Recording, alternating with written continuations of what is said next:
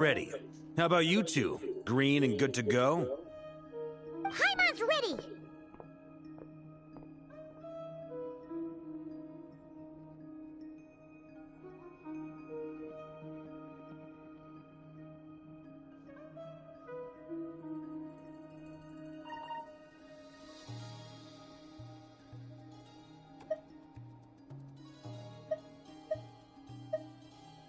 Great. Let's get rolling then. Great. Well, first things first. Wait. Someone's here. We heard your footsteps. Although... You've been here for a while now. I take it you followed the Traveler, but I don't sense any ill intent in you. Come on.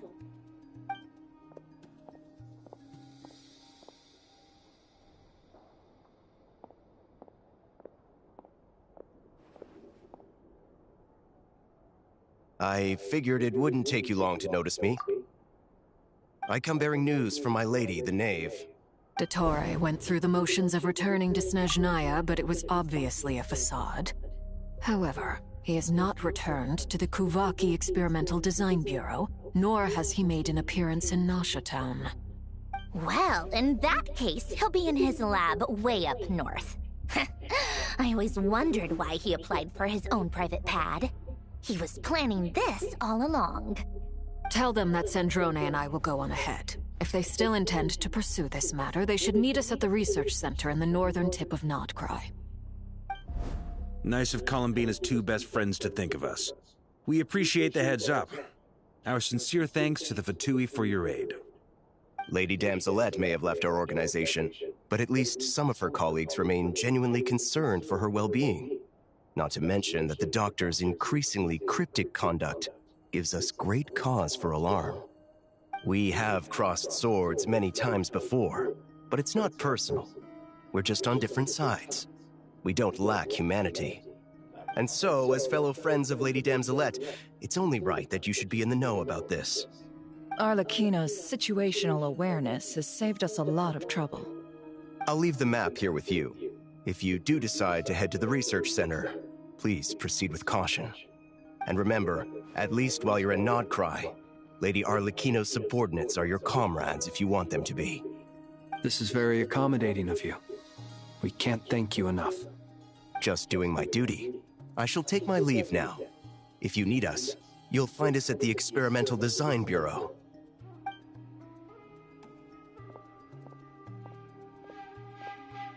So, the Doctors left the Experimental Design Bureau and headed to some research center up north. Marionette seems to think he's been planning this for a long time.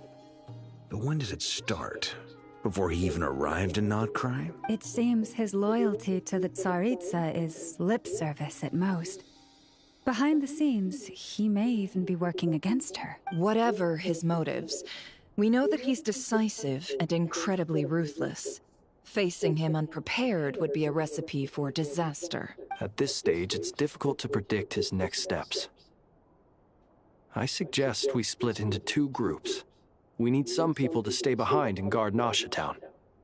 Well, as much as I'd love to help, infiltrating research labs isn't really my area of expertise. But at least take Cool Your Jet's Ducky with you. It should be some help during the battle. And as for Miss Inefa, I suppose you will stay to protect Miss Aino? Detecting operational logic. Protect Aino.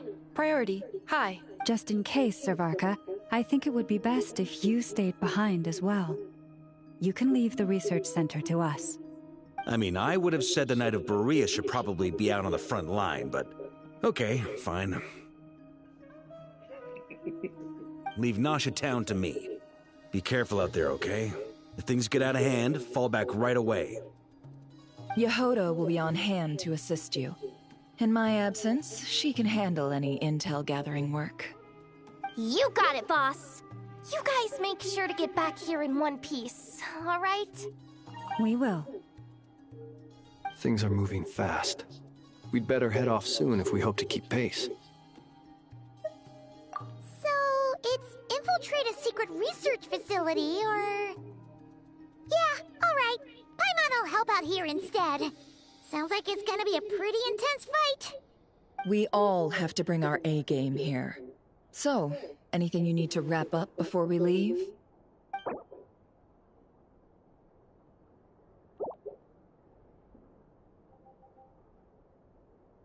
Then you'd better get going. Very well.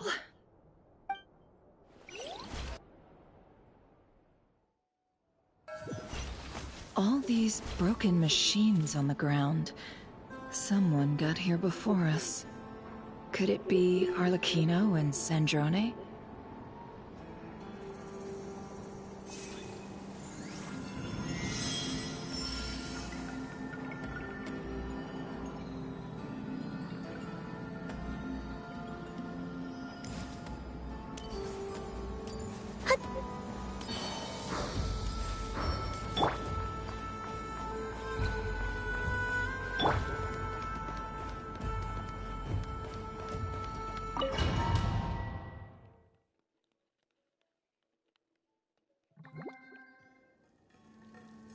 Really?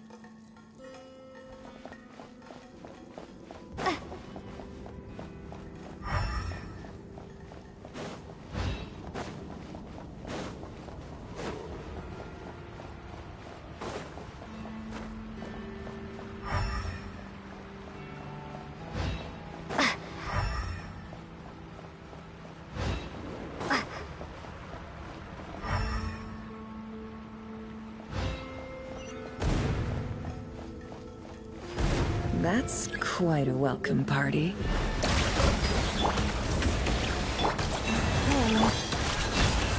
It all falls into place.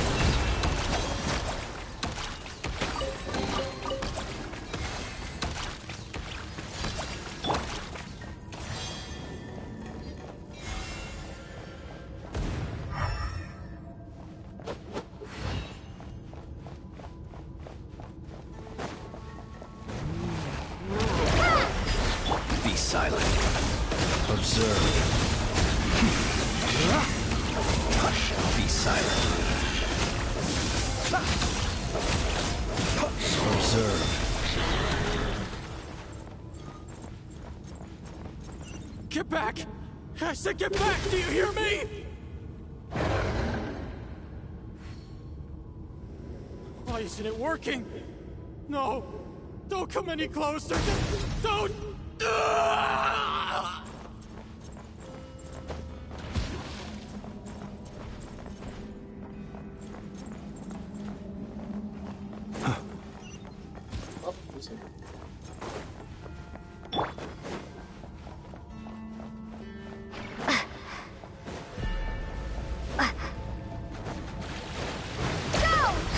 Close your eyes. The night cometh.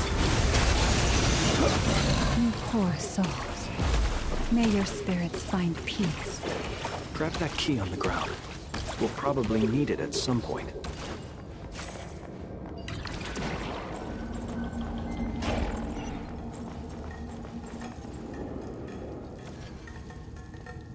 Watch out! Ugh, there's no way through. Let's go around.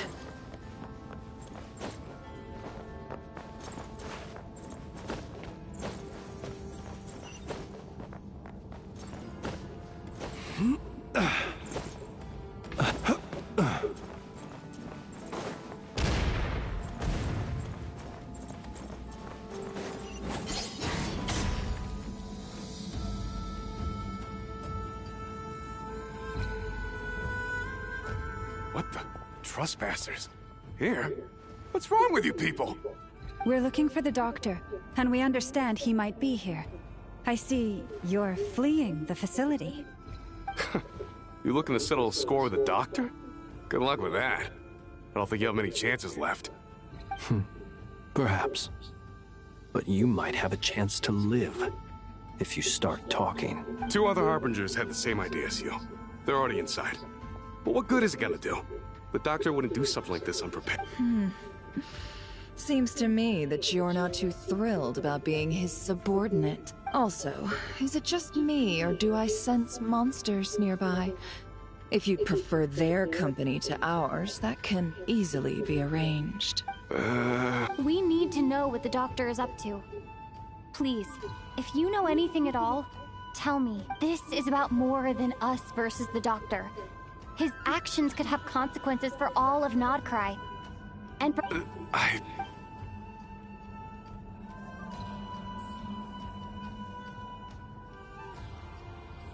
He's building something. Ambitious doesn't even begin to describe it.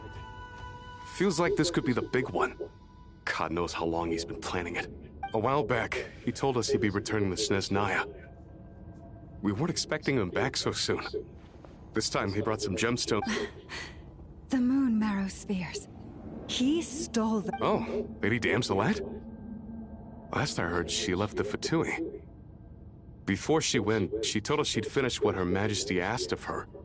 I remember thinking that leaving us might not be the best choice. I mean, I always looked up to... Back when this all started, the higher-ups dispatched 3 units to Nodcry to execute their plan. They were led by the Doctor, Marionette, and the I was a part of the Damselet's unit to begin. She never really interacted with us much. In fact, she seemed sort of detached from everything.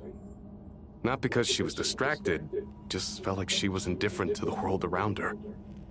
Like she had no stake in anything that happened. She always seemed like she was staring off into the distance. Almost as if she didn't see anything worth living for in the present, so she had to look further afield. That's right. She always used to stare up at the sky. The Doctor used to stand nearby and watch her. Apparently they got along well at first, but somewhere along the way, she grew wary of him. Started avoiding him as much as possible. After she left, everyone in our unit merged with the Doctor's. He's similarly indifferent to the world, except when it comes to the moons. He seems to have big plans for them. Right now, obtaining the 3 moons is his #1 priority. He even said, if he can only get his hands on 2 of them, he'll create a 3rd one himself. How would he create an artificial moon marrow? Maybe the knowledge he gained from the hyper... Thank you for cooperating. I get the sense that you'd serve under Columbina again if you had the chance. No, she's no longer a Harbinger. As a member of the Fatui, I'm only telling you all this because I don't completely trust the Doctor. His actions do not align with the goals that first brought us to Nodcry. I understand. We'll do The Knaves unit is based at the Kuvaki Experimental Design Bureau. Maybe you can seek refuge with them. Well, now we know what's going on here. Artificial moon marrow. He's likely well on the way to completing it. Dottore's technological capabilities are far more advanced than I thought. I fear this could get ugly. Everyone, prepare yourselves.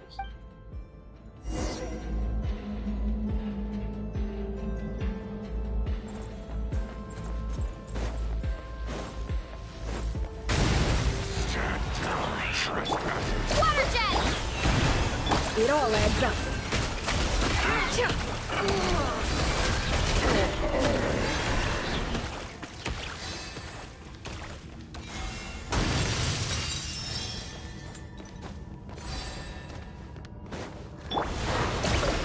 Be silent. The long sleep beckons. Observe. Do you fear the dark?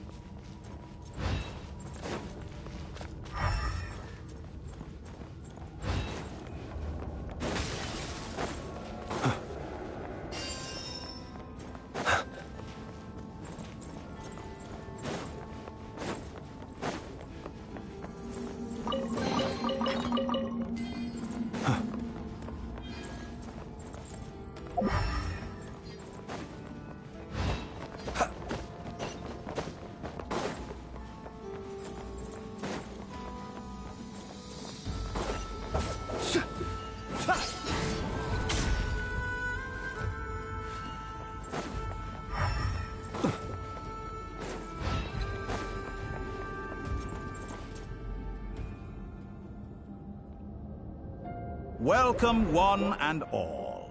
I've been expecting you. I hope my humble research facility is to your liking. Yeah, we really appreciated fighting our way in through a horde of monsters. The gall! You expect us to believe you've just been patiently waiting for us? Of course I have. Should I be worried about something? Everything seems to be going quite smoothly so far, and you've shown up right on schedule. First Sandrone and Arlecchino, now you. Ah, quite a surfeit of guests I've had today. If you were looking for them, I should probably mention that Arlecchino disappeared as soon as she entered the facility. As for Sandrone, why, she stood right here only moments ago demanding answers from me at the top of her voice. Hardly out of character. She never was one for basic courtesy. But I have to admit, I was a little surprised to see her showing concern for someone besides herself. Does everyone you associate with undergo such a change in temperament? Speaking as a researcher, I have to say, it is not a change for the better. It threatens one's ability to remain objective. Well, since you ask... So you've got your hands on the moon marrow, and now you're claiming godhood. Don't you think that's a bit of a stretch, Dottore? I must protest what you are insinuating with that phrase, claiming godhood. I am not claiming anything. I am stating a fact. You're a researcher.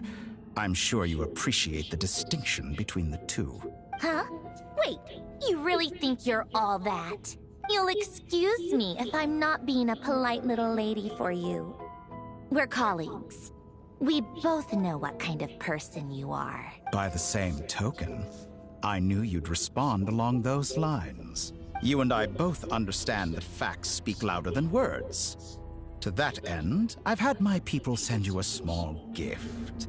It should go some way toward helping you understand my present position. What gift? Where have all your troops gone? Who knows? Perhaps they are already marching toward a new world, following in the footsteps of an unknown god. As vulgar and arrogant as you may be, dear Sandrone, I have no intention of taking out my displeasure on your subordinates. They will enjoy equal rights to my own. You sent your people to the Experimental Design Bureau? That's the Tsaritsa's property. Yes, and I am very mindful of Her Majesty's instructions. But you know full well that they do not conflict with my present goals. In which case, all I'm doing is conducting another one of my experiments. Is there a problem with that? Now then, you have a judgment call to make. Am I simply lying to stall you? Or is it possible that every word I am saying is the truth? In which case, your subordinates really are in danger. So now you've turned on fellow Fatui soldiers. You're completely insane. I have set a new rule for myself. Each person gets one chance. Naturally, that includes you, Sandrone. If you wish to leave, I won't stop you. We are colleagues, after all. Scumbag!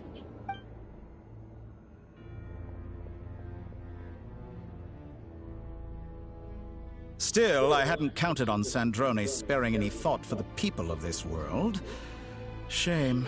I always found her self-centeredness to be one of her few better qualities. How can she ever hope to achieve greatness when she's so obsessed with protecting her little... It's more than a little disingenuous to speak of achieving greatness while taking hostages. Or does... Honor? I have the marrow of 2 moons in my possession and will soon complete the construction of a 3rd. I will be the god of a new world. And you speak to me of honor. Those are sacred relics. In my view, many in this world do not deserve to be alive. And yet, I mercifully permit them to go on living, do I not? You'll come to regret your actions. Will I now? Let's see if you can make me.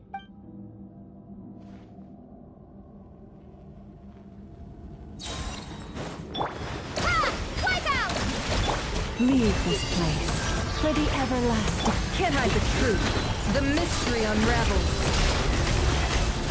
It all falls over the cliff. No more lies. Close your eyes. Beware the creatures of the Is night. that the best you can do? Observe.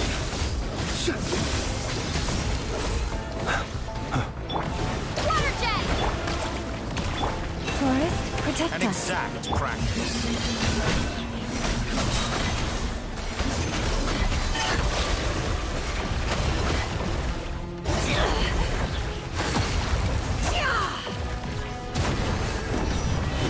Arlecchino. Thanks for the assistance. Arlecchino. They see you as an ally. What a farce. You're clearly here to destroy my research, not me. I'd say your research is more valuable than my life. Am I wrong? Your actions betray your fear of me. Is that the best you can do? Close your eyes. Water jet!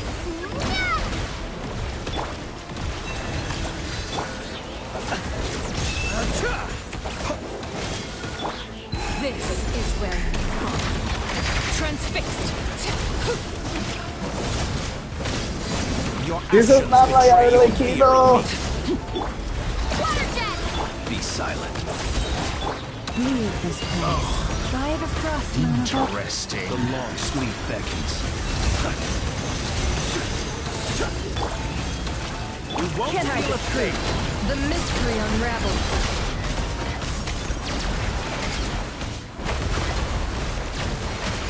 It all ends.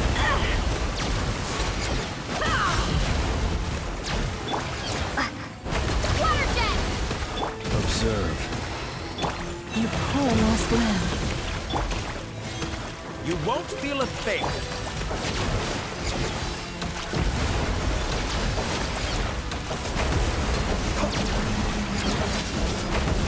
Forest, protect us. With one heart, we pray. Can't hide the I truth. expected so much more The from you. deception ends here. No more lies. Dottore is too powerful with the artificial moon marrow in his arsenal. Fighting him is futile. Quickly! How's this?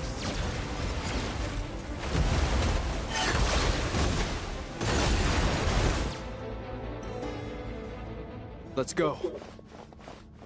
I've always thought it is wiser to flee than surrender.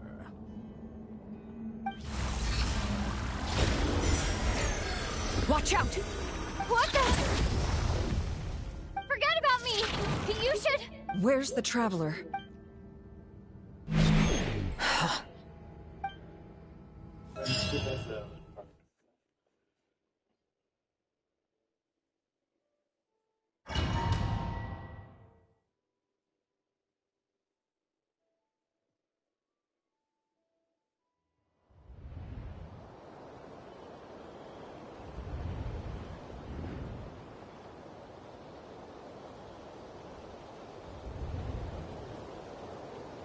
What? Just Nasha Town? How did I get here? Strange. I remember being trapped by Something weird is going on. Huh? Traveler? What brings you here at this... Huh?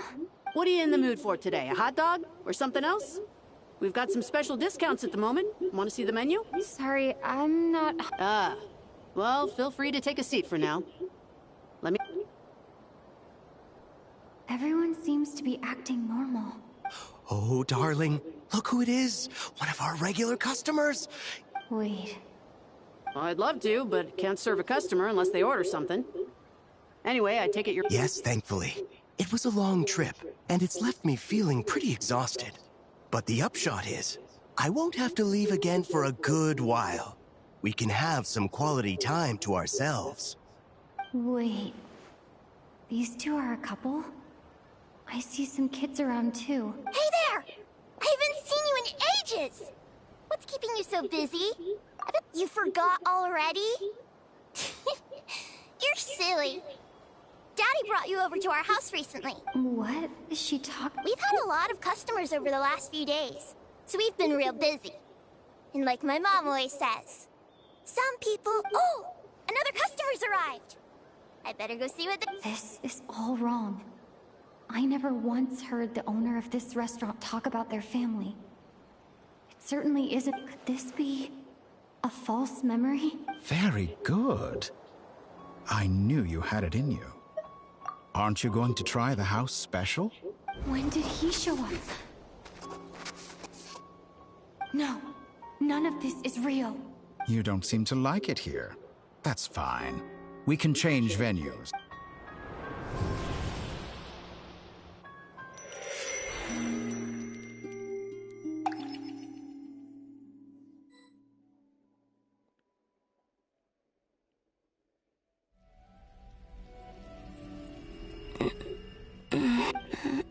Where is this place?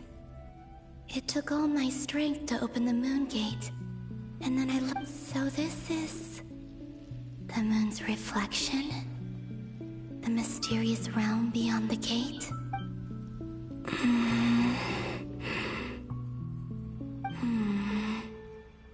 I guess I could try opening the gate once more. No response. Maybe this space can't be opened from inside. If this was the space that killed both Revier and his lover, then why am I unscathed? Or... no, I'm not unscathed. Even the air here feels frozen in place. There is nothing here with which I can restore my power. I should conserve my strength and proceed with caution.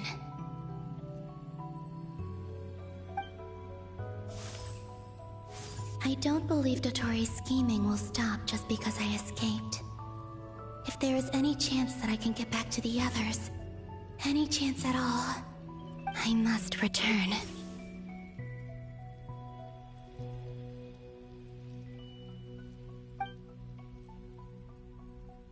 Emptiness, silence. What is this place? Or maybe the real question is, what is it for? What's this? Looks like it responds to my power. Golden. Like Kuvaki. Is it some sort of guide? And why does it feel so familiar? I might as well follow it.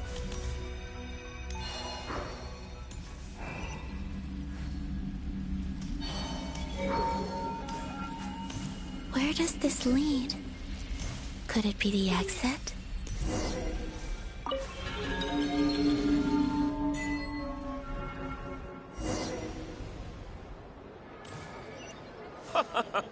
Welcome home, Moon Goddess.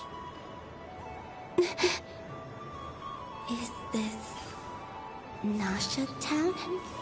But isn't Moonbriar Night over already?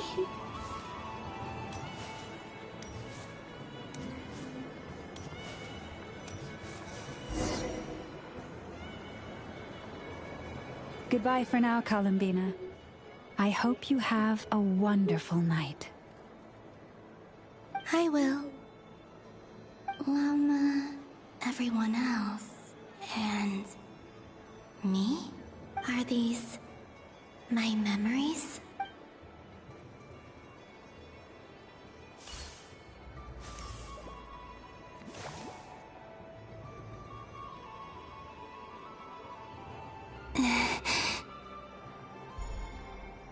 I can't touch them. It's as if we're separated by some impenetrable power.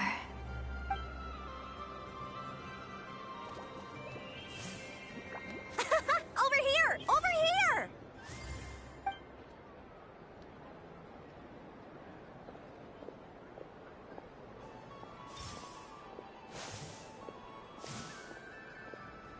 But the people in these memories pass right through me. Just like when I disappeared. If only I had known what would come to pass after that. Even so, I should still take a look around. Just being back here, it gives me the strength to keep going.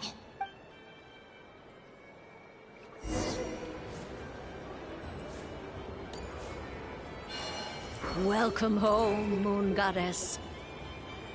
Oh, you're the genuine article. Alice was right.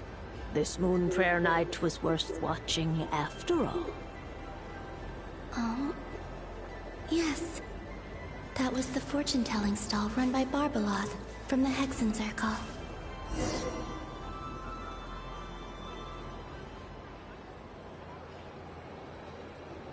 Please, draw the first lunar arcana.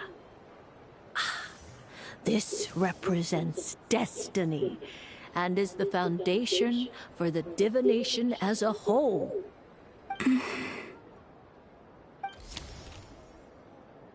My destiny. I believe the card I drew was the moon. Now that I think about it, Barbaloth's divination was absolutely right. It's almost time to draw the last card. The one that represents the future.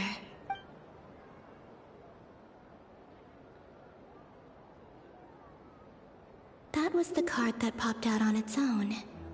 From here, I think.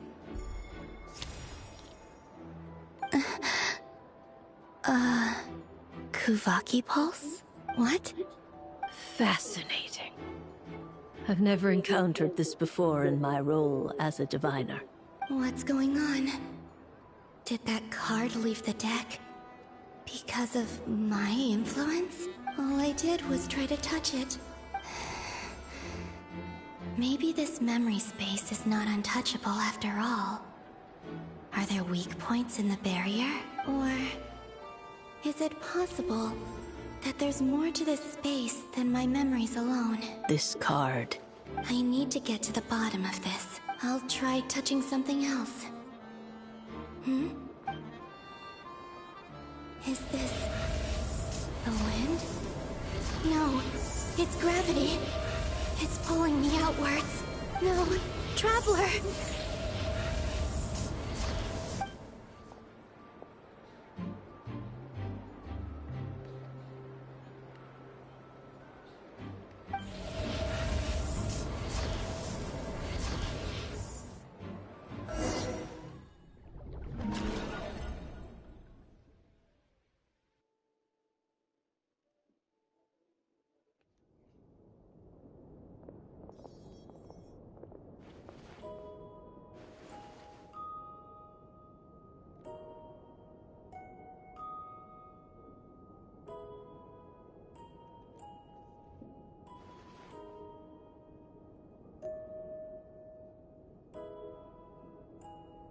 Paimon, listen to me.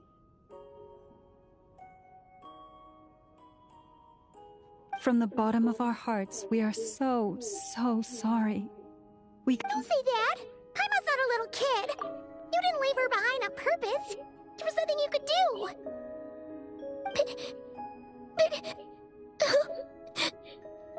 She's all alone in there! What if something happens to her? What are we gonna do then? We've barely spent any time apart since we met. Is she... We must find a way to rescue her. We were all involved in the operation where she was captured. That being said, it won't be easy. Through conversation with the others on our return, we've arrived at a basic idea of what we're up against. Dottore lab has clearly been in operation for a lot longer than we realized. We found many monster samples stored there. In all likelihood, they were materials he used to research his latest technology. We also know that through his contact with the phantoms of Hyperborea, he gained knowledge about the moons and certain Hyperborean technologies. Using this knowledge, he then fashioned an artificial moon marrow to serve as a replacement for the frost moon beyond the sky. Unlike Columbina, Dottore is not being rejected by Teyvat. And even with 2 of the 3 moon marrows, his power far exceeds all of ours combined. Once his 3rd moon marrow is complete, Dottore will have completely seized the authority of the 3 moons. Teyvat's most primordial powers will then be in his grasp. Is that... I'm afraid so. No one could have predicted this level of insanity. Not even from Dottore. And unfortunately, his insanity is coupled with an intellect and ambition that not even his peers in the Fatui can match. This is dire.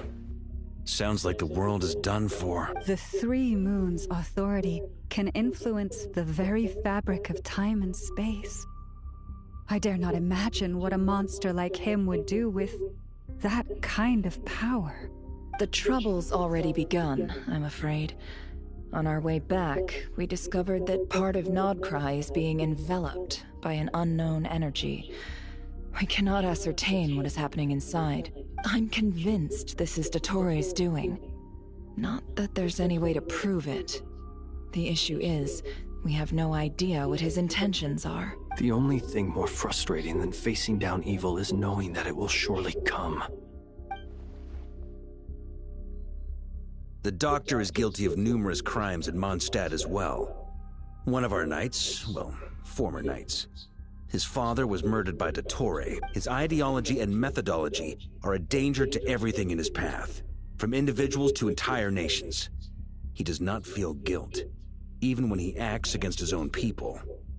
He doesn't see them as his own people, that's why.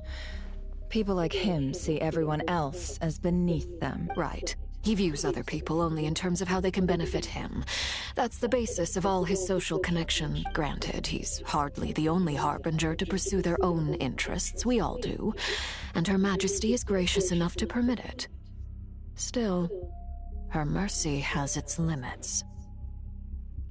Dottore's actions have gone beyond even what the Fatui could have imagined.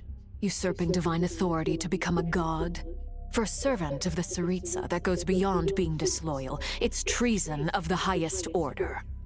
We can't expect him to heed the Tsaritsa's will once he gains the Three Moons' authority. Even we Harbingers consider him the most self-interested among us. Poor Traveler!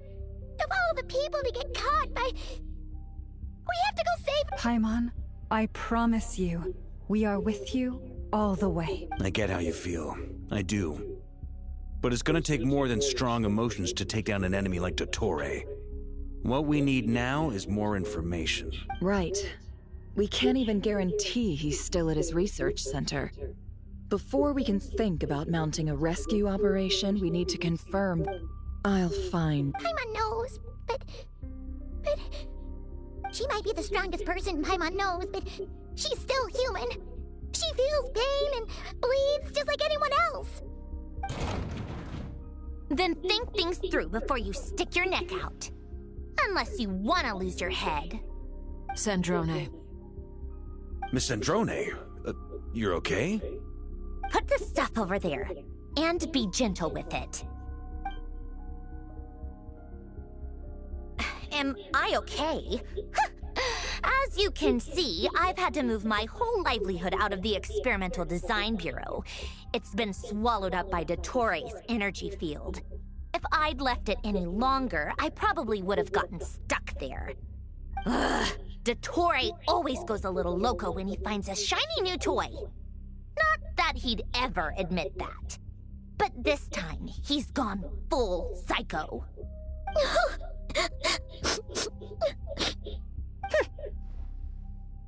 Just go ahead and cry already. Sorry. Paimon's not trying to make a scene. It's just... She can't... Oh, Paimon. Let it all out. There's no shame in it. When you're overwhelmed by fear and despair, crying can help. Okay then, while the baby of the group is having a moment, how about the grown-ups get to work? You've made a discovery? Polonia, scan. You, hand, now. Oh, I thought you'd never ask, my lady. Curses! You're next! Then you. Dottore, you son of a... He's done something to us! Everyone who entered his research center has been implanted with some sort of curse. I don't feel anything unusual at the moment. Does that mean it hasn't activated yet? Is there a way— My best guess is Dottore created it using the Moon Goddess's powers. 1 second, analyzing. Ugh! That friggin' maniac! So, what twisted game is he playing this time? The moment I analyzed the energy composition, Some encrypted text appeared in my mind's eye. And when I deciphered it according to the Fatui standard encryption protocol, I got the following message. Feel free to run, or you will perish in Nodcry. He's mocking us. Yup, he loves to toy with people. Only in this case, there might be more to it. But I didn't detect any murderous intent or malice either in the message or the curse's energy. As if Or perhaps all people are cowards in his eyes. Maybe he thinks the threat alone will be effective. What a despicable person. And he... If I may, as unhinged as Dottore may be, he has always exercised great patience with the objects of his interest. I remember a comment he made when we first arrived in Nodcry. He said, "This world is, on the whole, an exceedingly dull place. But at least there are a few intriguing features, such as the gods, or the Traveler. Presumably, they interest him because they're unknown quantities. He wants to understand as much as he can about them." Agreed. The Traveler is Tevat's fourth descender. All Harbingers are aware of this. Since Dottore took such pains to capture the Traveler, he is unlikely to kill her right away. Okay, but we still have to do that rescue operation. Of course. I also think we need to read between the lines with Dottore's message. If he's encouraging us to run, that means we must. My guess is, his curse will only trigger if we leave.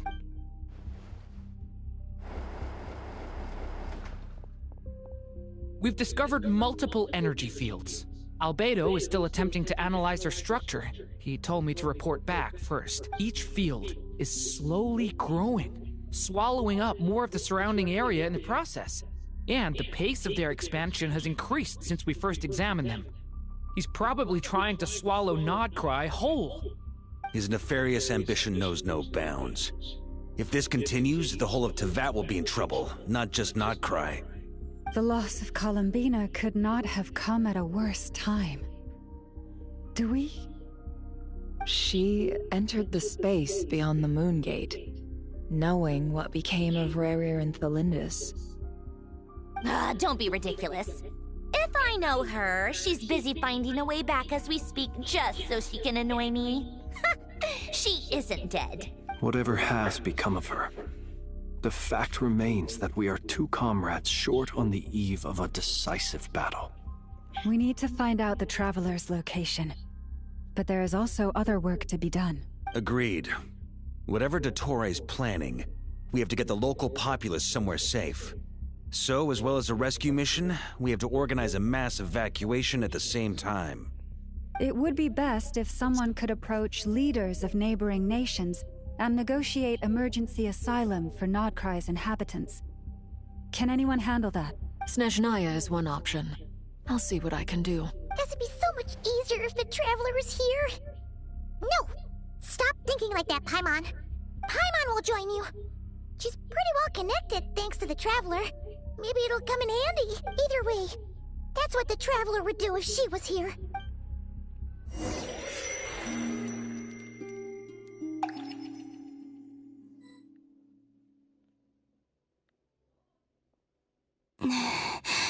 Back here again. That gravitational force that pulled me back. Is this where it came from? When I saw that memory of Moon Prayer Night, I think I influenced reality. If only I could have sent the others some kind of warning on Moon Prayer Night. Maybe we could have stopped Dottore. I feel so heavy. Well, even so, I have to keep moving forward. Back to emptiness and silence again. I should try.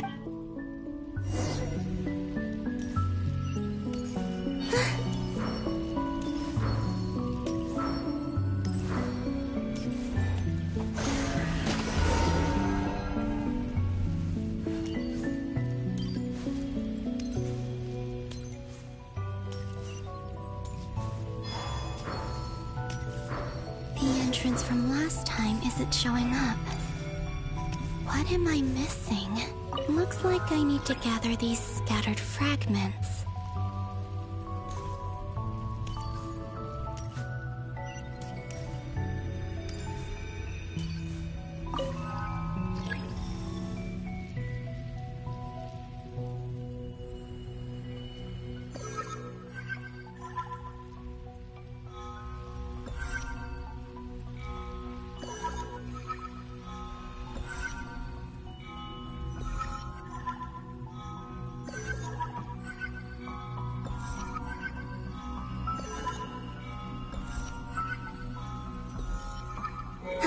It worked!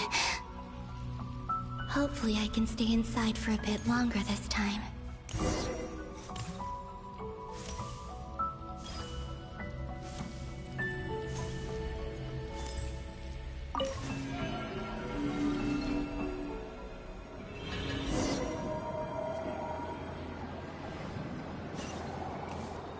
Ad Astra Abyssosque. Welcome to the Adventurers Guild.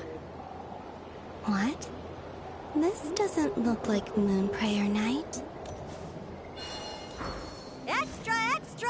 Latest issue of the Nasha Express! I don't think I've ever been here. Maybe this space isn't comprised of my memories after all. There aren't any festive decorations around. Is this Nasha Town after Moonprayer Night ended? Did Dottoro's plan not affect the town?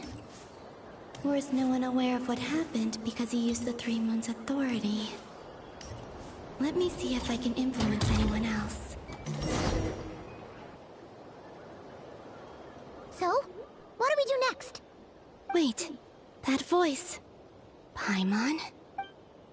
The most important thing right now is to find that mage.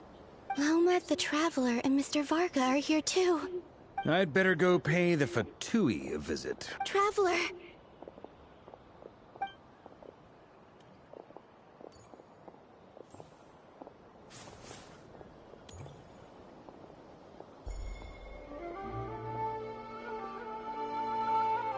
Huh?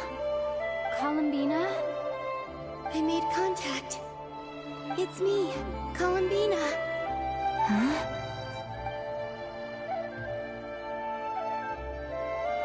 Traveler? Let's go! This is no time to be spacing out! Huh? Huh? Wait a moment. This has happened before. This is what happened when I disappeared. I stood right over there, thinking that no one would ever find me. It was only when she called my name that I decided to follow them.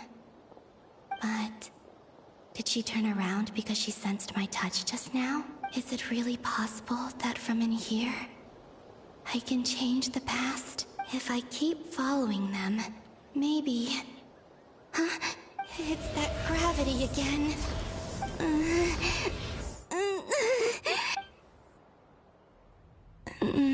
Every time I influence reality within that space, this force intervenes and pulls me back. It's as if it's trying to stop me from leaving. I'm getting weaker and weak. I'll just have to try another approach next time. Come on, Columbina. Keep going.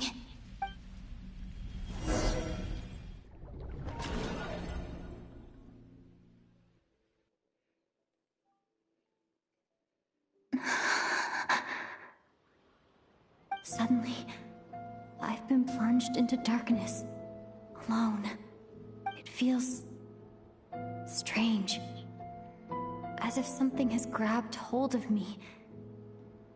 Is Dottore now powerful enough to interfere with space itself? Look at you, standing so still in total silence. I almost didn't recognize you. Hello there, traveler. He seems to be in a good mood. Wait, what's that behind him? Ah, so you noticed. This is the completed Trilune. 2 primordial moon marrows and 1 artificial specimen. You are wary of it. Good. Maintain that reverence. You performed well in that recent battle. Brave and reckless as always. Courage is the sign of a true hero. And impulsiveness is the hallmark of those who strive to advance. I say this not to belittle you. Most creatures are far more timid by comparison. 3 moon marrows. Does that mean the artifact? Well spotted. What do you think? For a replica I built myself, I dare say it looks the part. Dottore, are you planting illusions in my mind? I have no interest in fooling your eyes.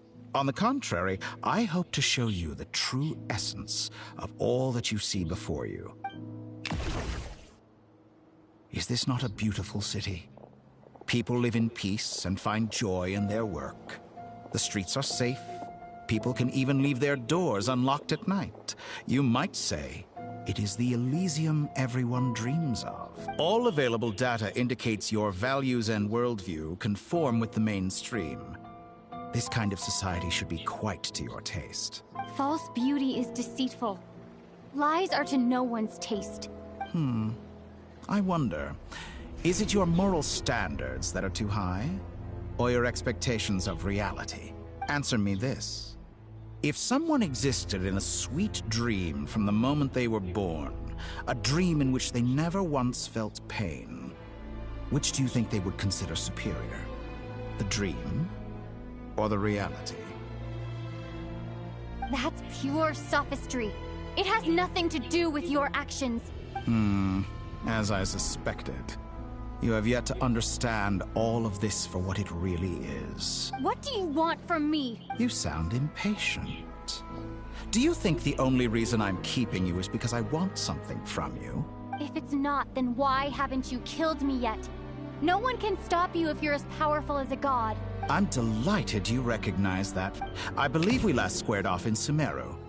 Ah, the memories. How time flies. You and I have both grown. I'm not surprised that Arlecchino and Sandrone worked with you. You've always a way of slowly but surely ingratiating yourself with all levels of society. People laud you as a hero, but I suspect there's more to it than that. Oh, but to be clear, I don't say that to flatter you. Do you always give your opponent an appraisal before you deal the final blow? Call it a long-time habit. I'm a researcher, and one of my duties is to give an objective assessment of my subjects. But you misunderstand. We are not opponents. Not at this moment. I just want to talk. Think back to Tartaglia, Arlecchino, Capitano, Colombina, and now even Sandrone.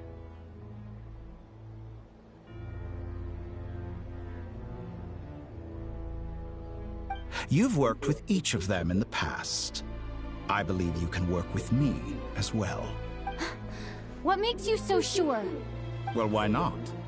Should the good associate only with the good and the bad befriend only the bad? I like to think we could have a more mature relationship than that. Surely you don't think all your relationships are grounded in friendship or shared ideals? People come together because it benefits them to do so. If you think of the people you admire, you must surely admit that they have provided some benefit to you. Morality, ambition, dreams. People have plenty of words to embellish the nature of their relationships. But once you break free from those ethical frameworks, you will see that the only thing connecting the two of you is mutual benefit. And that is what I'd like to talk to you about. We're finally getting into it. He's probably been planning to kidnap me for a long time now. He has the authority of all three moons. I won't be able to gain the upper hand in a fight. You say you're a god, but you also speak of mutual benefit. What could a god want that the three moons cannot provide? Excellent question. But before I answer, I would ask... Gaining Colombina's allegiance was a rare and extraordinary feat. But the Moon Marrows are now in my hands, and I have the edge over her. For this artificial moon is not being rejected by Teyvat. Her identity and lineage may have been a thing of glory in the old world. But they were also shackles that prevented her from ever integrating into Teyvat. I, on the other hand... You may view me as a thief, but I have overcome that limitation. So what is it that the Three Moons cannot grant you? What stops you from negotiating with me to get what you want? I don't make deals with lying psychopaths. That's quite an accusation. Are you expecting me to get angry with you? Well, this is one aspect in which, in the past, my less mature self might have been disappointed, perhaps even angry, over a small setback like this. Like when you and Lesser Lord Kusanali joined forces to oppose me, for example. But things are different now. Just as the rich do not quibble with the poor, I no longer find myself perturbed by these trivial affairs. Human relationships end with conflicts of emotions and interests. But relations between humans and gods are different. And ours is even more unique. I have ascended to the highest heights and laid claim to unprecedented horizons. And you were no ordinary person to begin with. Allow me to show you the world, Descender.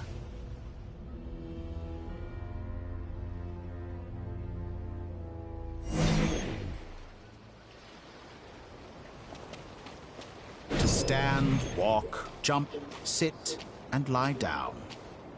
These are the most common of behaviors.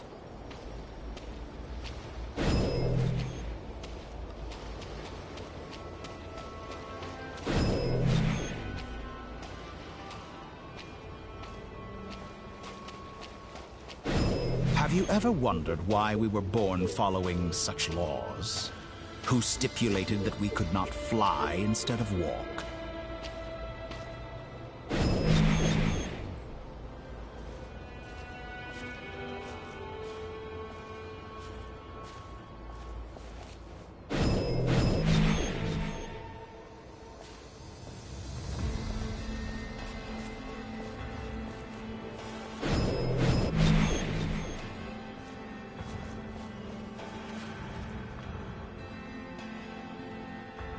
Someone of your talent and experience must surely know of the 4 great rulers who serve the heavenly principles.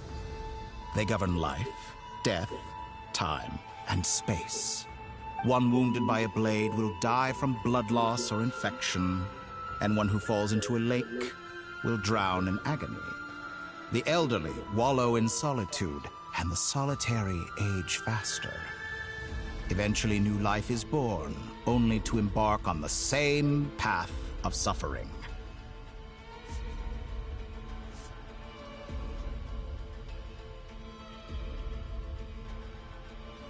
These 4 divisions anchor the world and shackle those who live in it.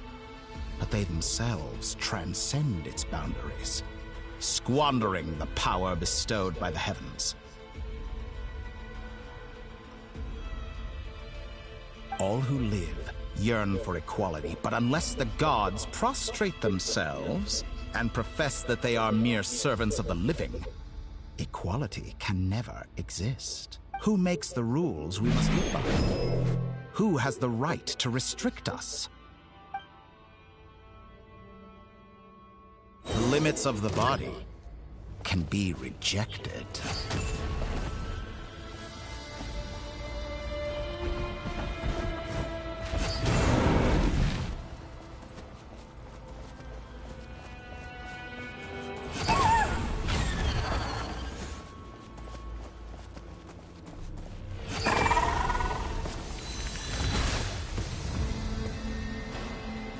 How does it feel to be among those with absolute power?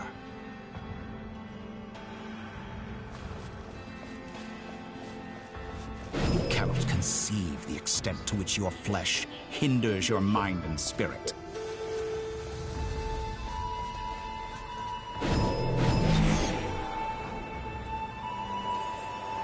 Only by discarding our useless, primitive eyes can we perceive a new world.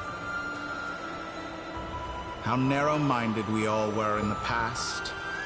Why should the final answer of the world not be the power that predates those of life, death, time, and space? The power of the Trilune. Through it, I have glimpsed new experimental possibilities. Nature suppressed, authority exiled, souls controlled.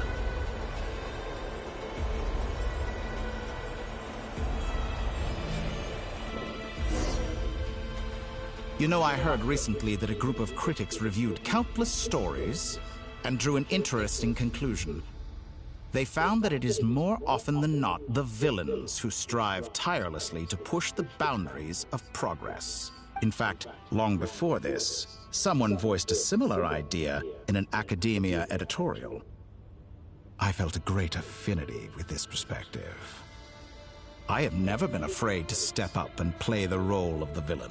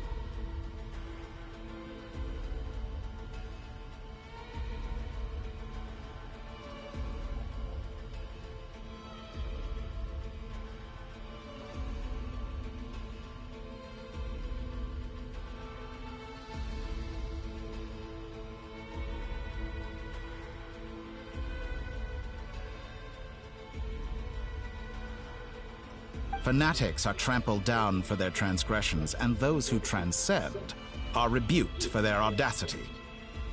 And so, the majority of creatures are too timid to follow my lead.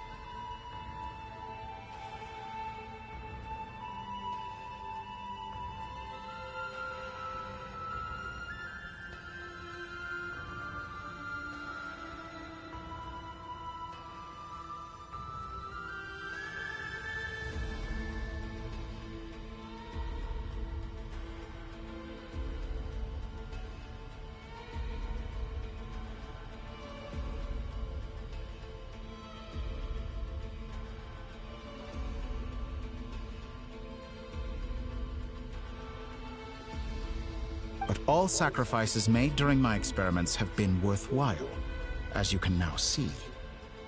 I can offer you something new, something unique, precisely because I am a villain.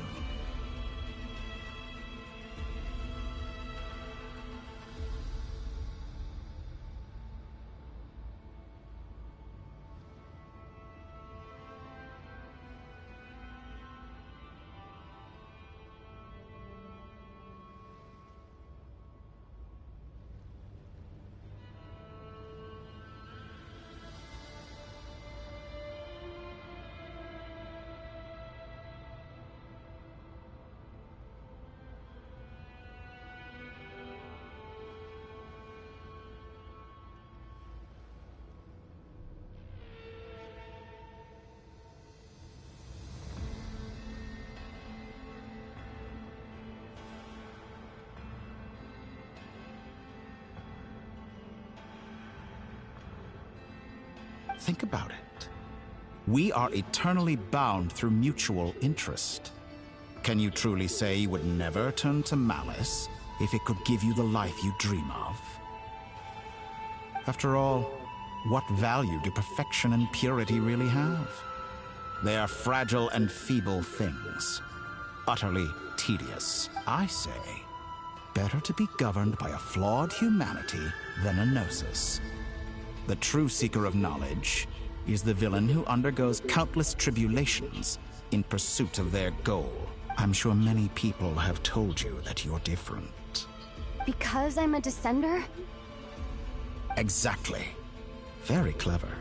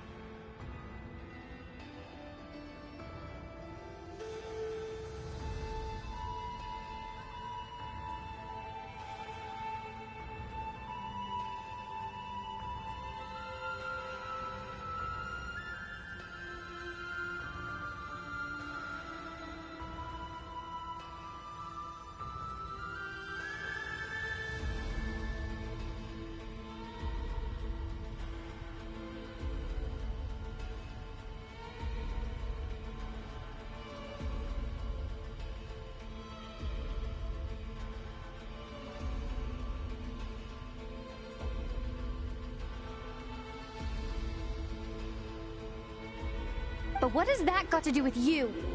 I do not conceal my wicked deeds, my selfish desires, or my greed. A true researcher must act as I do if they are to understand and speak of the truth. And yet, a knowledge seeker like myself will inevitably grow tired of studying Teyvat beyond a point. You have traveled to all corners of the world and met many people. Along the way, there have been moments when you were misunderstood or even became a wanted criminal. And all the while, you have spent your days doing some of the most mundane jobs in the world. You fight and toil, claim minuscule rewards from my friend Pantalone, then you fight some more, winning some battles and losing others as your search goes on. And this cycle continues, with no end in sight. Surely you must sometimes grow weary of being stuck in this same loop day after day. We're completely different. I embrace everything that life throws at me. I am engaged in every step of my journey. How does that make us different? I too embrace what life brings, researching everything that interests me. Think of all the novel things I've managed to create, like the artificial moon marrow. Don't you see? As unique a specimen as she was, even Columbina is not irreplaceable. Take that back! She's gone because of your actions! I didn't say that to anger you. Though admittedly, I don't see what there is to be angry about. Anything Columbina could do for you, I can do better. I know what your ultimate goal is. You wish to walk the path your brother walked and seek answers from him at the end of that journey, don't you? Someone like you could never understand what it feels like to care about another person the way I care about him. Perhaps not. But that doesn't mean I can't help. I could find your brother right now, bring him before you, and make him give you the answers you seek. Don't be so presumptuous. You'll never begin to understand the situation between us. Oh, no. This is no presumption. I'm only offering what I know is possible with the power of the Trilune. But it seems like you would sooner continue with your journey through this world. Why? Do you truly desire this journey? Or is it simply a necessary process from which you cannot escape? Think of all the time and energy you have spent, everything you've had to endure just to make it this far. Is this really what you want? Or has your hand been forced by the promise of that final answer? Yes, you have made many friends. But do they ever spare a thought for the void in your heart and what it yearns for? What you want is not friends. It is family. But do they know this? I, on the other hand, am far more considerate. Join my experiment, and in return, I will bring your meaningless journey and all its struggles to an end. This is a malicious attempt to manipulate me. But at the same time, he's stating some very human truths. Of course, he's right about my predicament. How can I deny it? I have faced ungrateful strangers, never-ending troubles, an endless quest for answers. I want to see him. After everything I've been through, words can't describe how much I miss him, how much I want to be reunited with him. Wherever you are right now, do you miss me too?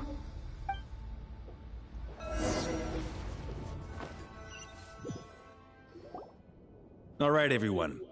Our next mission is clear. We need to contact all the major organizations, explain the situation to the public, and then begin the evacuation. The residents of Notcry are quite dispersed.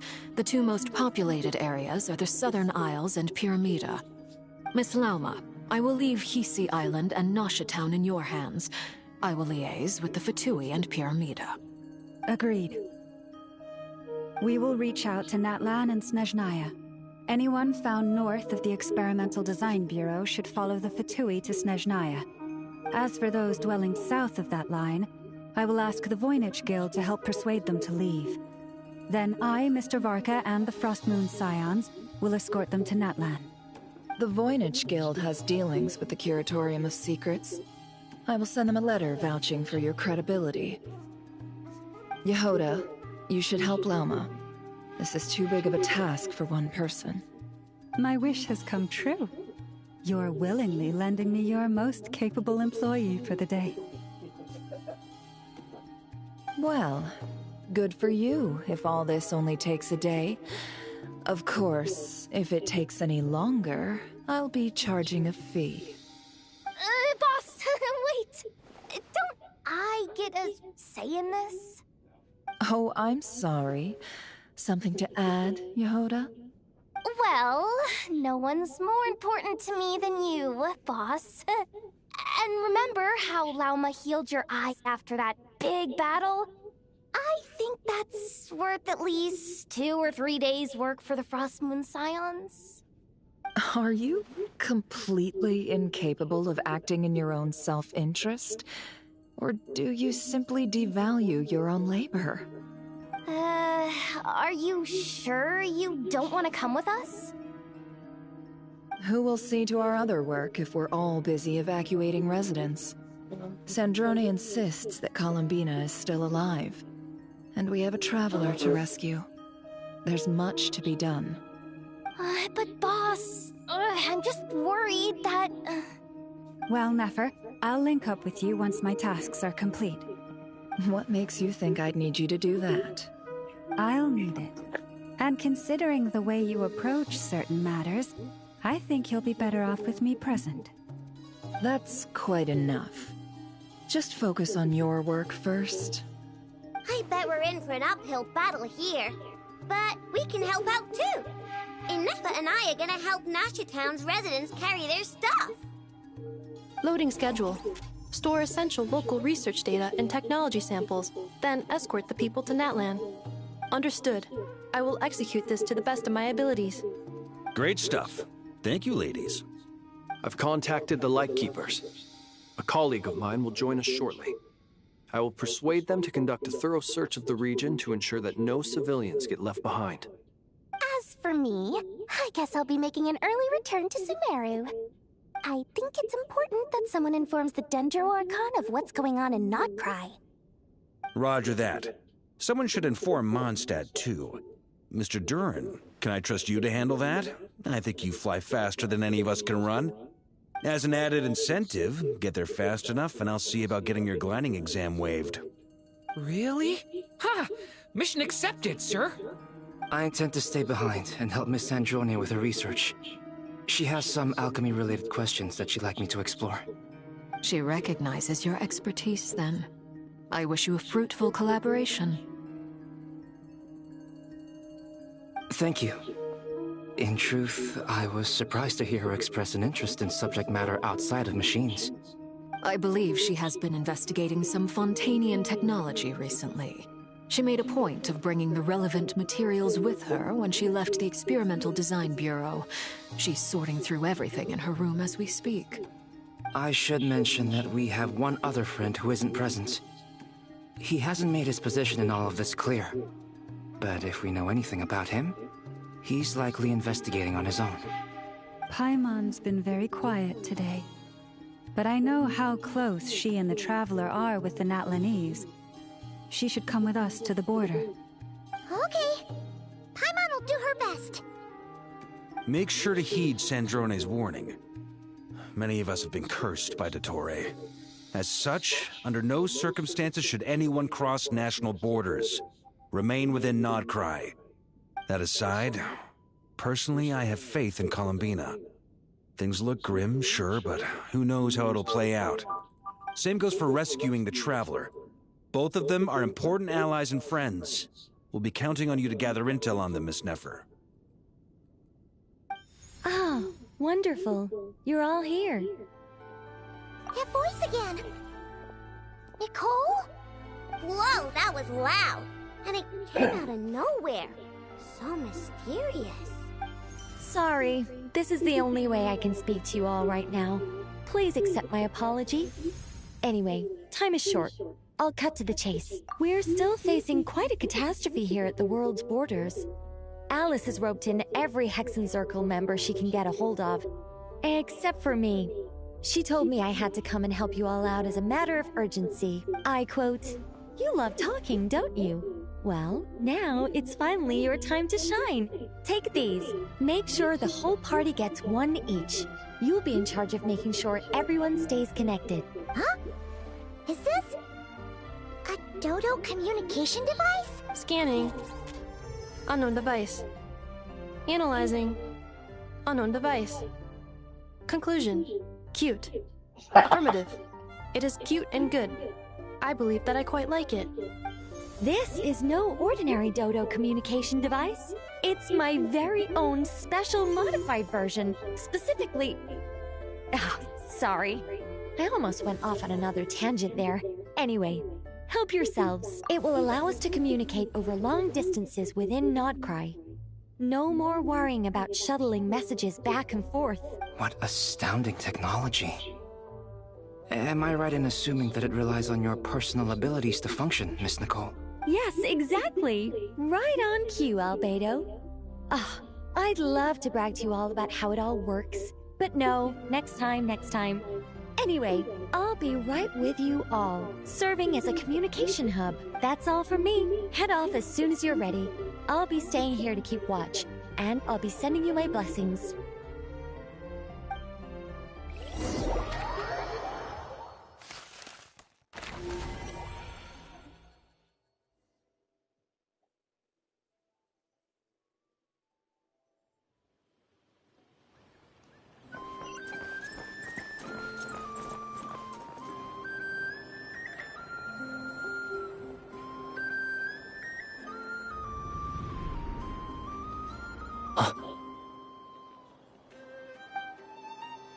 Sir Flint.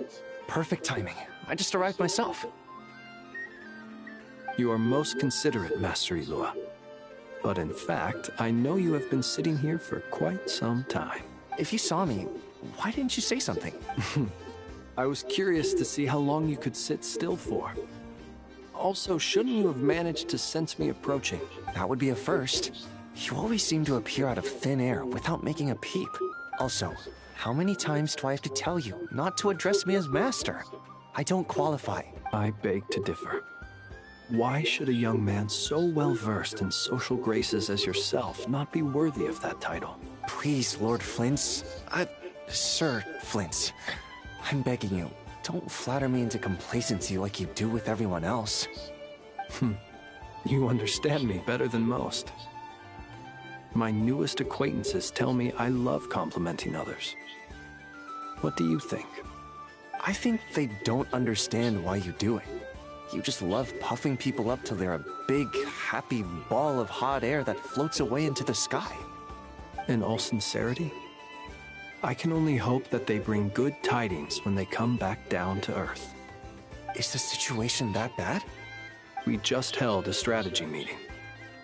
Let me fill you in.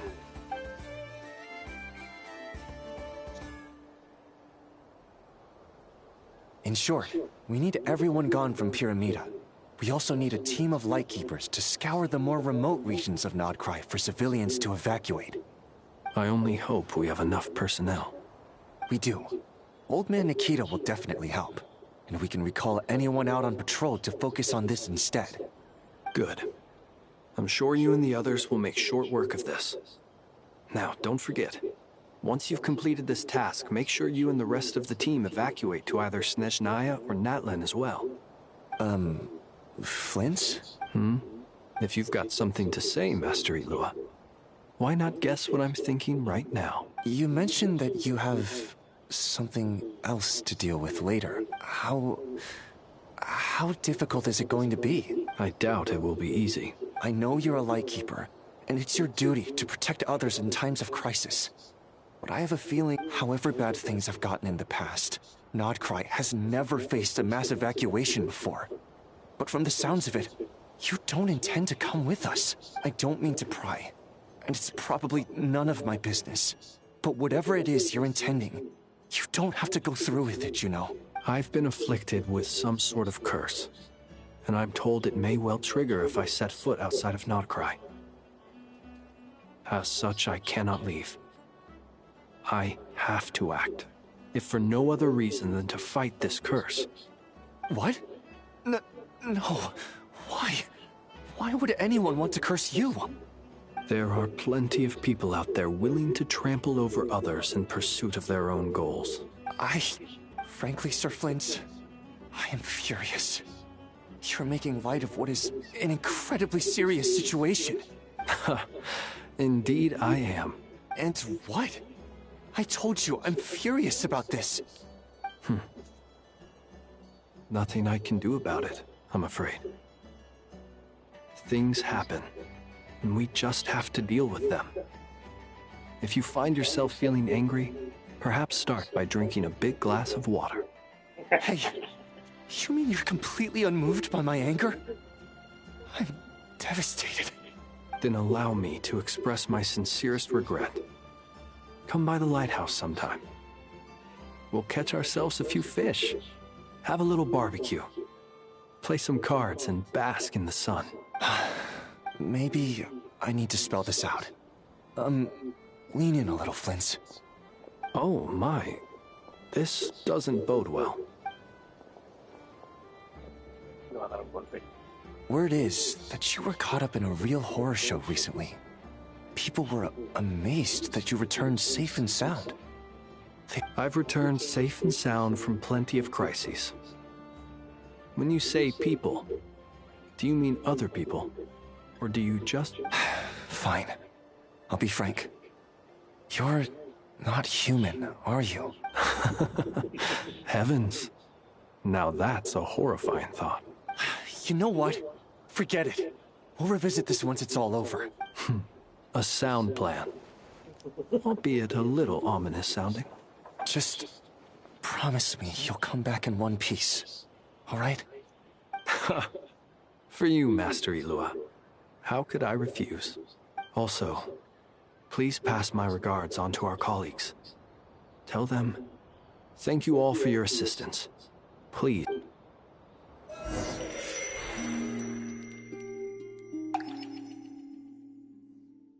He turned into the lamp, basically. I have to keep searching for a path toward reality.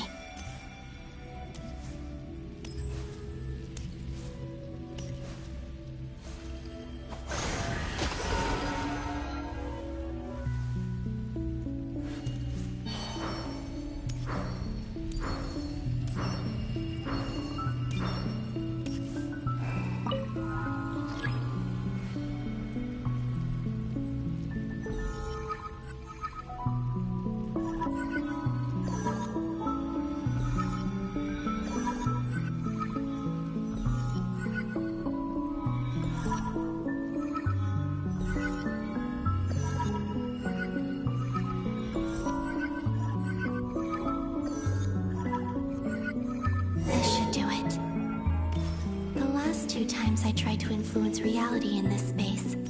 It consumed a lot of Kuvaki. I'll try and be more careful this time. I need to leave key clues behind using less power. I hope everyone still remembers what I said on Moon Prayer Night.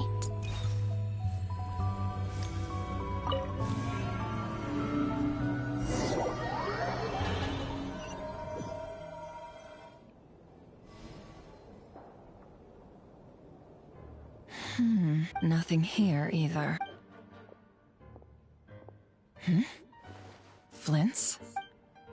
Ah, Miss Nefer. What are you doing here? I just spoke. As for you, why would... It appears we think along similar lines. And neither of us likes to accept things at face value.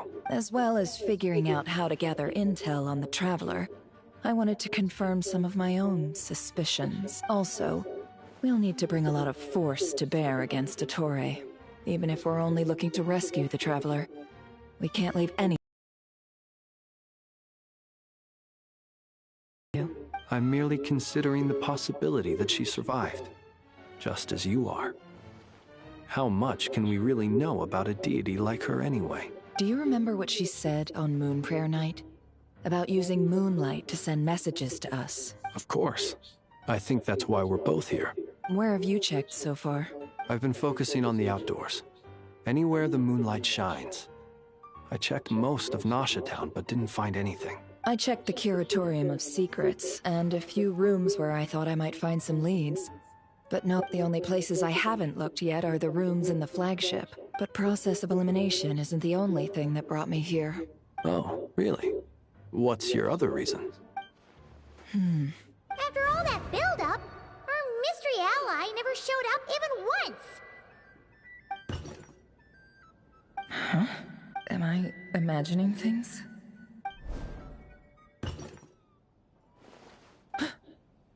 Come on, let's see what's going on. Oh no. I knocked over a vase as soon as I came in. It must have been caused by a Kuvaki fluctuation when I entered the space. Although, it seems like I'm not about to be pulled away this time. It looks like as long as I'm careful with my actions, it doesn't count as influencing reality. Anyway, is this the flagship?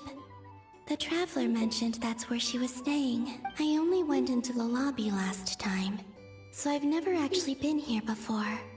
If nothing else, I can now be sure that it is not simply memory. She mentioned where her room was. I think it's this one.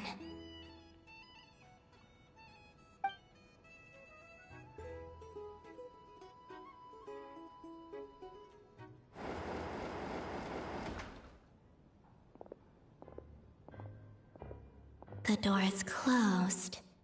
But if this is anything like when I disappeared, then maybe...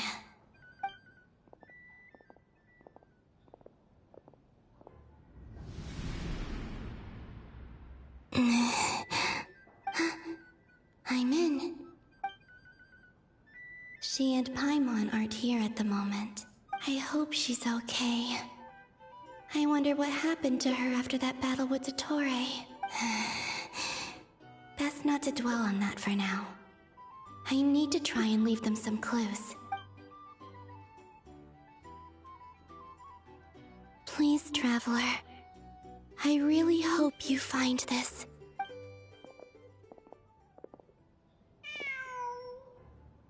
Huh.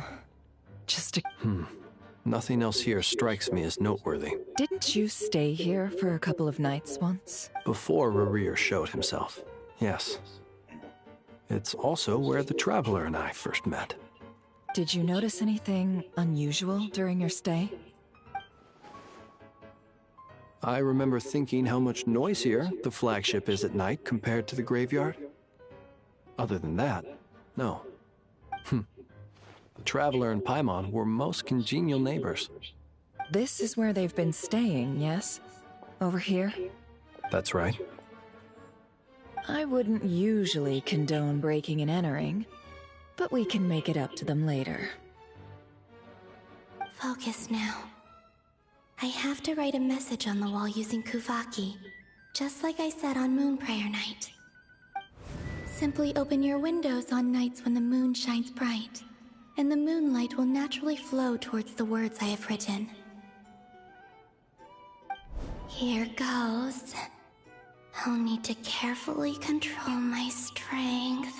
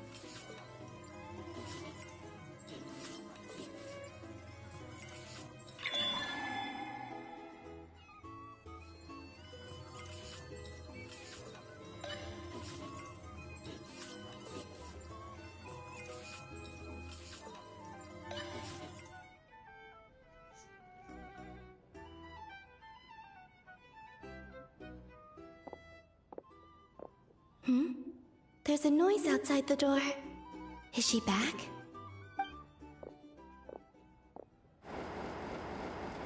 Please, you have to see these words.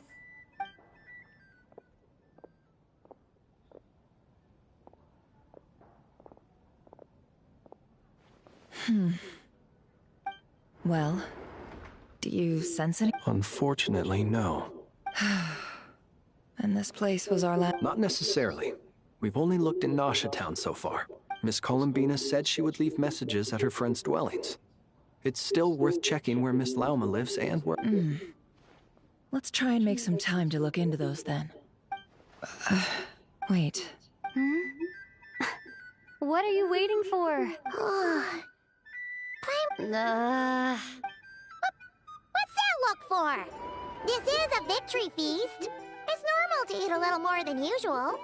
The Traveler in Paimon. It's really you. But why are they talking about a victory feast? Huh. You worried Paimon sick while you were out there fighting Rare. So this is your chance to make it up to her, alright? Wait. So this is the night after the battle against Rare. How did I end up here? That's quite a long time ago now. Wait. Time. That's it. Every time I've entered reality within this space, it's been at an earlier point in time. Every one of those points has been before I fell into the moon's reflection. And everything I've done to affect reality really did happen in the past. Does this mean that within the moon's reflection, time flows backwards? Starting from the moment I fell in? Not long till Moon Prayer Night now.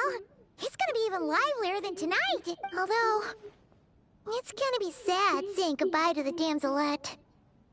She seems like a really nice person. Paimon. No, I can't. Even if I make contact, they probably won't understand what's going on. And in any case, I'll likely get pulled away again if I do. Instead, I have to find a way to get them to notice what I've written using the moonlight. Wait.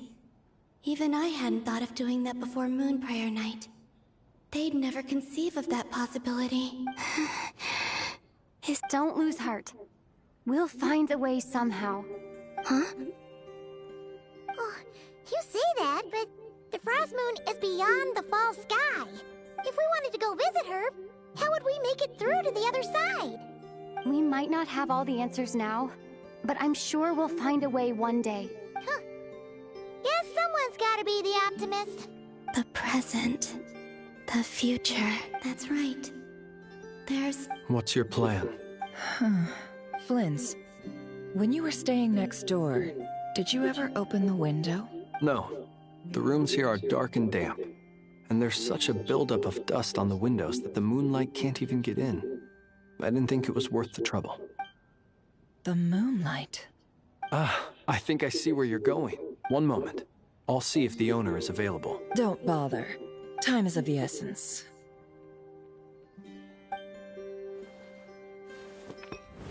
Time.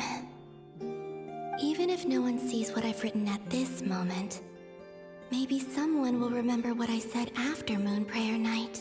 I need to write down as much information as I can. And maybe one day... Huh? What's up with you? You can't even hold your cup steady. Are you getting tired? A little. Well, you should probably hit the hay then. You've had a really tough couple of days for you.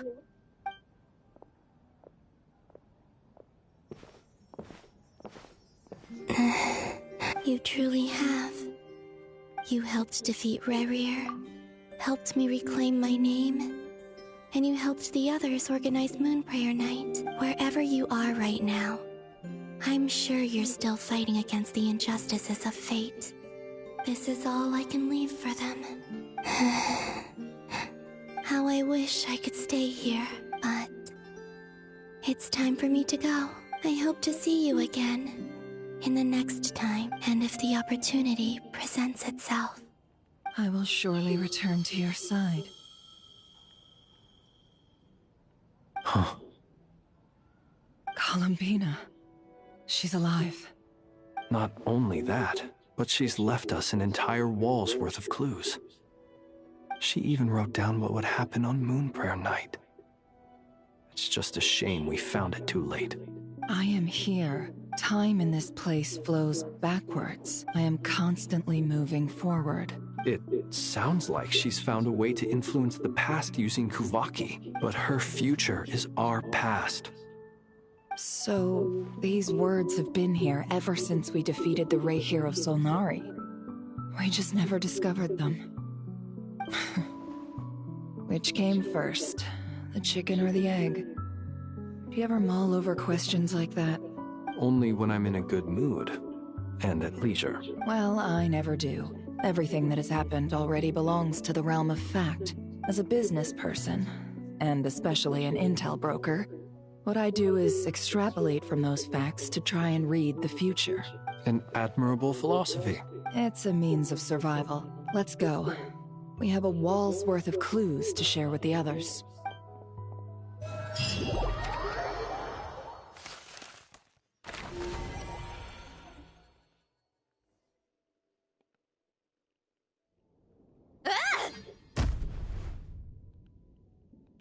It appears that the Doctor's energy signature has changed to something similar to Kuvaki, but not like the Kuvaki we're used to.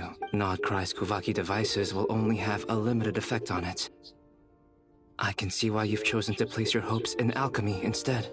Also, I must say these books are rather profound. My subordinates just shipped them in from Fontaine. Some of them are from the Narcissenkreuz Ordo. Some are incident reports from Petrichor, and then there's a few test reports for these junk machines.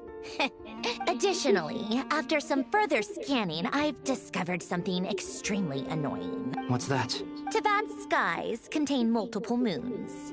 A long time ago, when I did my first scan, I detected 3, just as the legends say. But when I checked again just now, I detected 4 moons. So there's one extra?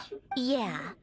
Originally, I thought that if I could still find 3 moons, that would at least mean Colin, but then it occurred to me that apart from the frost moon, Teyvat's moons are just husks.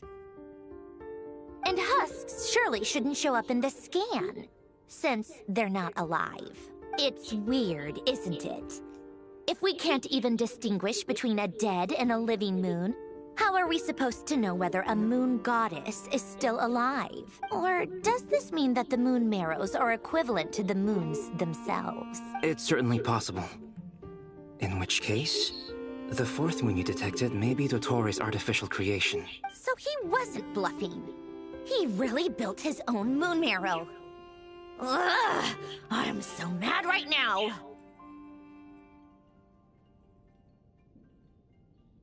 It's easy to get overwhelmed when you have too much on your plate. Maybe you need to relax. Perhaps try going for a walk.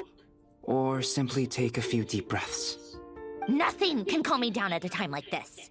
I need more time, and I need progress.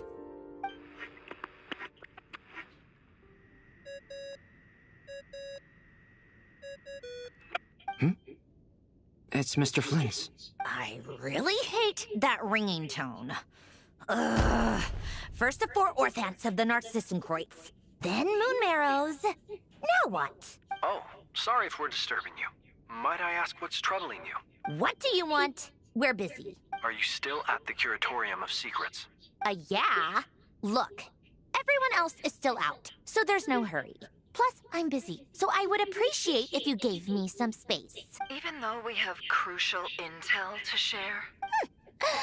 Fine. I'm listening. Do you intend to share it via the Dodo communication device? Ordinarily, I would, but this is a unique situation.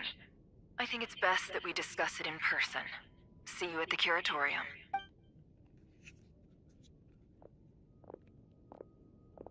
All right, then.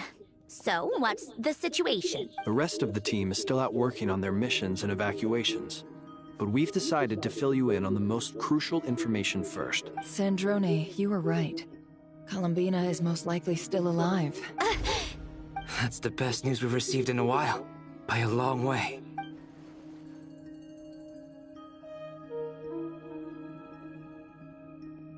Random locations. Appearing in reverse order? Are you serious? So not dying isn't enough for the moon goddess. Anyway, does this mean we can deduce her condition from the moon marrows? Miss Sandrone, there's nothing wrong with simply admitting that you're happy to hear the good news. I'm not. And she's the least of our problems. We're facing a huge crisis. If she can't control the flow of time in there, she's just gonna keep moving backwards. Different points in time won't intersect, and she'll never find a way out. Let's say life begins with a drop of water. When did time begin? The moment this planet came into being? No, that's not right. Her final destination would be the moment at which the space she is in was created. But it doesn't seem like we can influence that space from the outside world. So how can we help her? Also, if she's alive, Rerir and Thalindis might be too. But as far as we know, neither of them have come. I'm afraid I must concur with Miss Nefer in this. Can't exactly argue with that. Let's leave it there for now. I've taken... Will it help with your research? I doubt it's gonna help with breaking Dottoro's energy fields. But who knows when it might come in handy. Better to have it all written down than try to remember everything when I need it. All right, I need to get back to my research. Mr. Albedo has made a lot of suggestions that will require my undivided attention. Sure, I'll stay here. I have things to work on.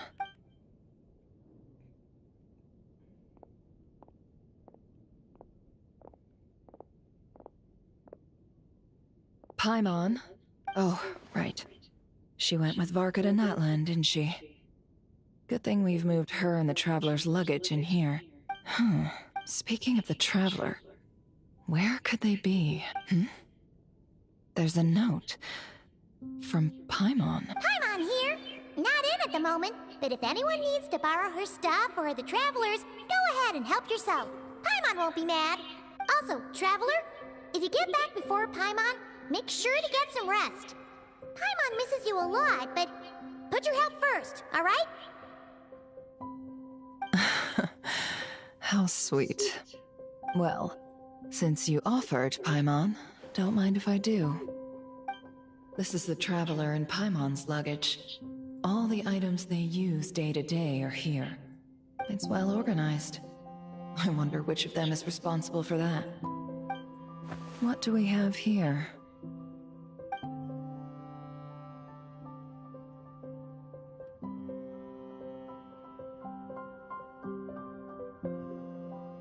The camera captured a special moment that can only occur between people who are close to one another. You can really sense how the photographer feels about their subject. I wonder why this picture was placed outside. Is it because Paimon recently looked at it?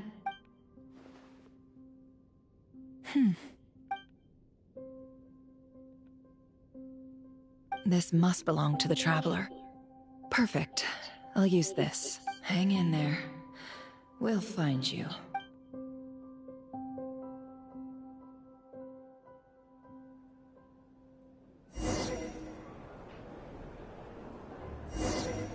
Paulownia. Search keyword world formula and bring me all relevant books.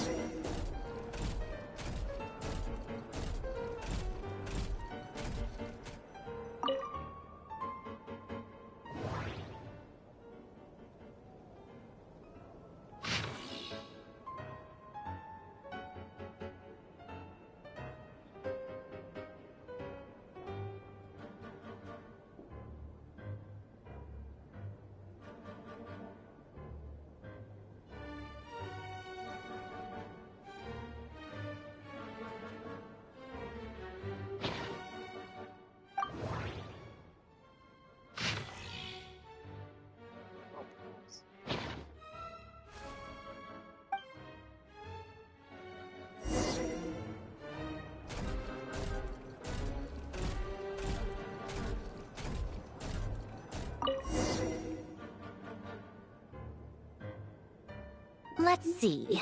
This one is on Tonki's sermon dictation concerning the apocalypse. I believe that the correct term for this is Fortuna. This was an ancient Romorian technology. I never imagined that Romorian ideas would be so similar to the diagram I have named, the world formula. This is strong evidence that human civilization should gradually shed possibilities as it continues to explore and evolve. The end of humankind may well be upon us right now. The sparks of civilization shall run out, unless we consider introducing variables from outside the system. Variables? Surely that can only mean one thing. Descenders? Dottore likely captured the Traveler because of her descender status. But the Three Moons' authority comes from the world itself.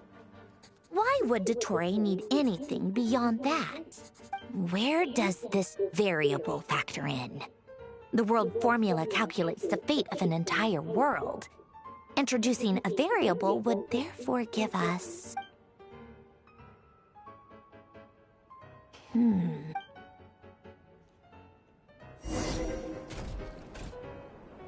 Polonia, search keyword pathway and bring me all relevant books.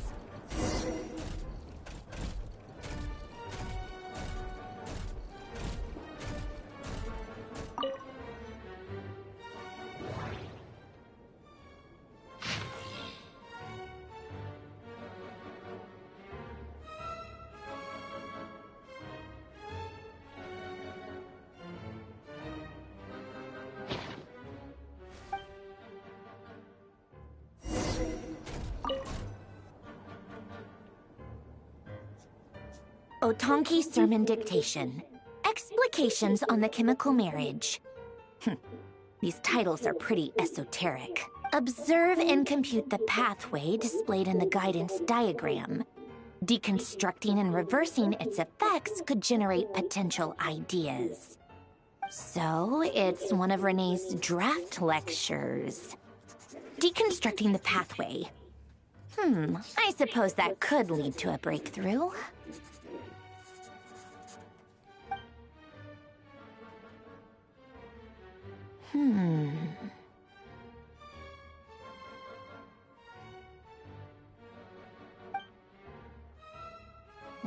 This is so long. This guy sure loves showing off his knowledge.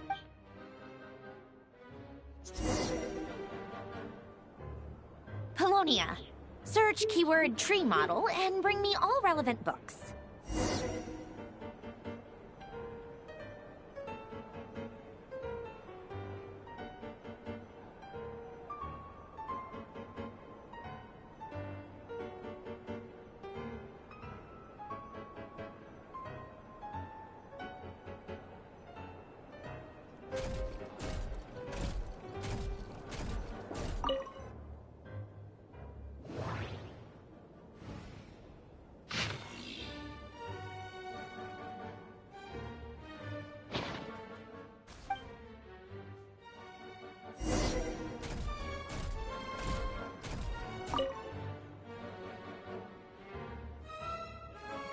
Most of the experimental devices proposed by the Lilia Crucis Ordo are built based on the simple and basic logical structure of a tree model.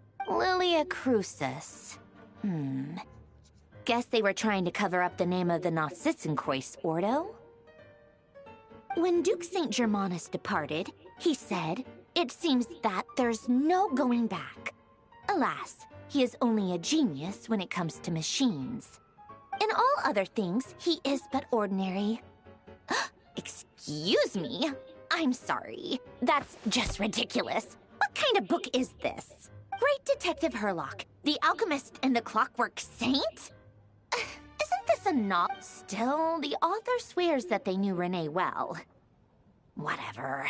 I guess it's not beyond the realms of possibility that Renee would say nonsense like that on occasion. Memory, wishes, souls, and persona. Frankly, this sounds more like occultism, but if Albedo vouches for it, I suppose there must be some alchemical basis to these techniques. The way Alain Guillotin saw it, the world was comprised of machines. The universe needed machines, and thus his technologies were created. That's why I was born. René, his full name was René de Petrichor, if I recall correctly. Sounds like he and the town must be intricately connected. That place was also the source of most of our information regarding Remurian civilization. Seems like some of his projects were based on their technology. The cutting of souls and storing them in vessels. These seemingly unrelated techniques underpinned René's research. Assuming that the four orthants correspond to alchemical categories, the chemical marriage model? Alain would have scoffed at that. He never would have let those theories or parameters anywhere near his mathematical formulas.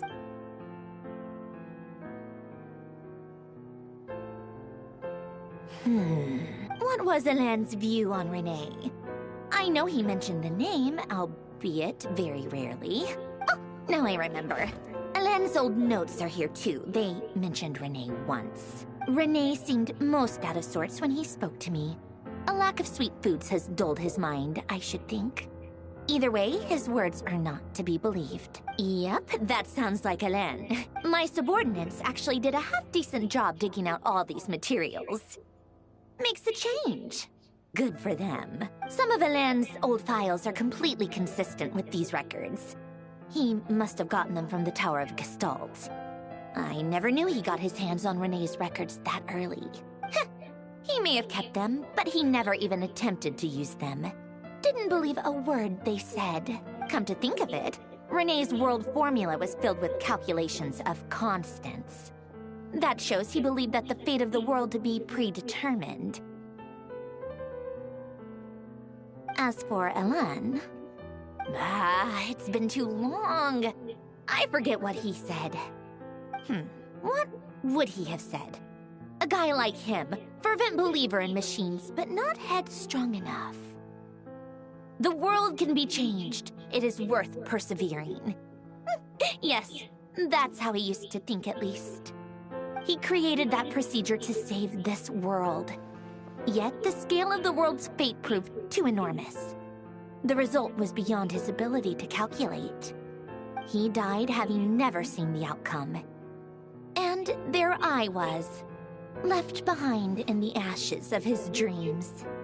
Did you really never take a close look at Renee's research? Or did you read it, but deem his philosophy incompatible with your model? The very thought of trying to incorporate his ideas probably made you feel sick to the stomach. Well, don't worry, because there's a whole new category of lunatic in town. Next to Dottore, every other madman looks sane. You once asked me what I wished for. Should have asked him instead. He's the one pining for things you'd sooner die than witness.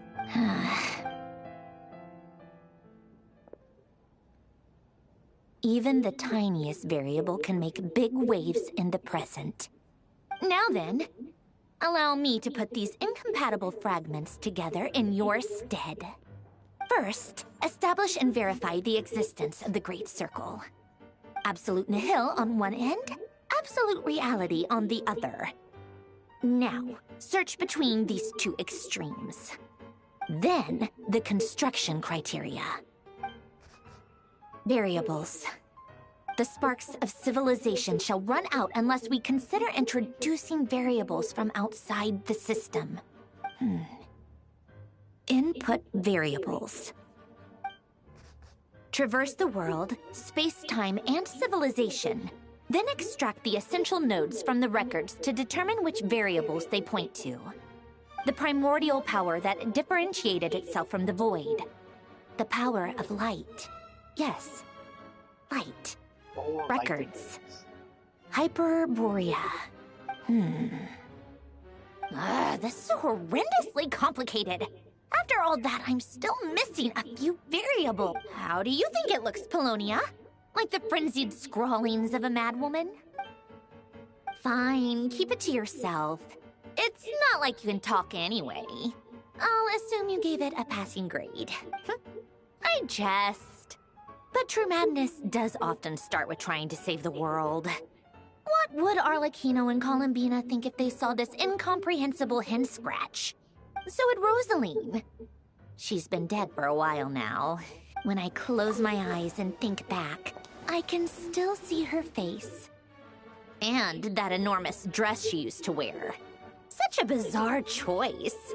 What possessed her?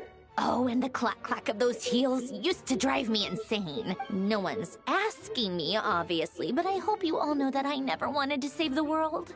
I'm not crazy. I don't have delusional ambitions, and that's a clinical fact. The world needs a solution, but I don't need the world's validation. It's the world begging me for answers, not the other way.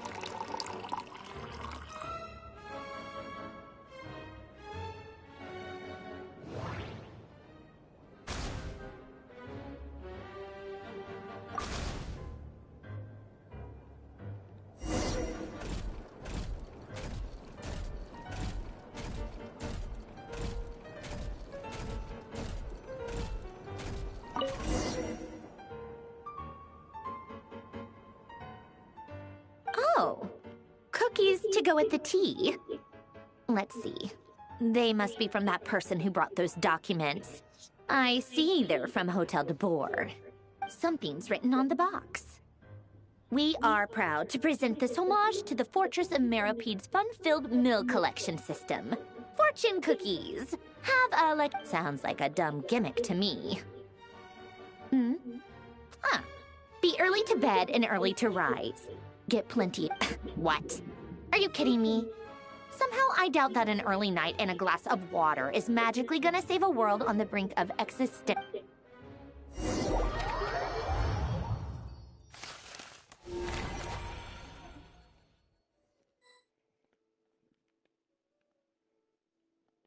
Lady Arlecchino, word has reached us that Lady Marionette's troops are all in position. They are ready to act as soon as the order is given. Excellent. The only thing is, they are fewer in number than we expected. It looks like many of them must have lost their lives at the hand of the monsters released by the Doctor. Can't be helped. Allow them to join our ranks, and keep in contact. As you wish.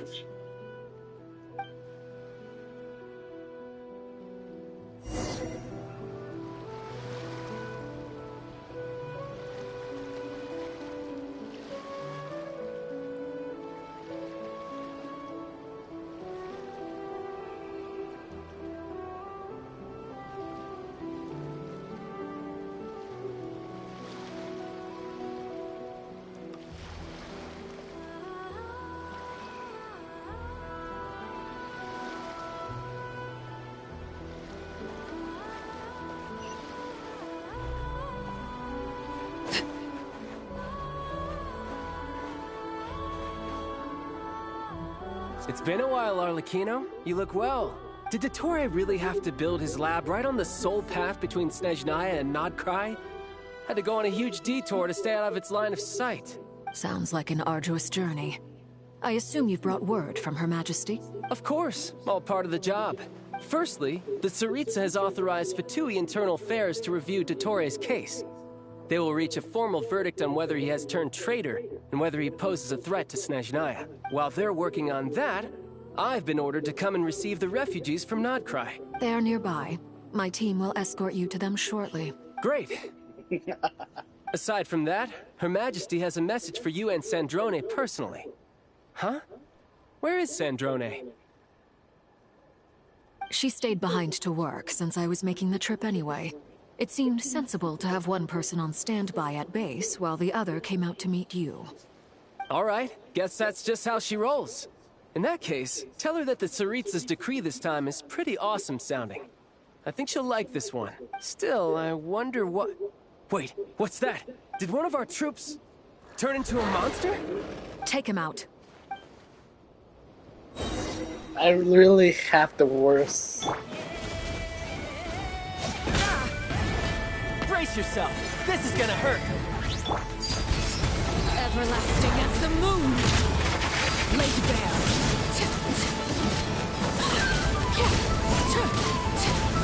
You've gotten stronger, Arlecchino. Nice. Stop that right now. I appreciate the praise, but I am not fighting you today. I knew it.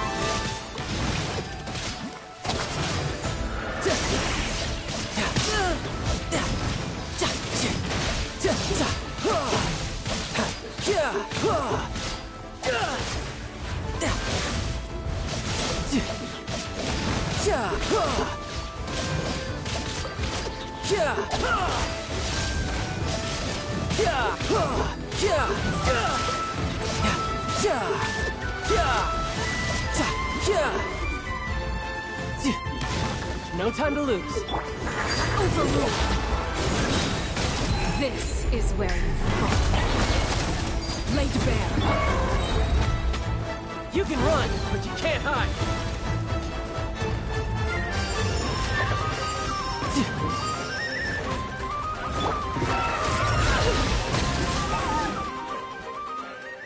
I can't believe it.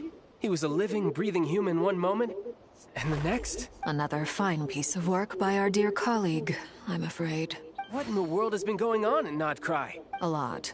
But long story short, Dottore stole 2 moon marrows that should have belonged to Columbina, then built a 3rd moon marrow of his own to concentrate the Trilunar Authority in his hands. What? What do you mean he built a moon marrow? People build roads and houses, not moon marrows. What's his next DIY project? He's gonna build a god? You could stand to be less surprised. We are harbingers. The work we are engaged in makes the creation of gods seem mundane by comparison. I tell everyone who asks that you once crossed swords with Rex Lapis while serving as a key supporter for Rosaline's plan. But right now, you're acting like a common adventurer. Thanks for speaking up for me. Those 2 really took me for a ride back then. Then again, surely no common adventurer would manage to get tangled up with them the way I did. That's gotta count in my favor, right? It almost sounds like you wish to repeat the experience. I might have to lower my opinion of you. No. I'll stop talking. Please, go on. Dottore is currently still experimenting with his newfound power in ways that continue to corrode the outside world. As for the human mutation, I believe this is simply a consequence of his experiments, and not a strategic move. That radiant beast was once a subordinate of Sandrone's. I suspect he was only allowed to live so that he could become an experimental subject. Also, those of us who fought Dottore have been afflicted with a curse. As such, I cannot leave Nodcry. This is so much worse than I thought. No wonder Her Majesty's decree is so extreme. While these exceptional circumstances persist, the Harbingers are hereby authorized to use unilateral executive powers. Should Dottore pose a threat, Arlecchino and Sandrone are permitted to eliminate him. My thanks to Her Majesty. I will pass these good tidings on to Sandrone. Her Majesty has also declared that she will refrain from launching an attack on the now evacuated Nodcry due to the presence of unretrieved research material. A wise decision. By the way, how's my old partner doing? I'm assuming they're with you? Partner? You mean the Traveler? I'm afraid I have bad news. She was captured after our failed assault on Dottore's lab. Her whereabouts are currently unknown. What? Why? Since when does Dottore have a bone to pick with her? That is indeed the question. I'm not sure he does. He must have some other goal in mind. This won't do. I have to rescue her. You can't. We have no idea where the Traveler is. What am I supposed to do then? Stand here twiddling my thumbs? Sandrone is working on it. The best thing you can do right now is complete your mission. Fine.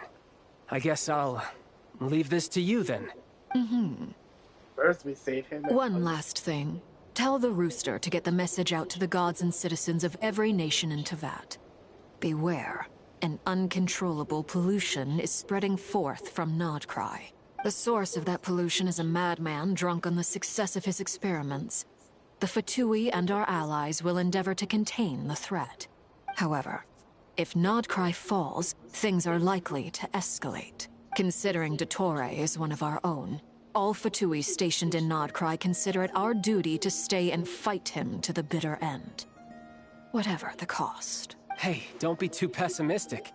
If it comes to it, I'm sure Her Majesty won't stand by and do nothing. I hope you're right.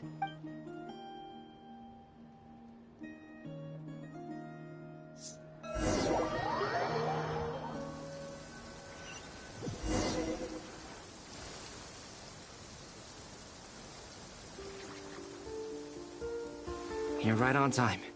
Thanks. Hey, do you think I'll get that gliding exam exemption? I made sure I was on my best behavior in Mondstadt. I landed well outside the city and... I'll help you apply, don't worry. For now, let's see what we have here. What are the Doctor's energy fields even made from?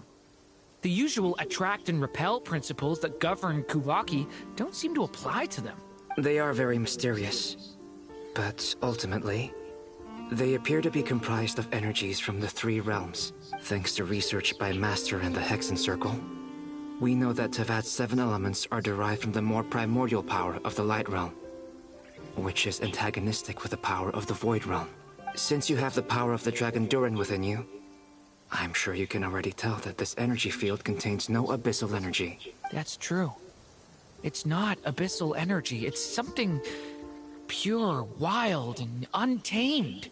I've been thinking about something. Do you still remember the device that Dory supplied from the Academia when you and Miss Columbina fought Rarier?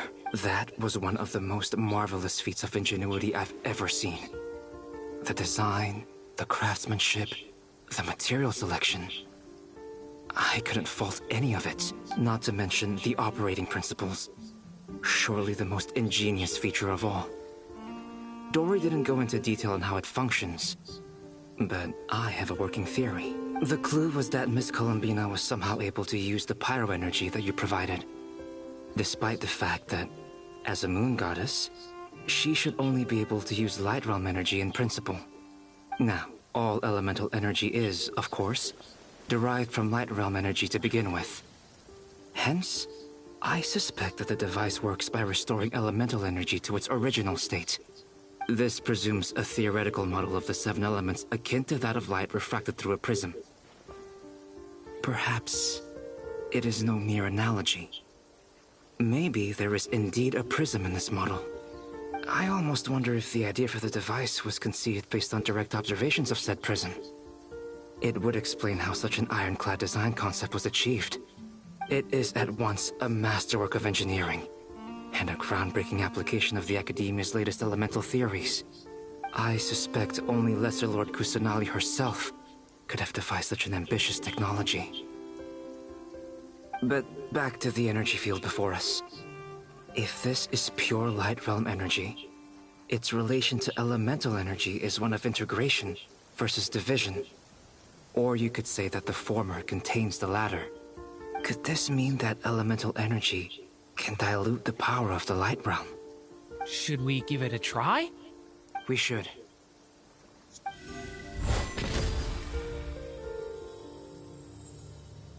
Ha! It works! Clear signs of disruption were detected at the periphery of the energy field. This indicates that elemental energy can disturb or even negate the field. Now you try. All right. It's working! Switch to abyssal energy and attack again. No surprises there. Abyssal power drains the energy field to a significantly greater extent. I now feel confident in asserting that the energy field is indeed pure light realm energy, and that elemental energy can dilute it. But the energy field is huge! How much elemental energy will it take to neutralize it? We don't have to neutralize it completely. We can try other approaches. That's all for theory. Would you like to continue watching? So you knew I was here. Huh? When did you get here? A while ago. But Albedo sounded like he was working on his thesis defense back there. Back in Sumeru. You can end a person's whole career by interrupting them mid-speech. Very thoughtful of you. I'm truly touched. Could I ask you to lend me a hand? With what? A little test. Try using Animo to unleash a concentrated assault with circular blades, with the goal of breaking through at a singular point. Nice! This time it tore through the field. Tremendous. This is a major breakthrough. Should we go through? We probably shouldn't risk having mutually antagonistic energies in such close proximity. Durin, you stay here and watch the entrance. Hat Guy and I will go in to investigate. Sounds sensible to me. Keep your eyes peeled, Durin. Don't worry, I got this. You two be careful in there. Just give me the signal if you need help, and I'll dive right in. What do you mean, signal? It's based on a new alchemical concoction I developed last month. When 2 bottles of it are smashed on the ground together, they emit a blinding burst of light. If it comes to that, remember to shield your eyes with your hat. Glad I asked. Thanks for the heads up. I don't like it. Like I thought. Beyond a certain distance, we can't see the opening where we came in. Maybe that's to prevent people from escaping. Sounds like Dottore style to me. Not much has changed. Things are basically the same here as they were before the energy field appeared.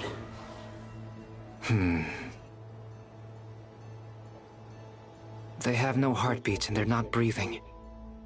We can only assume they're dead. But but there are no visible wounds. Also, there's an animal squatting next to each body. It's watching us. That's not an animal's gaze. What are you trying to tell us? Doesn't seem eager to talk. I guess maybe it's just an animal after all. Let's keep looking around. I'm pretty sure they're persons. We transform into different beings. That's my most logical solution.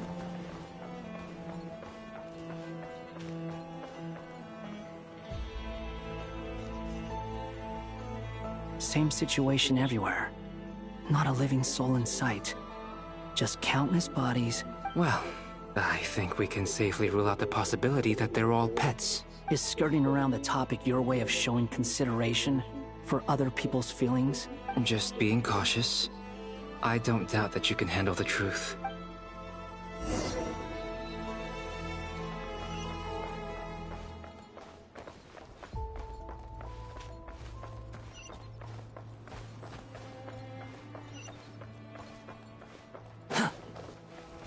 Careful. Please. Help us.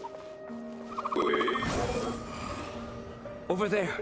I hear a voice. Live! Behold! Please. Help us. What happened here? I don't know. Suddenly, everyone collapsed. Then my line of sight got lower. I still have some of my senses left. I gotta get out of here.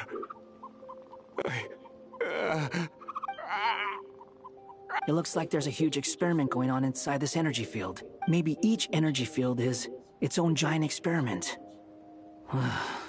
Vile. He's swapping human minds with those of animals. Even without the other circumstances, this would be an extremely radical experiment. Those people may have lost their sense of selves, but they are not fully animals either. If they were, they would have left. But instead, their instincts are driving them to remain by their dead bodies. We should go. No sense in sticking around here longer than we need to. Agreed.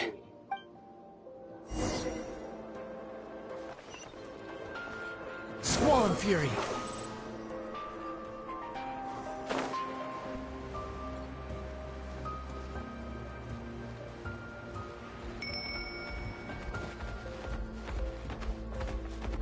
Behold!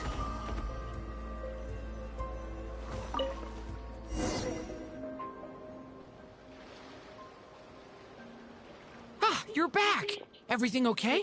We saw some things that take a strong stomach. Otherwise, we're fine. We should share our findings with the others.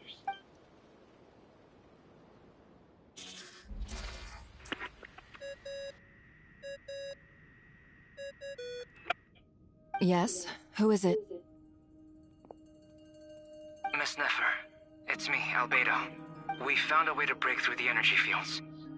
With enough control, it's possible to tear them open using elemental energy. Also, we managed to take a look inside. Dottore is carrying out his cruel experiments on an immense scale. Any residents who have failed to evacuate in time will likely meet a grisly end.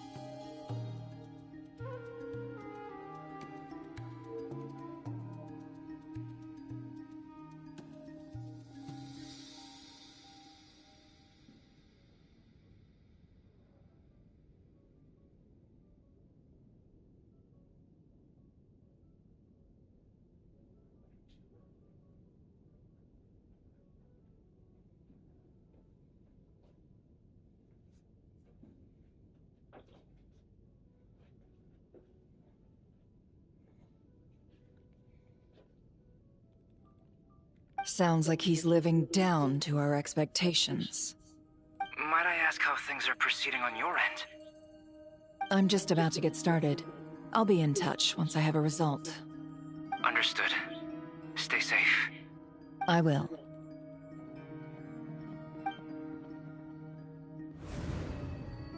Well, Nefer, I'll link up with you once my tasks are complete. What makes you think I'd need you to do that?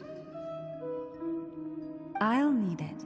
And considering the way you approach certain matters, I think you'll be better off with me present.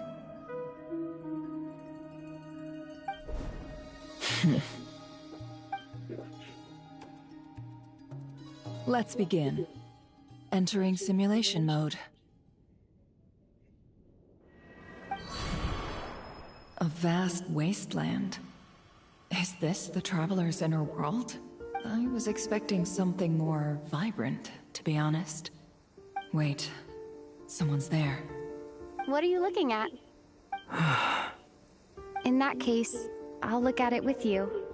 I want to know all about everything you've seen and experienced. Is there somewhere I should return to? Or should I stay here and be the hero everyone says I am? I don't dislike my current life. Roaming the land, fighting battles, accomplishing missions, earning a living, looking after Paimon. It's not so bad. I guess the only thing that's missing is that you're not here with me. This is the conscious layer, which contains a person's true feelings. It is filled with both longing and kindness. I suppose anyone who lives long enough ends up wishing for someone who can't be there. Maybe it's the only way we can feel truly alive. Time to delve a little deeper.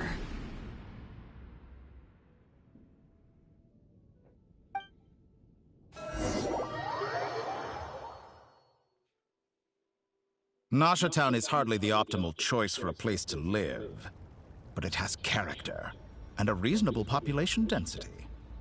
What are you trying to say? Oh, don't be nervous. I was just thinking where might make a good starting point for your journey. Perhaps I should send you further afield. Khaenri'ah, perhaps. Khaenri'ah ceased to exist long ago. Once again, you fail to understand the possibilities that the Tri-Lune creates. Anything that has existed in the past, I can now recreate. You simply do not wish to see that happen. That might be because you miss your sibling and fear getting answers that you are not ready to learn. But this is not for me to judge. If we are to collaborate, we need to maintain an amicable relationship. In a moment, you will be able to... Oh no. What are you...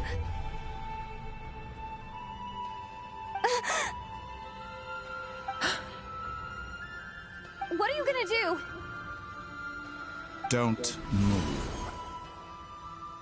Something unwanted has crept into... Oh? Gone as quickly as it came.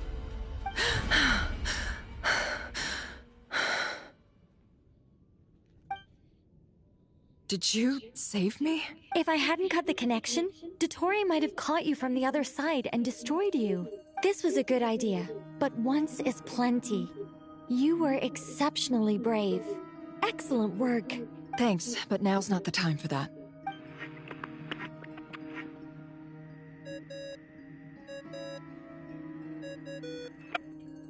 Albedo speaking.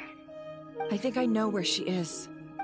What is this endless darkness? I can't see anything, even though my eye... What happened? Ah, sorry about that. I take it you didn't notice. Just now, a friend of yours took a little peek into your mind. Could it be Nefer? How did she do it? Did she use something? Do you think she's aware of your current circumstances? Oh dear. Have I stunned you into silence? I only wanted to slow down your time a little so I could stop your intruder in her tracks. It would have been nice to capture the spy. I must say, I'm finding the ability to adjust the flow of time rather intriguing. The moment you closed your eyes, time seemed to grow impossibly viscous, didn't it? A whole month passed before you opened your eyes again, but only for you. No one else was affected. I dare say this is something only a god can achieve. Point taken. You've proven once again that you have god-tier powers. Oh, you misunderstand. This wasn't about proving a point. I was testing things out.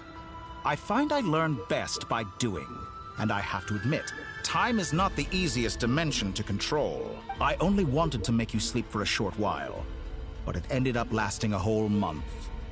Clearly some finesse is required to wield the authority over time as I wish. I hope you're not angry with me. It was only a month's discrepancy, nothing too serious. Had I been off by a year, a decade, or even a century, that You could have frozen me for millions of years. So much for collaboration. You aren't— Millions of years? I wonder if you don't understand humans all that well. They are very pragmatic creatures who understand only that which they can perceive with their senses. If I had you sit here for a week, I imagine people might sympathize. But if I left you here for 100, the sheer size of that number would cause it to lose all meaning to them. They would not have the capacity to comprehend your suffering. Unfortunately, while gods do exist in Teyvat, it is ordinary humans that account for most of the population. Their lifespans are so limited, their bodies so fragile.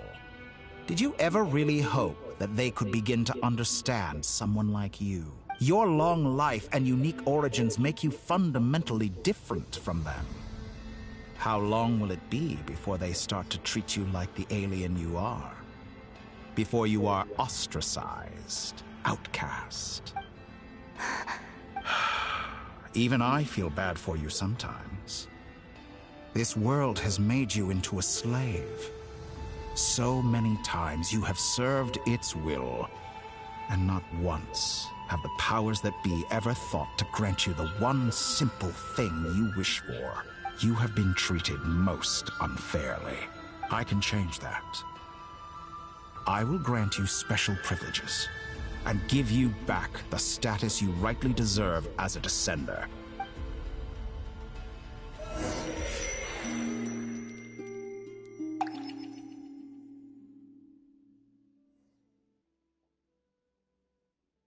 I've entered the past 3 times at this point, but I still have so many questions.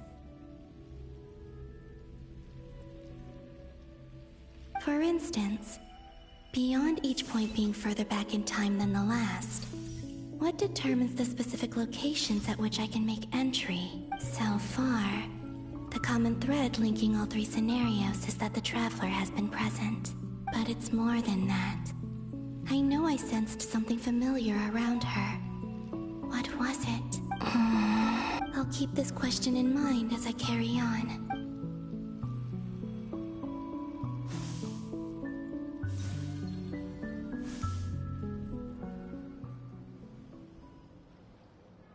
Humans, you never change.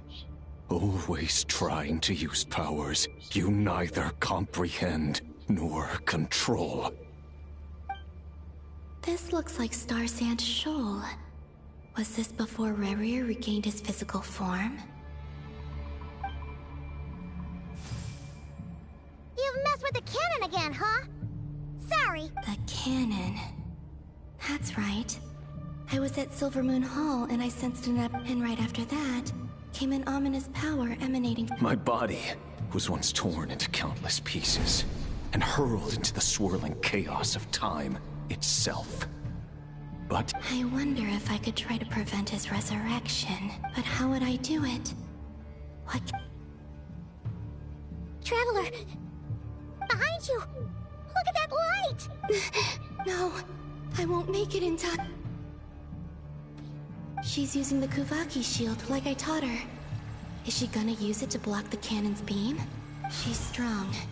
I'm sure she can manage.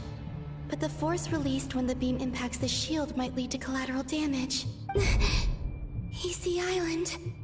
The Frost Moon Scions will be exposed to— A question, if I may. Kind Miss Columbina. When the cannon's Kuvaki beam was deflected earlier, I saw several bolts of energy streak toward Hisi Island, only to be blocked. Did you also— Maybe that really was me after all. Well, future me. Siki Sato pasa sax, niti ipotofutos. There's no time. Osestikos paratin tirant risuiku, topir to aithion feraton. I have to make it. Oh, Frost Moon.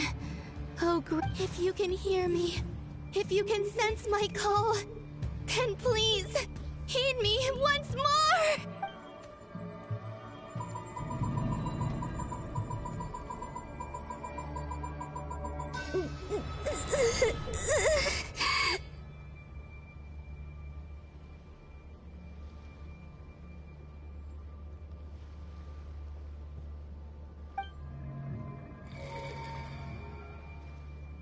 Did it work?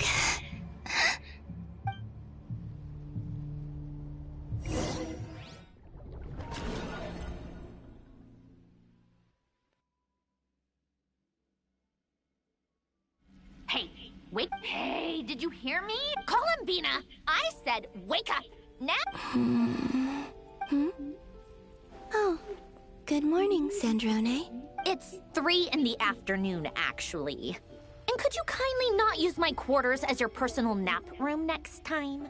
But I feel so safe here. And your coffee, right?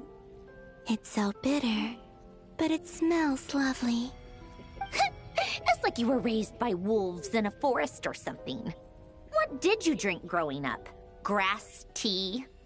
The Frost Moon Scions certainly led a more frugal existence than the Fatui.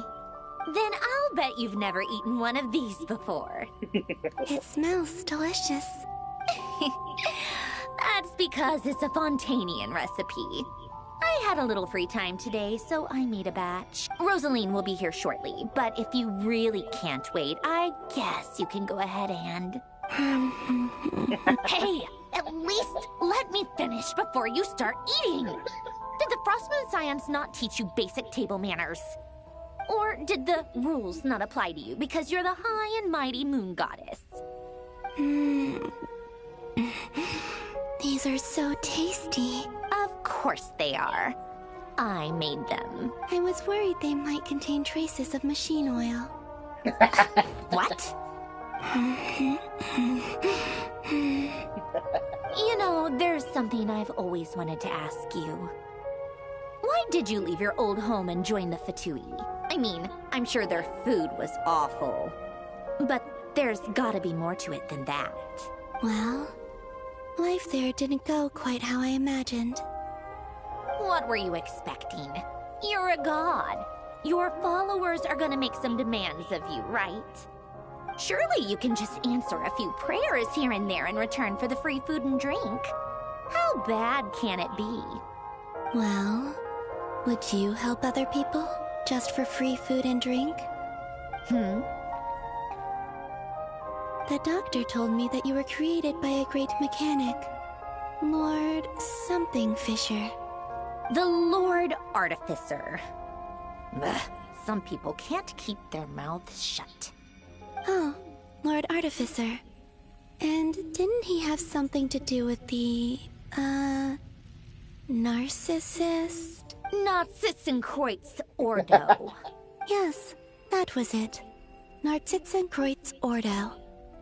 So, would you try to fulfill their wishes? You must be joking. I wouldn't go even if they paid me. I don't even know them. Exactly.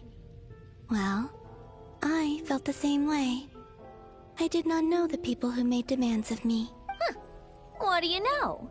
We're on the same page for once. In his later years, Alan did ask me if there was anything I wanted to do. If I had any wishes of my own. Well, I don't. And who's Alain? He was the... You know what? Never mind. You're not gonna remember. Anyway, the point I'm trying to make is, neither of us is the self-sacrificing type. Let me ask you this. What sort of place would you like to live in, if you could choose? A place where people don't ask me for things I cannot give them. Where they don't worship me, or fear me, but just want to chat with me like a normal person. I'd also like the freedom to come and go as I please. And ideally, it would be somewhere with the smell of coffee and snacks. Not to burst your bubble, but no such place exists in the world. Now, take your snacks and scram.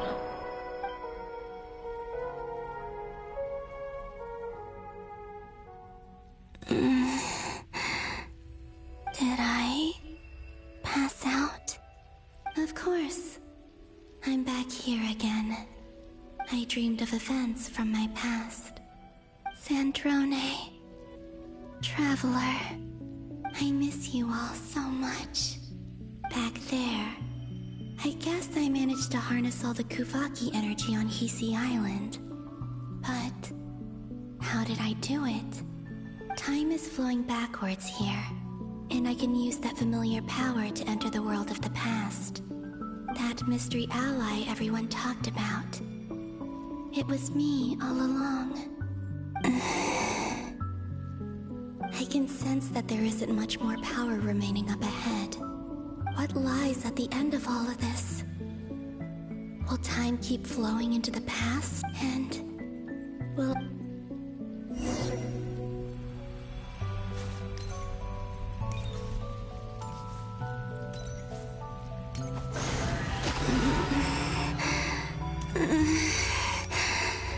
It's getting harder and harder to use my power.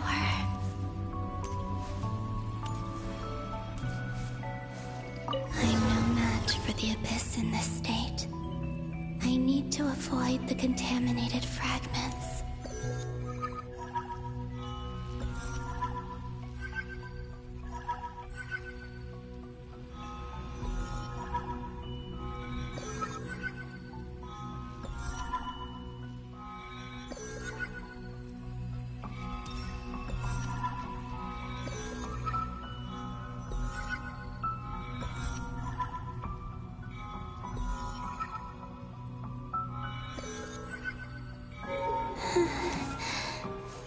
Time to go. I wonder where I'll find myself this time.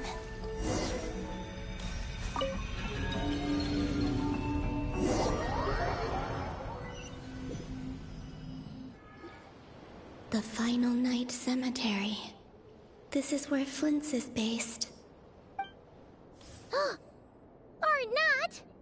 How are we supposed to read through this many files? Difficult, yes. But it is also our most efficient option. Seems like they're searching for information. Oh, I remember. Flint and Varga talked about some files on the Wild Hunt. Was this my doing too? To expose the true intentions of this Rerir, we need to dive into Notcry's history. Are my actions changing the past?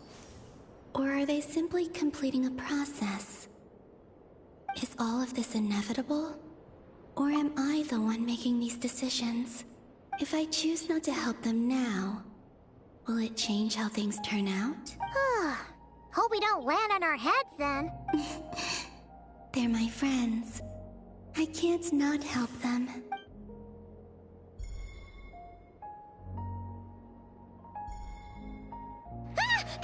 Ghost! And the other one was... here. Hey! Another file's moving!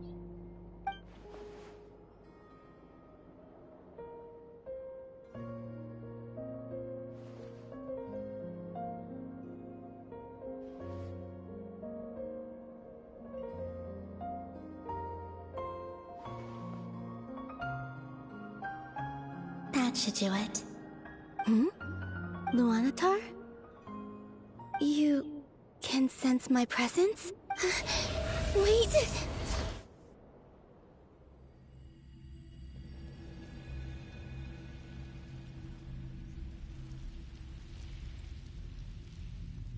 Luonotar.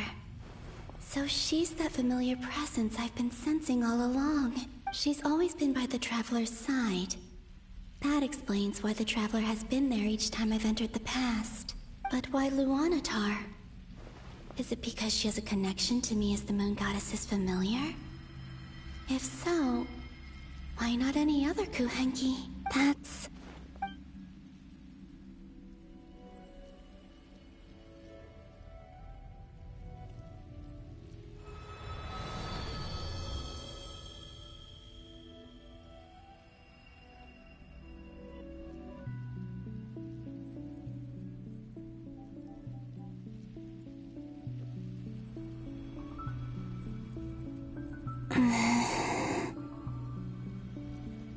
I cannot sense any power up ahead.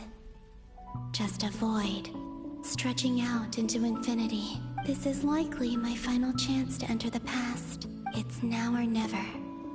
I have to find a way back.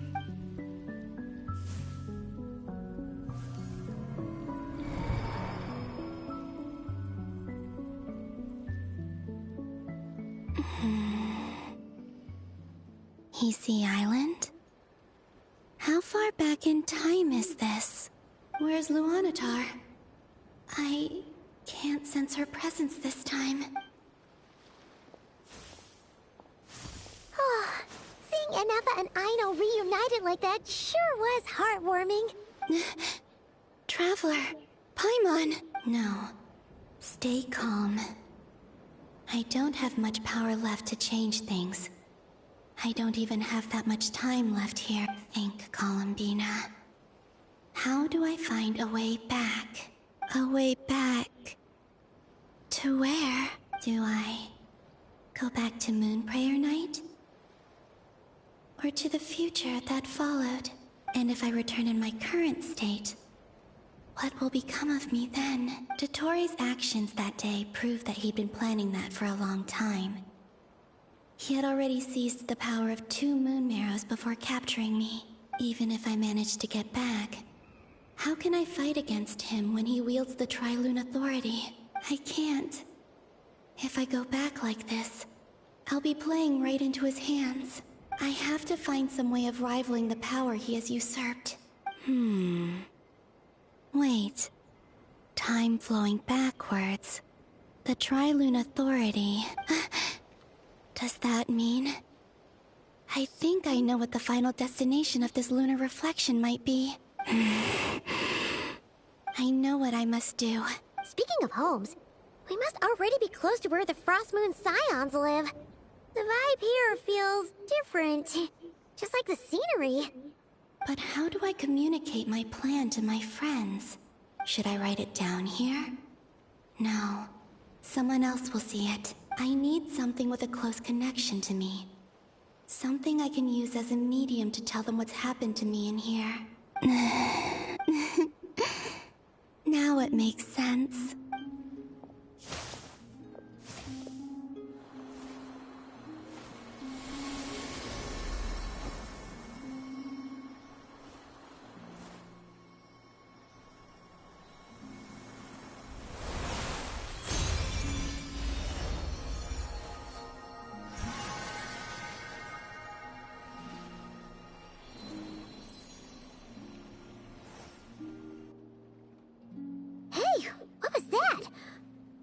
Some sort of breeze blew by, and then the petals suddenly turned... It was I who brought Luonotar into being. I gave up a piece of my own soul to create her. That's why I could sense a familiar power from the moment I entered this space. It also explains why she's been present in every past location that I've entered. Because we have a deep connection. Hey there! What's your name? And the reason why there are no more gates to the past after this point is that Luonotar hadn't been born then. No wonder I sensed the trace of a blessing when we first met. But I still didn't recognize the soul hidden within you. Back then, I was just a little lost dove. I had yet to become Columbina Hyposelenia. Go on. Go on now. We've got stuff to do. Best you find someone else to hang out with. Hey, you scared it off. I'll be counting on you. Remember to stay by the Traveler's side, guide her, and help her in my stead. Oh, and bring her to the garden where the moon prayer blossoms grow. There's a little lost dove there who will need her help. Go on. You too. Go and live your story. As for mine must go in a different direction.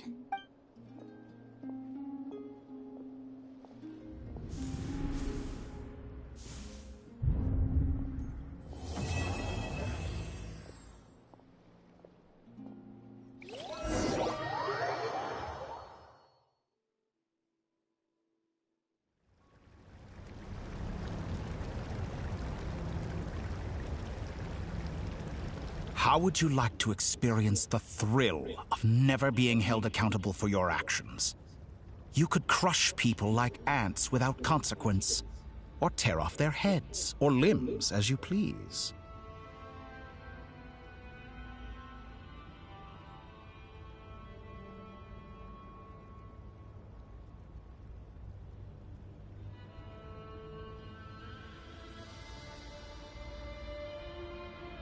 Believe me, such a life is but one small step away. What point is he trying to make? Freedom? But the freedom to kill? Why would you offer me that? The creation of a world is the ultimate scientific experiment. I have taken my research to the highest level, where I shall be not just a god, but also a servant to many sacred spirits. I shall heed the truth and perform holy deeds. A god's laboratory is the perfect playground, but it needs the right occupant to explore its full potential. Mortals are found everywhere one looks. Not so with Descenders. I'd prefer my first guest to be a distinguished individual such as yourself. And I know you could make the most of the opportunities it offers.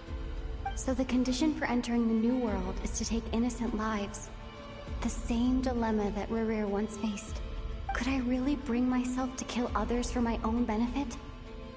Rerir did. And look where it got him. Have you made up your mind? I can't do it. Your playground is no place for me. You're putting your hopes in the wrong person. But we both know I'm not quite the hero you say I am either. I have my own reasons for the journey I'm on. And they aren't all selfless. You've grown a lot since we last met, but there are still things you are unwilling to compromise on. This will only hinder you. Why don't I lower my requirements a little as a gesture of goodwill? I'll give you a little time to learn to be a less noble soul. That'll make things much easier for you. I really doubt I could live that sort of life. And yet you already sound less defiant than a moment ago. The benefits appeal to you because you can read the signs of the times. Why don't we return to my research facility? Your last visit was so rushed. There is much that I...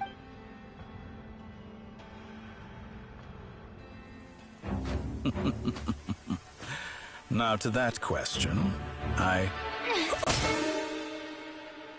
Heroes don't attack from behind. Guess I'm no hero. This is most disappointing.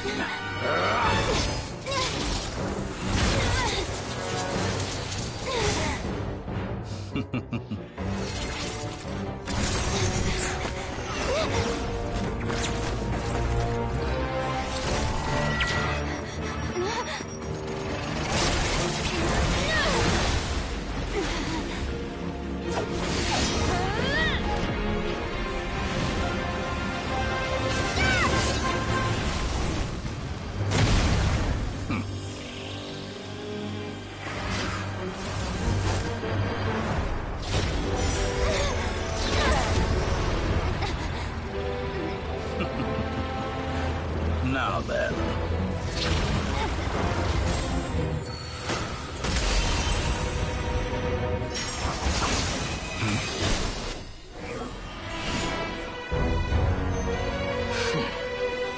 A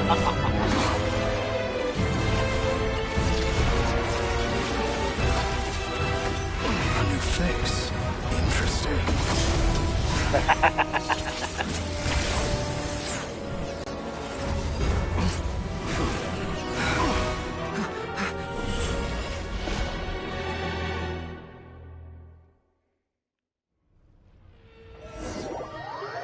¿En serio? ¿No te conoció su propio discípulo? You're still gonna call me Hat Guy after that, huh? I didn't see anyone else in there who needed saving.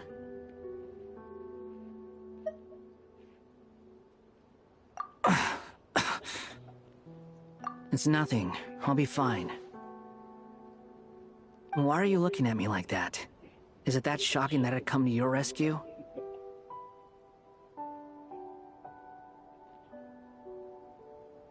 I owed you a favor back in Sumeru. Now we're even. Distracting Dottore was tough. I won't lie. He's not gonna fall for the same trick twice. That was my one shot. I'd hoped to use it to take him out. Ugh. I never wanted to obliterate someone more than I do right now. Dottore doesn't recognize me, but his segments were originally made based on an analysis of my operational principles. I expect it's only a matter of time before he figures out what I am. So Dottore doesn't recognize Wanderer because he deleted himself from Irminsul. Did he really miss his only chance for revenge by saving me? Why the long face? Hey, I'm not blaming you, okay? And I'm not complaining either. Rescuing you and killing Dottore are equally important goals. Everyone would be pretty stuck without you. It's best you live to fight another day. How are you holding up? Are you all right? Hat Guy said to put safety first, so we agreed to run as far away as we could after leaving the energy field, and only meet up once it was safe. You don't look injured. It seems that Dottore didn't do anything to you. All right. Rescue operation complete. Let's head back. There's a lot more work to be done before this is over.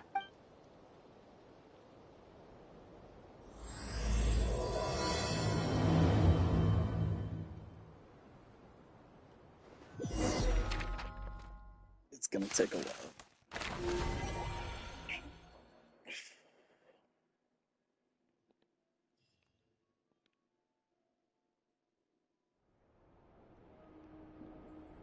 Understood. I will bear the Tsaritsa's decree in mind. I don't see what's so awesome about it, though. Does he really think everyone else is as immature as him? I'm not stooping to Tartaglia's level. I thought you might say that. How's your progress? Quite promising, actually. That alchemist Albedo gave me a few ideas. Remember how I asked you to look up some files for me? That stuff on the Nachtschitzenkreuz Institute. René de Petrichor and Jakob Ingold. Alain Guillotin despised René's theories and methods, but he never managed to come up with better alternatives either. So I adopted some of René's ideas. I thought Alain was like a father to you. He and René were mortal enemies, were they not? And what would you say if Lenny and his friends one day learned something useful from someone you utterly detested? I would applaud them for it. That would mean that they have surpassed me. For all we know, Alain Guillotin might have thought the same thing. Not that it matters, though. He's dead, and I'm alive. So it's my call to make. Once you die, it doesn't matter how great you were in life. Only the living get to decide what happens next. Hey, come on out. They're back. Huh?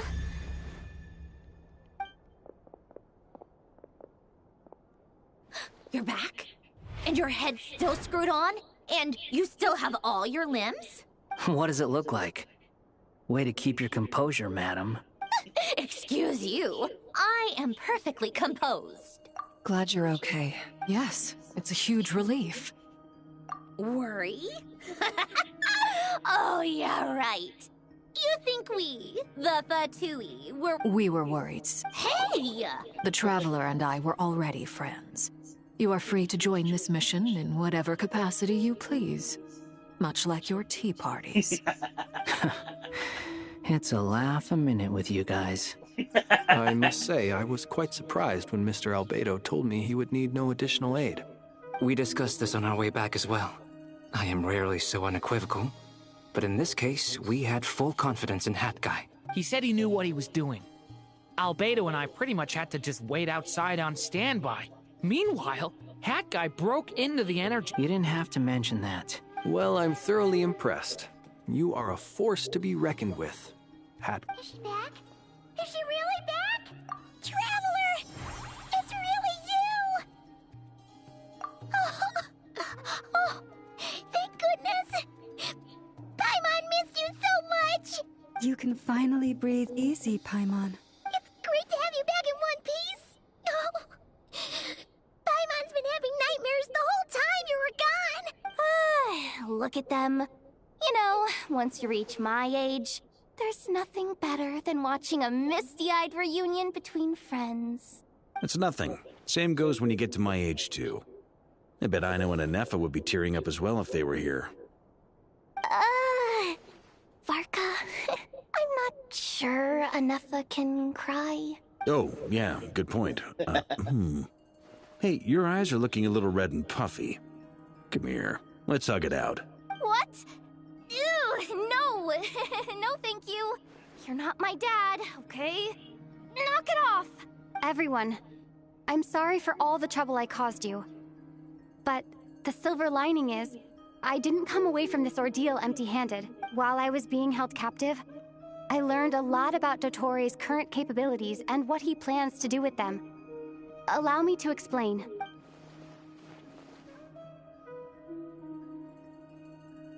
The three moon goddesses were even more powerful than we imagined. No wonder Dottore believes himself to be equal to the gods. Maybe even superior. Utter blasphemy. While everyone was gone, Nefer and I made an interesting discovery. And I believe Miss Sandrone has something to share too. Ma'am, perhaps you could do the honors? Called it. Getting rid of a pesky troublemaker like her is like trying to clean up after a crumbly cake. It always comes back to haunt you. Our next step is to find a way to bring her back. A place where time flows backwards, with no destination in sight. Surely it must have been created for a specific purpose. But I fear the answers are buried deep in Tevat's history, held by great powers beyond our reach. It sounds like she's on a specific path through time, just traveling in the opposite direction to us. The question is, where does that path lead? Or will it keep going to infinity? We considered that question as well. Strictly speaking, time is not infinite. Indeed not. Every road has an end. Wait, what? Nicole! You sure love quietly sneaking in mid-conversation. I do, in fact. It's something I've always done at our mages' tea parties. Quiet, mysterious, and persuasive. You wonder what lies at the end of her road.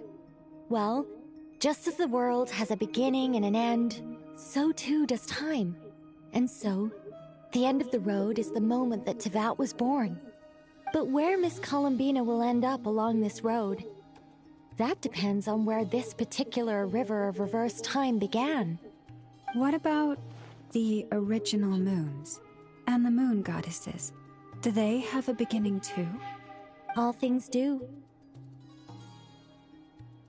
In the beginning, no moons adorned the sky. It was the Dragon King Nibelung who raised the three moons into the heavens, and thus were the moon goddesses born. They were shadows of the planet, born to wield Nibelung's authority and oversee the world on his behalf. They were extensions of his will, manifestations of his majesty. But then one day, they disappeared just as suddenly as they had once been brought into being. Nobody knew where they had gone.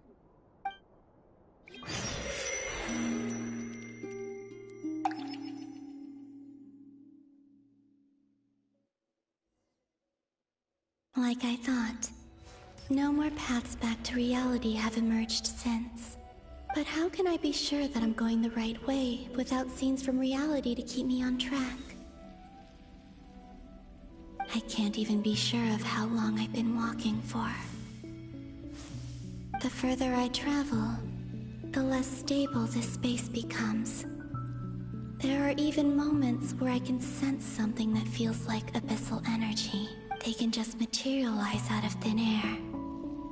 I have to keep my wits about me.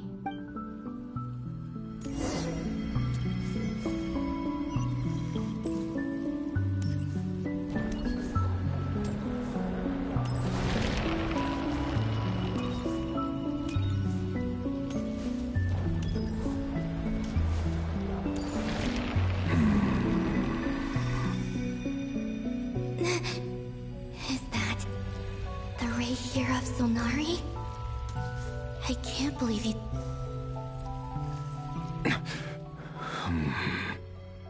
You are the moon goddess. But how? Please, there's no need. I'm not interested in fighting anymore. I find that a little difficult to believe. Yeah. Honestly, so do I. The way you used my own power against me was... It was a brilliant strategy.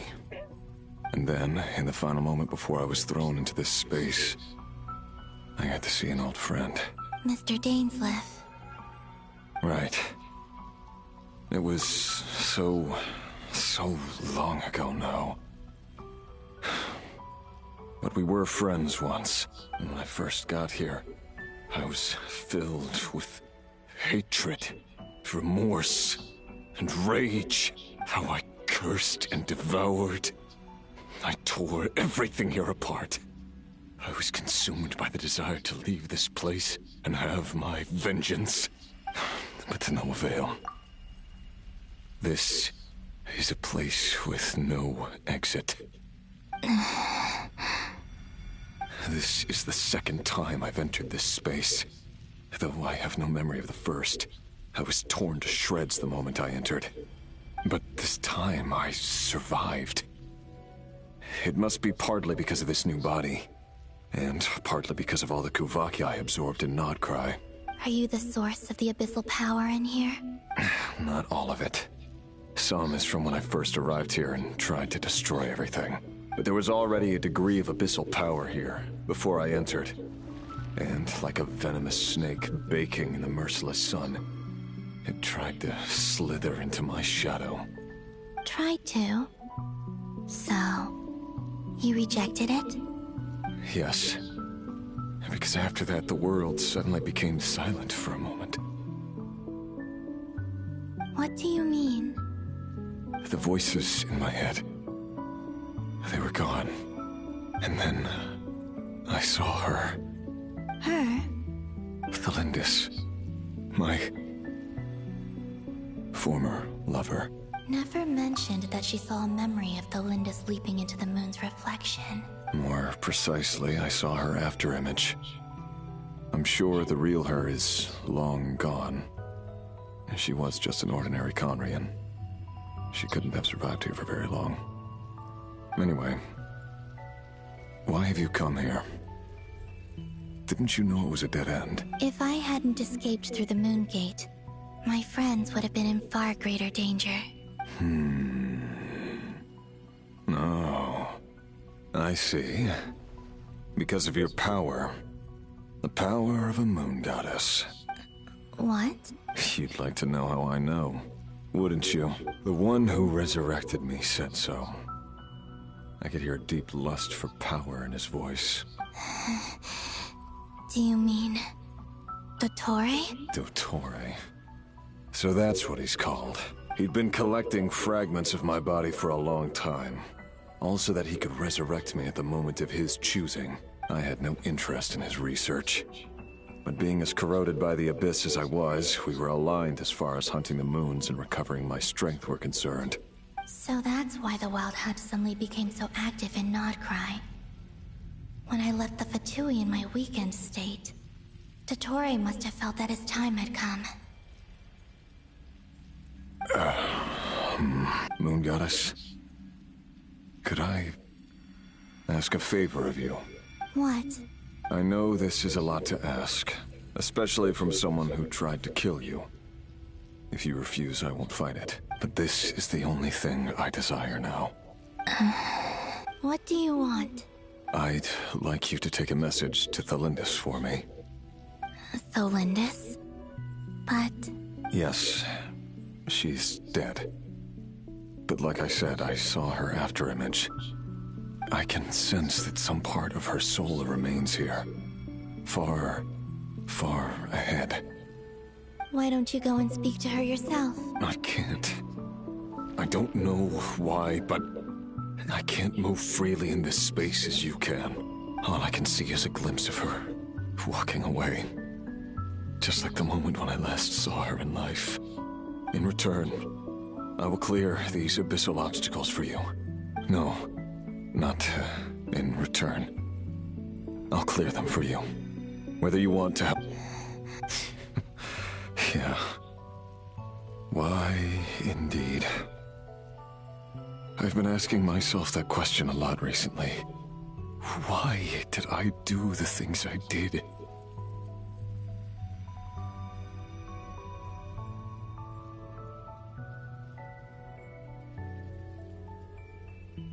I'm tired of it all. Tired of the person I became. People used me. And then I turned around and started using others. I hurt a lot of people.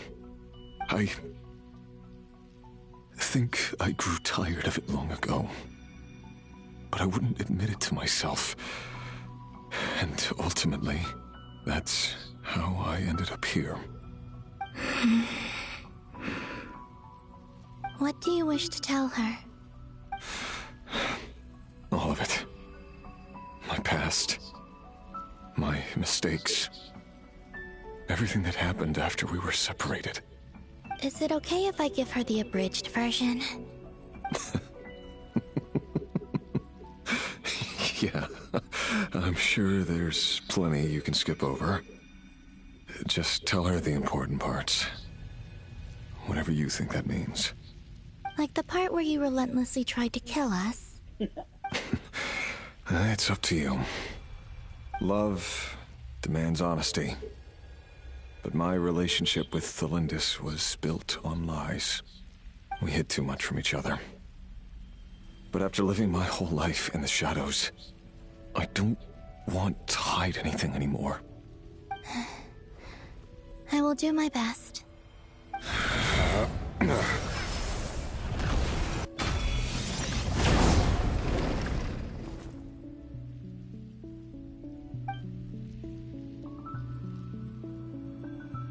There.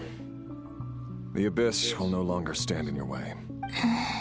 Even though Mr. Dainsleif felt he had to fight you, I think he still regarded you as a friend. Dane? He said that you betrayed him. But he also felt great remorse at never having understood what you were truly going through. Why tell me this? Because... if he'd known that someone could take a message to you, I believe that's what he would have said. Thank you. It means a lot. I know this will sound strange coming from me, but... don't die, Moon Goddess. I can tell that you're determined to get out of here.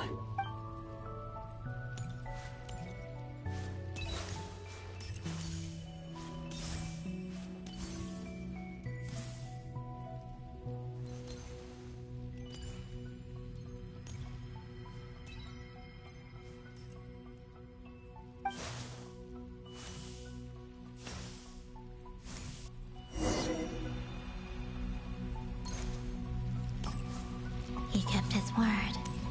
The Abyss is no longer obstructing my path.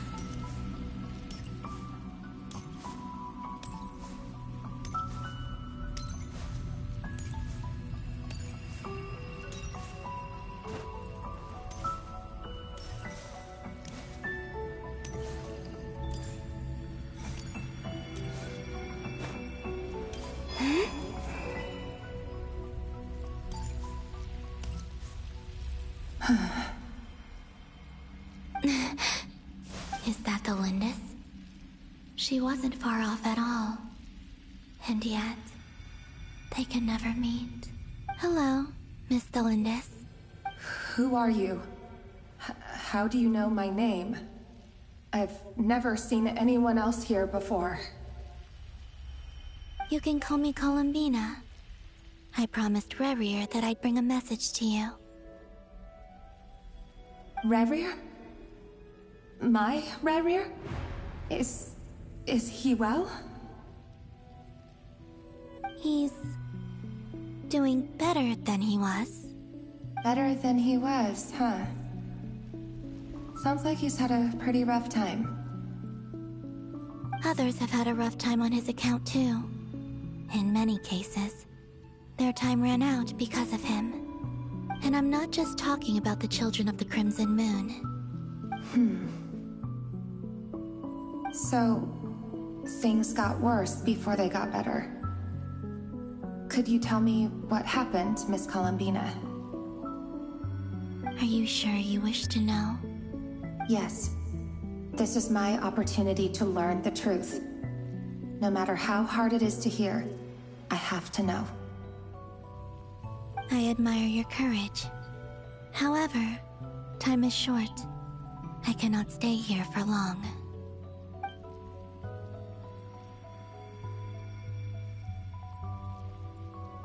Rerir had seeds of hatred in his heart, and many people nursed them for their own ends.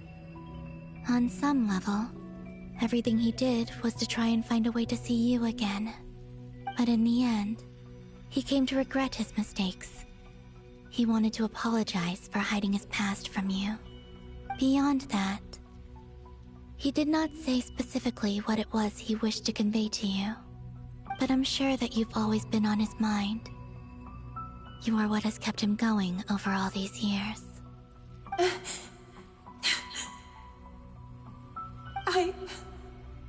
I'm sorry, Miss Columbina. This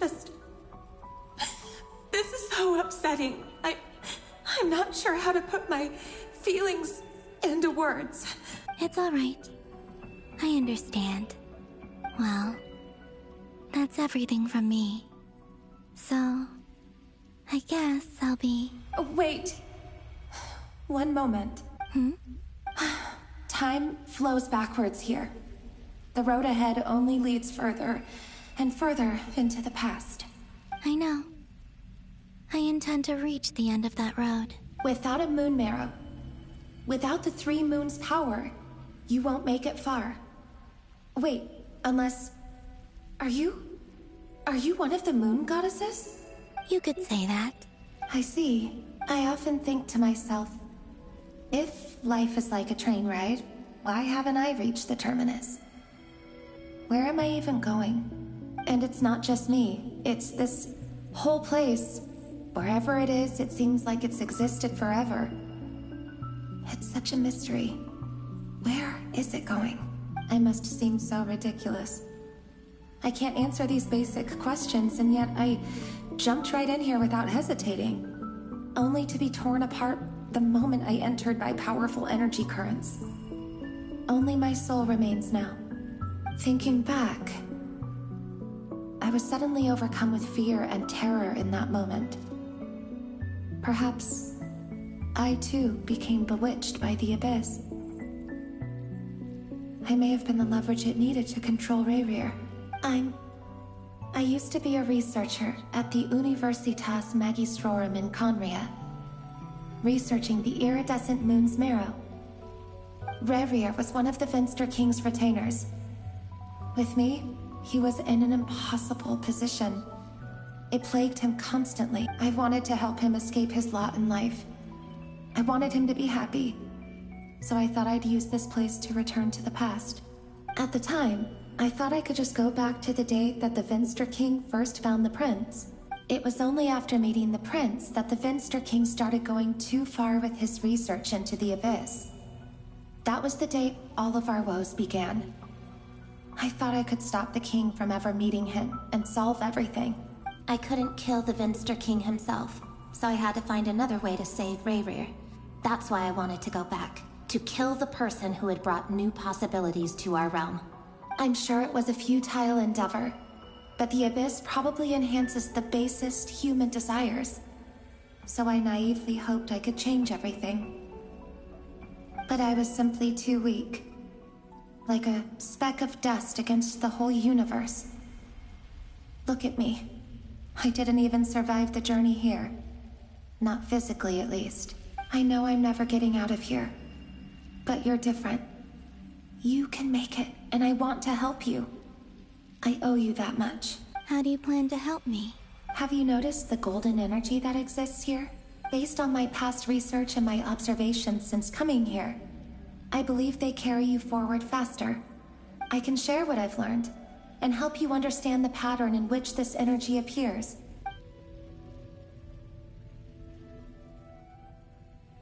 I think you just might... Now, I know you will be able to change the past. Also, I've been speculating about where this phase ends. The documentation was scanned, but from what I know of the legends about the moons, the oldest ones seem to begin with Nibelung, king of dragonkind. I have no way of verifying any of it by this point. But if it's true, you might be able to reach that era if you keep walking. Understood. Thank you, Miss Thelindis. I'm the one who should be thanking you. If you hadn't entered this realm of everlasting death, what use would my deductions be? Thanks to you, they have some meaning. About Rayrir, I'm so sorry. For everything. It wasn't your fault. That's not true. Because we both feared bringing trouble upon each other, neither of us ever told the truth. And that dishonesty sealed our fates. But enough about that. I wish you a safe journey, Miss Columbina.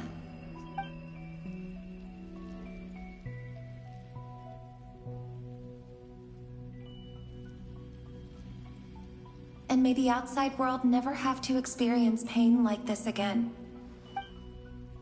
Rayrir, you're there, aren't you? I cannot see you, because you exist in the future. I expect we'll be trapped in this prison of space-time for all eternity.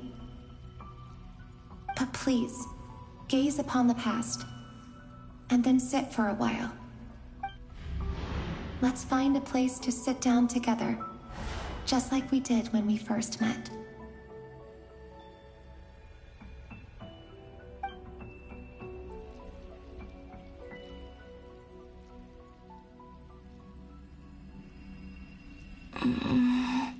How long have I been walking? How much further till I reach the end? Is there even an end to be found? Everything's getting blurry. Huh? Are you all right, little sister? Have you come from the distant future?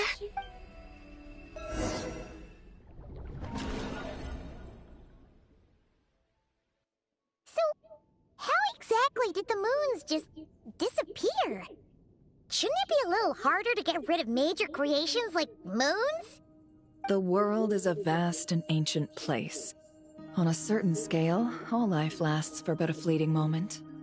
Miss Nicole explained that the moon goddesses likely perished in the War of Funerary Flame. The moons themselves were also destroyed at that time, save for the Frost Moon, from which a new moon goddess was later born. Am I missing something then? 'Cause the stories say that the moon goddesses were born on the moon, but doesn't Columbina say she was born in Nodcry? Huh, you're right! Why do their birthplaces differ? What's the difference between the two generations of moon goddesses? Also, remember what Sandrone said? Her scans detected 4 moons. Technically, the result of the scan means that 4 moon marrows were detected and positively identified as moons in that moment. In other words, this piece of information alone isn't enough for us to know how Miss Columbina is doing right now. Yep. We have no way of staying up to date on whether she's dead or alive. She's on... But at least she's trying her best to get back to us. Yeah. She's a tough cookie. And a sore loser, too. We have to trust that she'll find a way. Because we really need her power. As much as it pains me to say it, we've got no chance of beating Dottore in a straight-up fight. He's much too powerful. It wouldn't even be close. That maniac is going to devour everything in his path until he reaches us. We need to find someone or something that can stop him before he does anything worse. I'll be frank. Our only hope of defeating this false god is with a real moon goddess on our side. I'm not just saying this because Columbina's a friend and I want her back safe and sound. It's just the truth. And I know that even she was no match for him when he attacked, but... I don't... We're not giving up on saving her, whether she can defeat Dottore or not. Right. Don't worry, Miss Sandrone. We're all aligned on saving Columbina. No one's trying to argue that we can only justify saving our friend because it will help save the world. This is about multitasking. We want to save both. So... she's more than just a moon goddess? Absolutely. Duh! She's part of the gang! And you are too, you know. Yes, I know. You don't need to labor the point. I knew that the moment I came running over with my documents that I was part of the in-group. I mean, if Arlecchino can fit in. Anyway, as for how we get Columbina back, I've been working on it constantly. But I'd probably get there if I could continue my calculations. But the problem is, I've run out of computing power. Computing power? You mean you need more energy? No, the issue isn't energy, it's processing power. There's so much data to get through that the whole process has just ground to a halt. That's a tricky problem. René de Petrichor of the Nautitzenkreuz Ordo once foretold the fate of the world. But I don't know how he did it. My guess is that he used the primordial sea's power. However, that won't work for me. His methodology was vastly different from my own. What's worse, they're incompatible. And, to top it all off, we can't even leave Nodcry. Ugh, this is so annoying. If I'd known we'd run into a bottleneck like this... Well, no, the design bureau's a bust as well. Curse that Dottore! Couldn't have made this harder for me if he tried. Oh, what do we do then? How about we grab a bite to eat and take a break?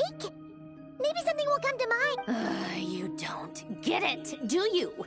I'm trying to calculate, and I need accurate results, not big prophecies. Where the heck am I gonna find the computing power for that? Ahem. Anyway, time to shelve the discussion on technical difficulties.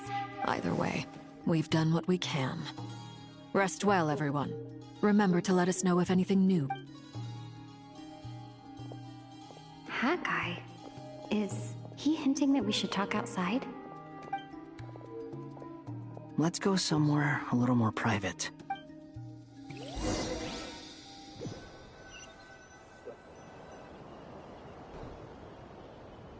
You know that Dory went back to Sumeru, right? Yeah. She mentioned she was planning to head back. Things aren't looking good for Nodcry.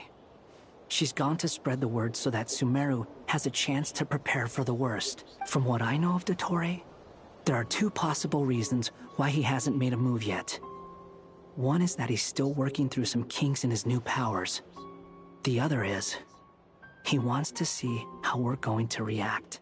He'll easily devour everything eventually, so I guess he's in no rush to make it happen. The first false god he made was me. Now it's his turn. Even though my records were erased from Irminsul, Dottore's ideas haven't changed one bit. He once told me that becoming a god was like turning yourself into a hungry wolf or giant serpent to devour the moon. Clearly, he began studying the moon goddess's powers long before he even tried making a god. He's always wanted to get his greedy hands on divine authority one way or another. And in the end, he devoured the moon where I failed. In the desert of Sumeru, there is a chessboard built by King Deshret, also known as Al-Ahmar. I don't know if it was a real game, or if he was just trying to challenge his servants and citizens in some way. But creating games and setting rules, gods do that as a matter of course. That's the kind of power Dottore craves. Now he has the Trilunar Authority. His power is leagues beyond the common people. I don't think there's any point in other nations rushing to the front line. They're better off focusing on defense and hoping they can fend off any threats that spill out from Nodcry. Either way, Dori will inform Lesser Lord Kusanali, and she will contact the other gods in turn. The Seven will have some recourse available. If nothing else, their protection should keep the rest of the world from descending into chaos as quickly as Nodcry has. So on the bright side, even if Nodcry is doomed, your friends in other nations won't be in any immediate peril. That's good to know. But I'm not ready to give up on Nodcry yet. There's a word for people who refuse to let anything go. It's called being greedy. Maybe it sounds greedy to you, and probably naive too. But whatever you call it, that's what gives me the determination to keep fighting. Battles are fleeting, but the will to fight is a long-term commitment. Give up for even a moment, and your resolve will shatter. Why do you always feel the need to do the right thing? No one is born to be a savior. I mean, who's gonna criticize you if you fail, or give up? Don't take this the wrong way, but Dottore said something similar to me. I guess the Fatui attracts people who don't believe in saviors. Not necessarily. It's less about belief for me. I just want to know how determined you really are. After all, I don't owe anything to anyone else here. Only you. You look kinda worried. If your arch-nemesis was about to achieve their ultimate goal, I think you might feel a little worried too. That's true. Dottore is about to become an omniscient, omnipotent deity. That's gotta be a bitter pill to swallow. Still, you're calmer than I expected. Obviously, I have to admit that my past self was a reckless fool who misunderstood not only the point of revenge, but how to achieve it. And as much as I want my vengeance, I know I'm not gonna get it by acting alone. If the world's taught me anything, it's to think before I act. Too bad it never taught me any other virtues, though. So, I am going to destroy Dottore, no matter what it takes. So, what's your plan? I'll get to that. First, tell me, what do you— Just like Paimon said, she's a— How much do you trust her? This is a serious question. Although she's with the Fatui, she has her own values, and she's helped us a lot. If nothing else, she's clearly going the extra mile for Columbina. I see no reason not to trust her. If you say so. In that case, the three of us need to talk. I have some thoughts about her computing problem. It can be solved, but it will come with a cost. How much? If I can afford it, I'll cover it. Sometimes your heroism really backs me into a corner. You know that? Come on, let's go talk to her.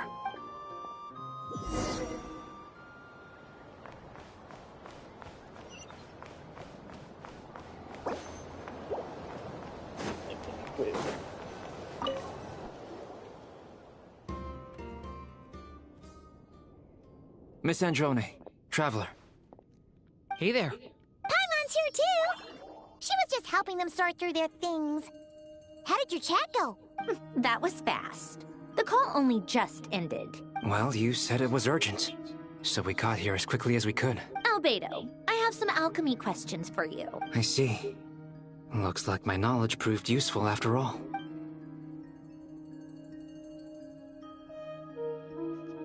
If I might ask, what is the end goal for the modified formula you'll be using? I needed to predict the future of the entire world. But I've run into some teething issues since trying to implement Renee's theory of the 4 Orthians.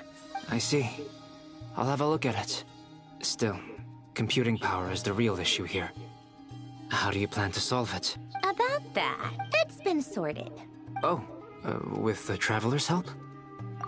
Actually, you're not wrong. She found the person with the solution. Was it Hat Guy? Yeah, it was him. Wow! Go Hat Guy! Seems like all that time studying at the academia is paying off big time. But where is he? Wasn't he the one who asked Albedo and I to come here? Come with me. Hat Guy? What's happened to him? Hat Guy! Can you hear us? No response. I guess he's in hibernation. Hat Guy mentioned that he was a puppet. It seems that his functions are currently shut down. I presume this has something to do with the solution to your computing problem. That's right. He and the Traveler came to see me. Wait, what? You have a solution? Would you calm down? Why do you always react so hysterically to everything? Excuse me? How would you know? You shouldn't be so quick to judge complete strangers. Oh, please. It doesn't take that long to figure out that you have a temper. Where does a mere student get that kind of confidence? I've actually published more papers than you. Not that status counts for much.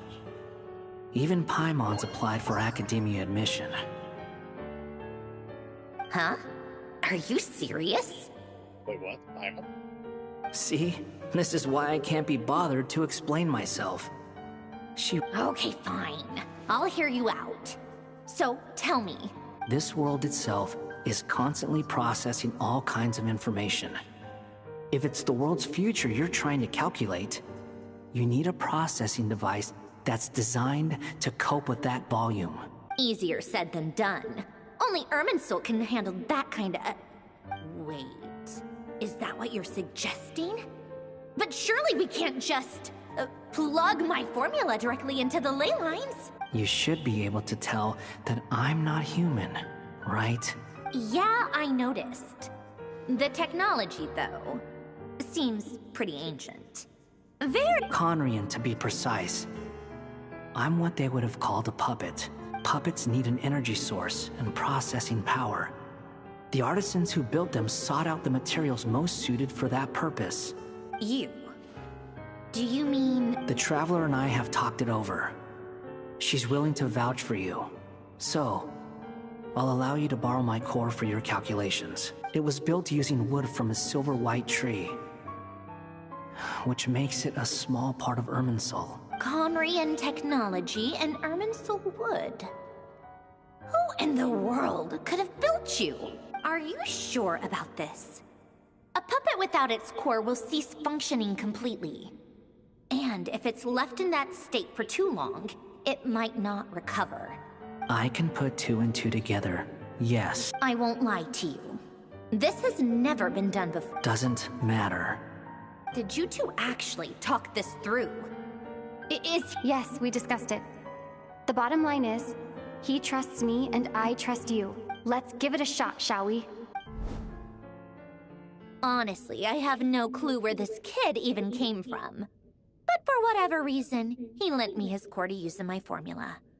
I'm very close to finishing my calculations now, and the core is currently in use. So I'm sorry, but I can only show you a sketch right now. This is what the core looks like. A silver white branch. It certainly matches the legends told about Irminsul. Is Hat Guy gonna be okay? He's not gonna die, right? Right? In theory, he should be fine. As long as we put his core back in time. Beyond that, all I can say is that I'll try my best to avoid risk and make sure the core doesn't sustain any damage. I think I know why you called us here now.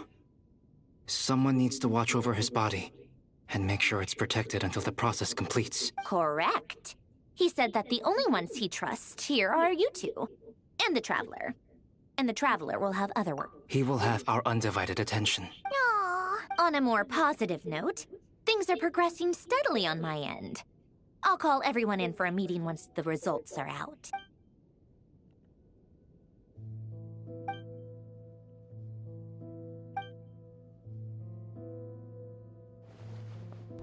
The worst case scenario with the core removal is either a system reset or a total loss of function.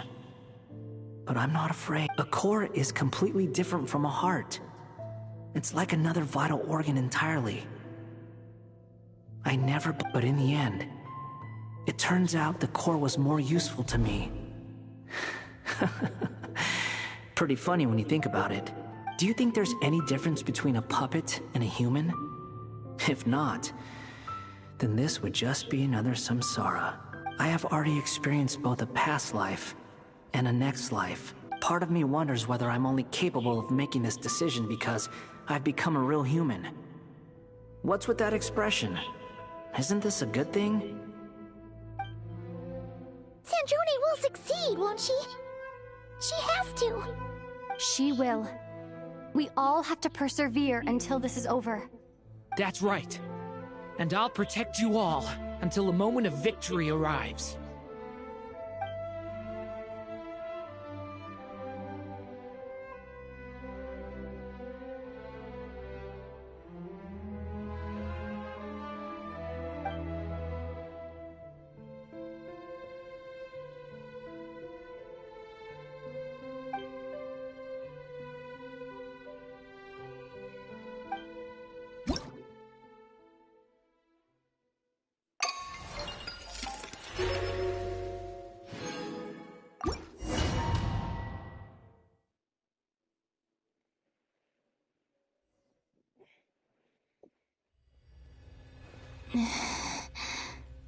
Who are you? Call me Sonnet. You have the same power as Canon. Sonnet. So, you're the goddess of the iridescent moon? Oh, goodness. You recognize me? Columbina. Hyposelenia. What a lovely name. Did you choose it yourself? It was a joint effort between me and my friends. Friends? You mean your friends in the heavens? Huh? Oh, sorry. You must be exhausted. I apologize. Do you mean the other two moon goddesses? Wow, you sure know a lot. Hey, does that mean that our story goes on into the future? Oh, I guess that wasn't the best question to ask. It's alright. We were prepared for that possibility. You could say we were too prepared. I can't even remember how long my sisters and I have been here by this point. When did you get here? How long has it been? I can't say for sure, but it feels like it's been forever. I see. Are you feeling alright? You look a little unwell. I can hold out a while longer.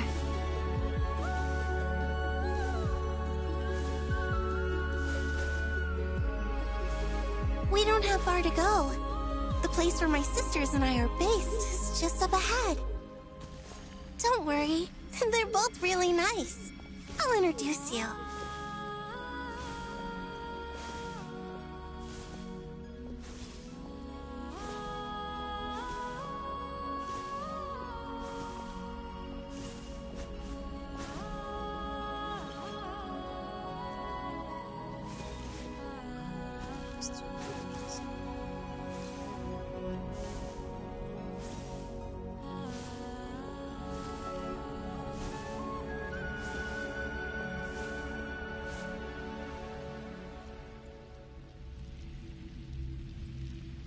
Sisters! I'm back!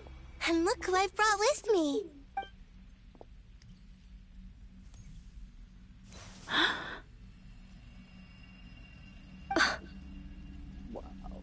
It's our lovely little sister, born in the far future. The pleasure is all mine.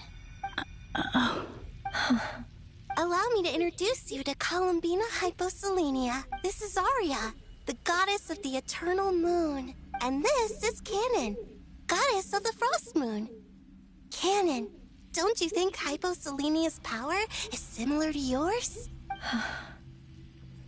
Hello, Columbina. I apologize for our startled reaction just now.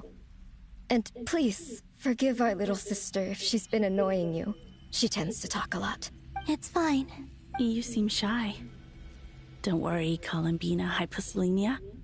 No one can hurt you here. Could you tell me where here is? Please. I must know. My dear sister, this is where Tevat's original ruler, the Dragon King Nibelung, imprisoned the moon goddesses. What? You're scaring her. No, I'm fine. Please, continue. Nibelung, our original master, created us in the distant past to maintain Tevat. But he left this world and traveled into the dark universe beyond, to explore worlds vaster still.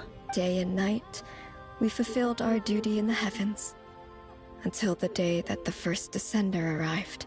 The great ruler of the firmament. The heavenly principles.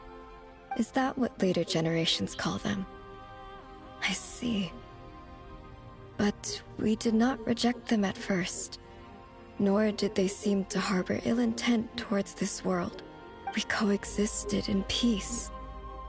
They were like a guest in our home.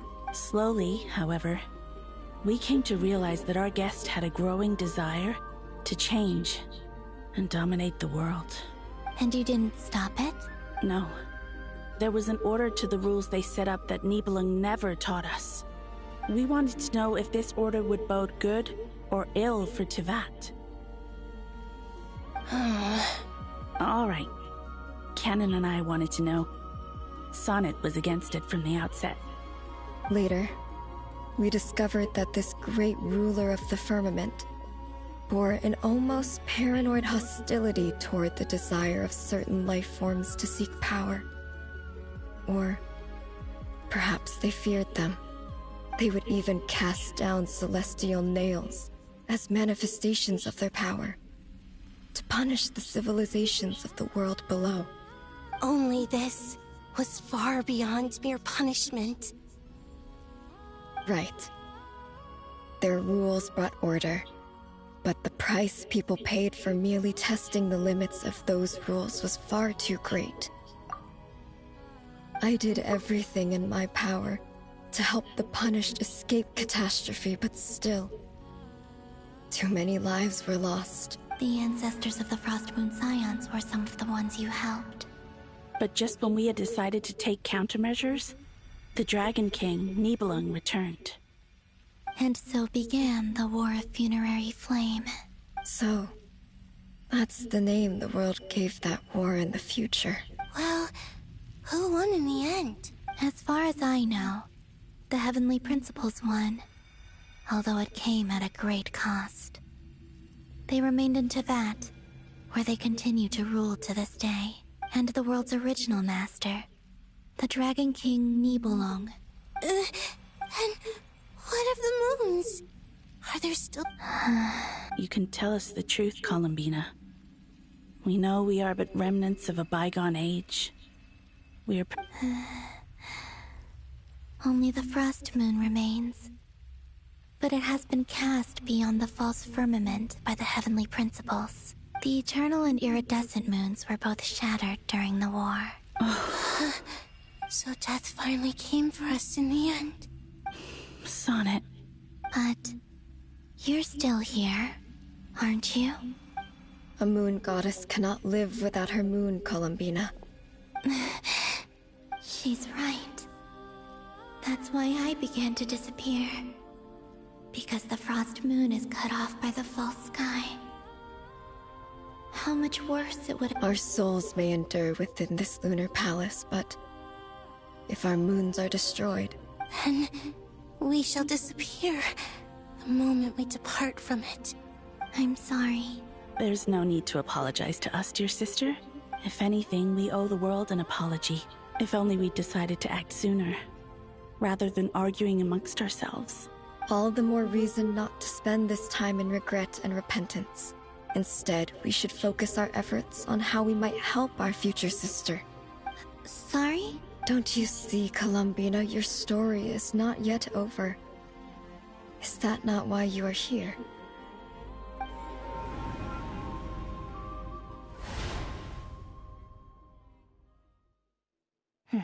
It's done. Initiate numerological array.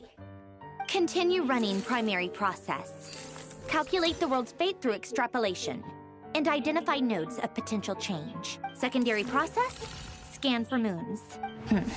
Still 4. The number of moon marrows hasn't changed. Wait, let me think. Is it possible that there's something I've been misunderstanding about the moons all along? Variables. Variables in the world. I know where potential variables within the world come from. So what about the moons?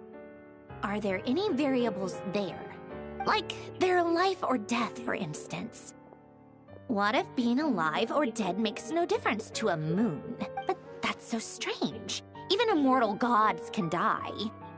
Why would the moons alone be... Wait! I've got it!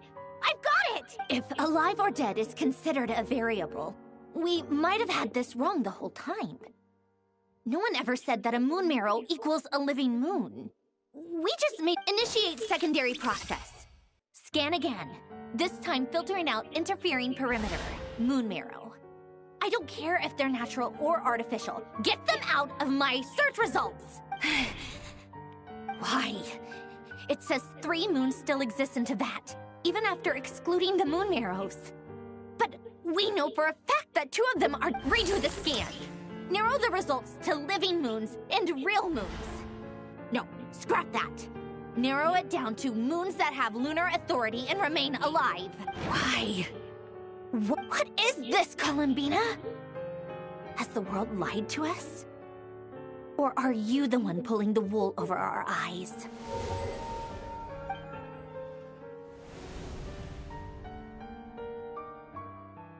So, you think that the moon's reflection might be where Nibelung imprisoned the 3 Moon Sisters? Yes, it would explain a lot, such as why that space would respond to a moon goddess's power, opening the moon gate at her command. It would also explain why Miss Columbina has been unable to leave, and why time flows in reverse there. In the messages she sent, Columbina promised us she'd find a way to return, but we have no way of knowing how. The fact that she still has yet to reappear in this world indicates that returning from that place is no easy feat. We cannot afford to... So you're saying, if she could return by her own power... Yes. She certainly wouldn't leave it to this late stage when it's so touch and go. I've been giving this some thought, and I've come to believe that Luanatar might be an anchor that she left behind, as a sort of future waypoint. This could also explain why Luanatar is always by the Traveler's side. Sounds like a plausible theory. If that's the case, there must be some criteria we need to fulfill. The question is, what could they be? Hello? Listen up! This is extremely important!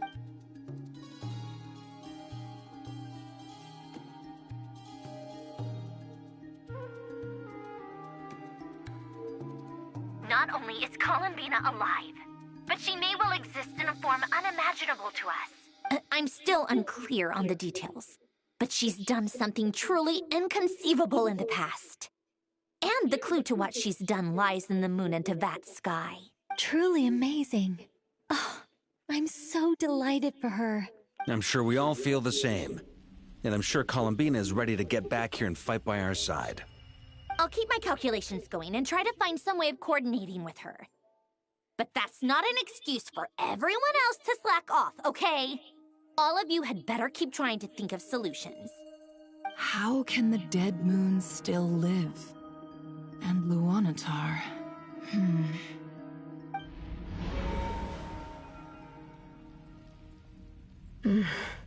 It's hard to believe that's what will happen in the distant future. Our authority is linked to the most fundamental rules of Teyvat. I suppose it's no wonder that many would covet that power. I didn't realize that when you said friends, you meant people who live down in Teyvat. That's so lovely.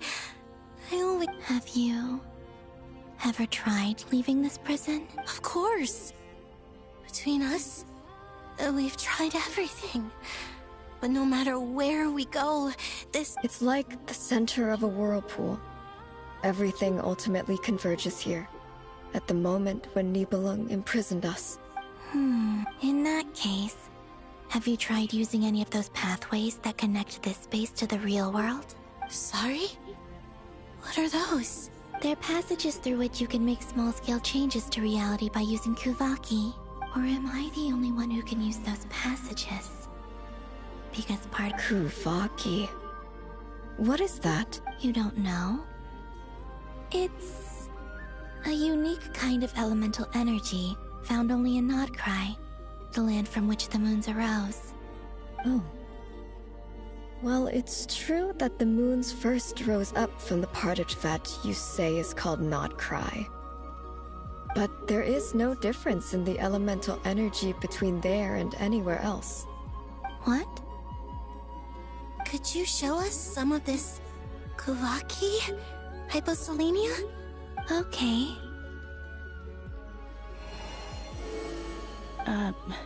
Isn't that just your power? What? But it's everywhere in Nodcry. In the air, in the land. How curious. This Kuvaki certainly did not exist anywhere in the world before we were imprisoned. Let alone influence living creatures. So, how exactly does it affect them anyway? Can they float in the air like us? This is so strange. Why would their reality differ so much from mine? Columbina, you're looking for more than just a way out of here, aren't you? Yes. If I am to help my friends, I will need Tri-Lunar authority on par with that of our foe. You mean... you'll need our power? This sounds extremely risky. The Three Moons' powers are not mutually compatible. Concentrating them into one goddess will be a very painful process. And if anything... I know. But I'm willing to take that risk. Even so, let's say we successfully transfer our authority to you. How will you take it outside this prison? Nibelung constructed this realm specifically to prevent us from using our powers to interfere in his war. No moon goddess can leave this place alive. What if I don't leave alive?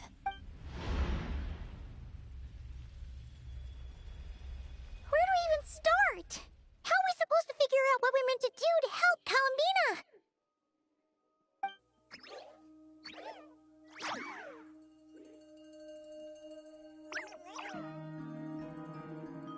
Columbina? What do you need from us? If she really got to the beginning of time in there, how do you think she'd leave us a message?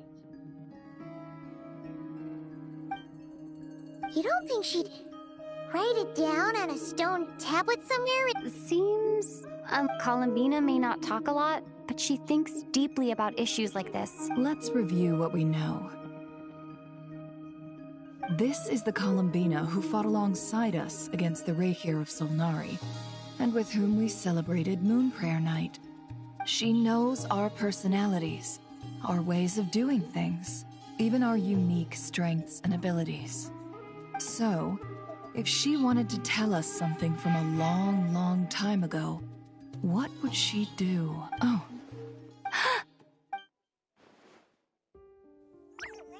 Traveler.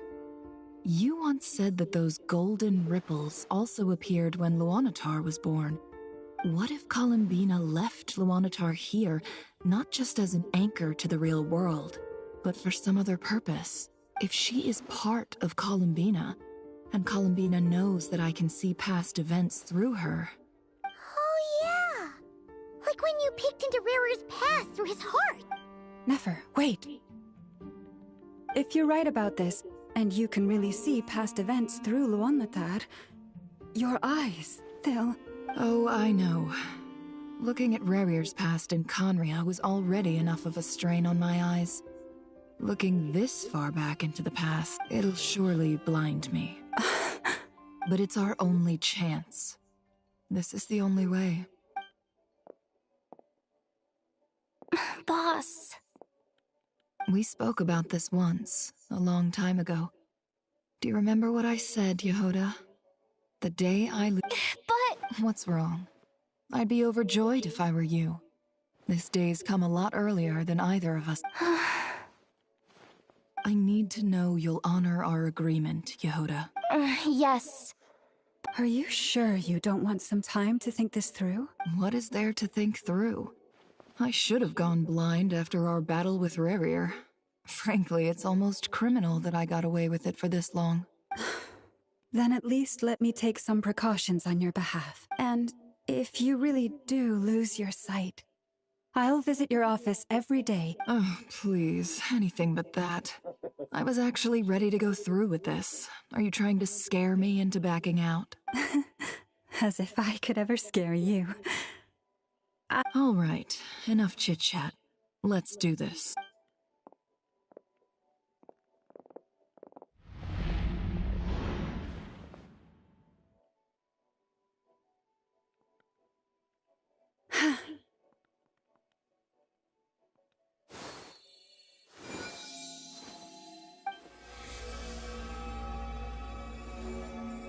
All done. Good. Now give me some space. Come on then, little one. Show me what happened in the past.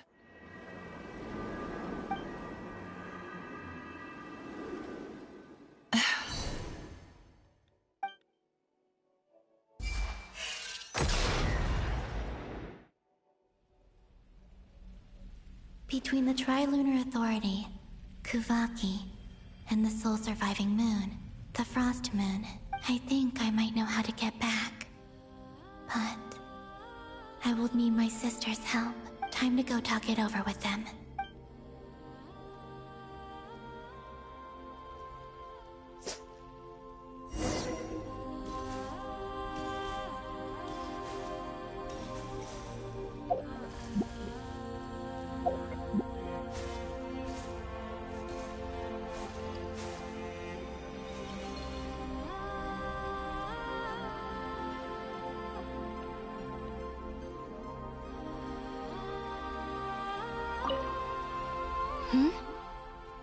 I hope it's not too dangerous.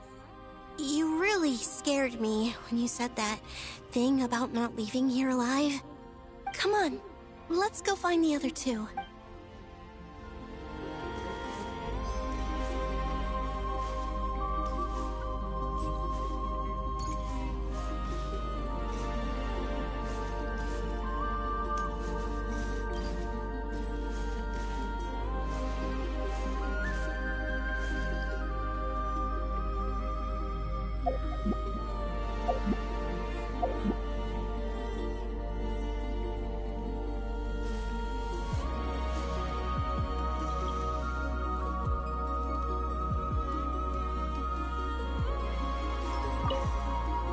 Seems you have reached a decision. I'm all ears.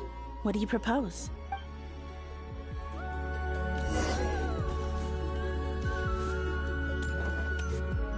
Aí não vai conseguir o screenshot.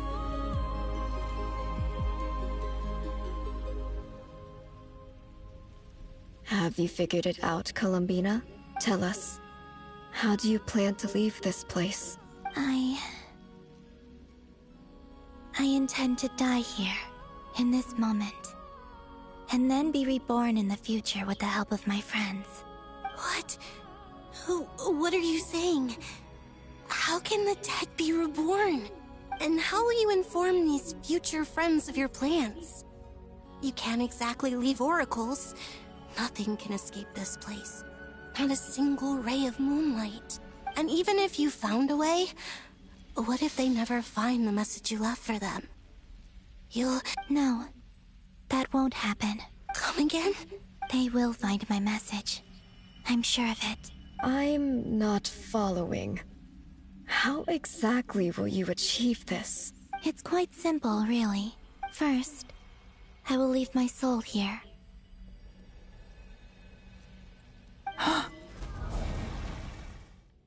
I see it.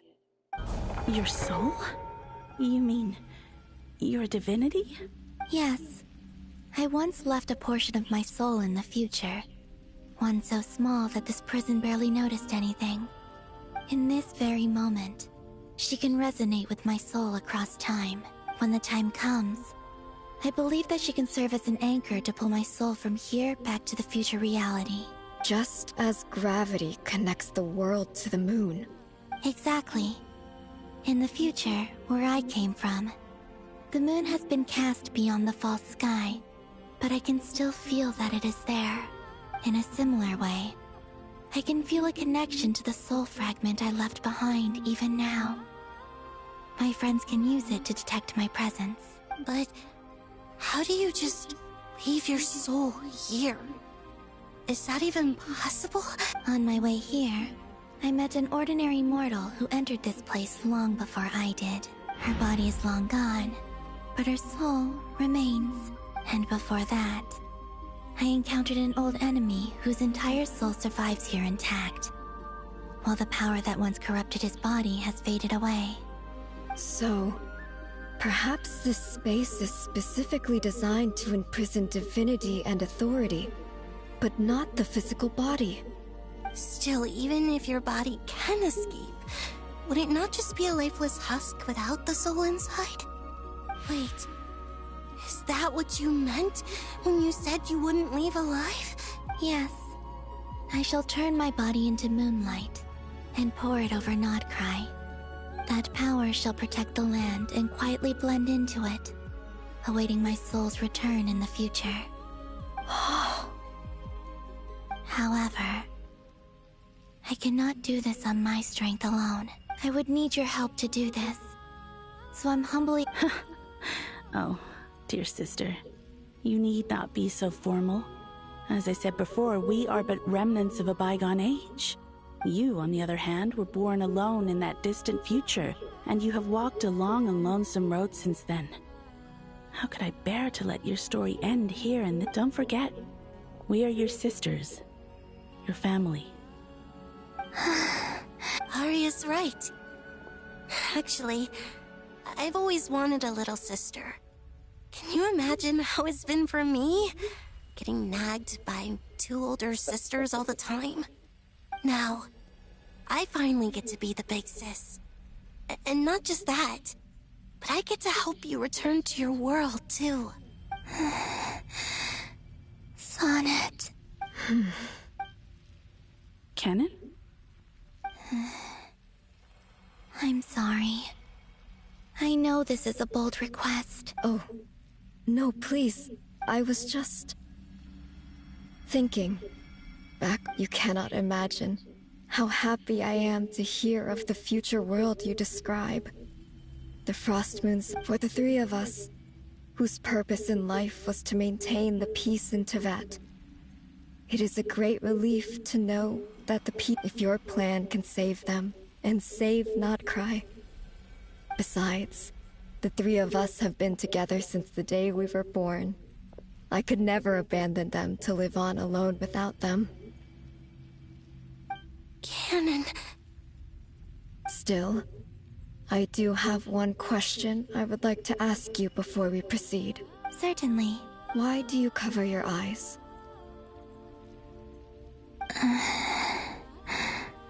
Yeah, I was curious about that too. But it seemed personal, so... There was a time when I refused to look upon the world. I believed it was full of nothing but lies and falsehoods.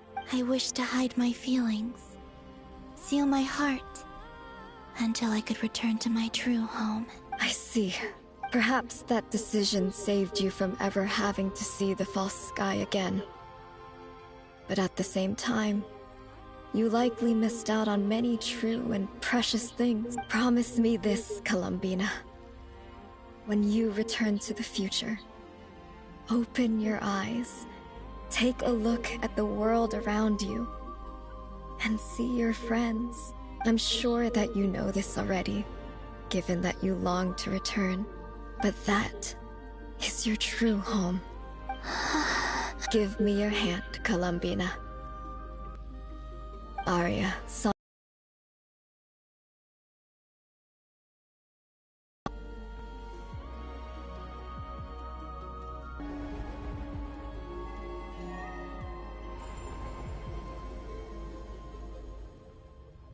We once were the song sung for eternity, but now it is you who must continue to sing. We once were the tides in the great river of time, but now we subside, and you arise. We were the messengers of madness and inspiration, but now the lies have faded, and your truth must endure.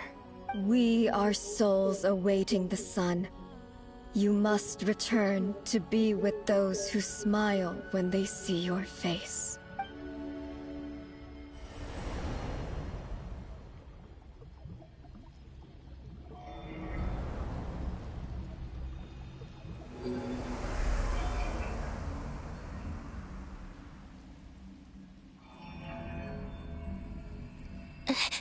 Is it done? Yes. We have transferred the authority over all 3 moons to Columbina Hyposelenia. From this moment on, she is the Tri-Lune Goddess, the one and only moon goddess of this world.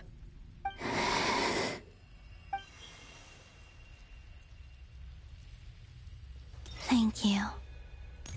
Thank you, my sisters. Now go, and do what you believe is right, Columbina Hyposelenia. Be aware that we cannot grant you the power of the 3 moons beyond these prison walls.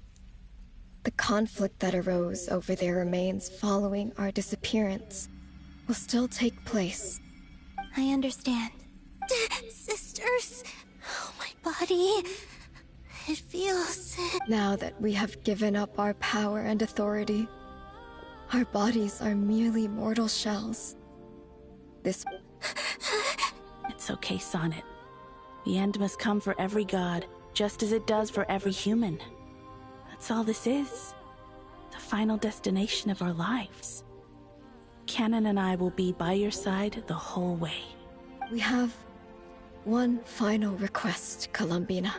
Could you use the 3 moons' power to send us back into the real world? Now that we have lost our powers, I doubt this space will seek to hold us further. It's just...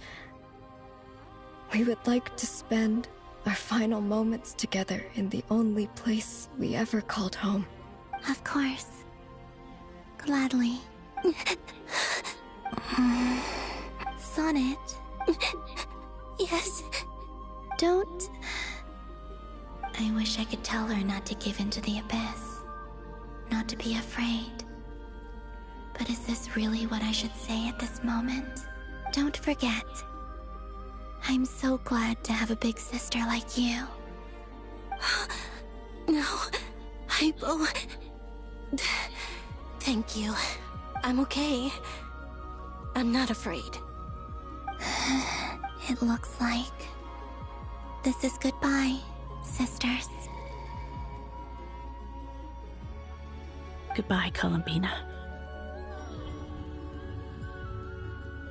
Take care of this world in our stead.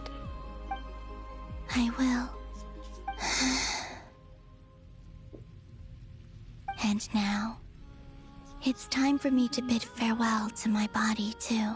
May it become the moonlight that keeps Notcry company through the long years ahead. So this is why Notcry was not always home to Kuvaki. It only appeared after I poured my body out upon this land. And hope Kuvaki responds to me because it is me, and the golden energy I've encountered on my way here was, in fact, that very soul. O power Tri-Lune, eternal moonlight. I, Columbina Hyposelenia, lay aside my body. Let it be cast into the dark night to illuminate the future. May it be a companion to all who dwell beneath the moon.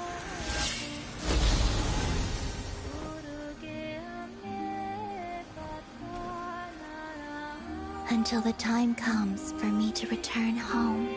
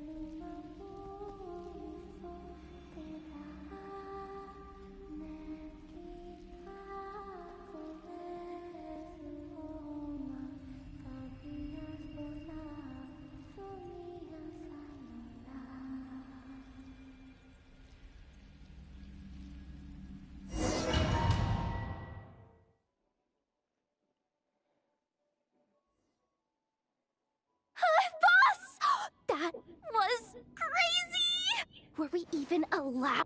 Can you still see? How many? I see 2 fingers, and a look of... Truly astounding, Miss Nefer. Your eyes have glimpsed the very ends of the world, and yet they remain as sharp as ever. Or is the credit for this miracle due to Miss Lauma? It seems that even time itself is no... Surely you jest, Mr. Flint. I suspect we have Columbina to thank. She must have realized the immense toll that the ritual would take, and purposely set aside some of her power in the past to protect Nefer's eyes when this moment arrived. There is always a great price to pay for witnessing the truth, but it seems that this time, Columbina has... She chose the perfect method of getting a message to us. Though her eyes were always shut, she was clearly so perceptive. She knows us well. She knew exactly, despite being separated by time and space, we're seeing the same possibilities and seizing the same opportunities. We still don't even know if she's okay right now. But as long as there's a chance... We'll get you back somehow, Columbina.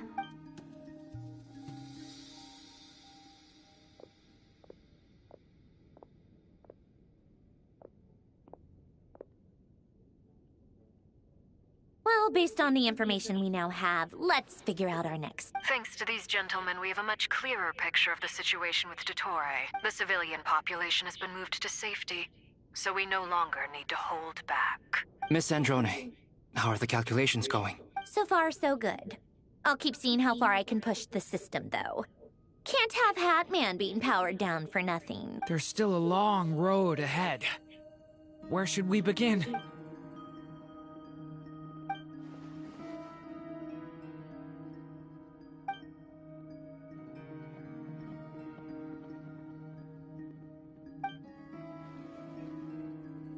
Our plan is clear. Time is short, so let's get... There's just never enough time, is there? Time is the bane of my existence. All right, we'll do our part too. Yeah.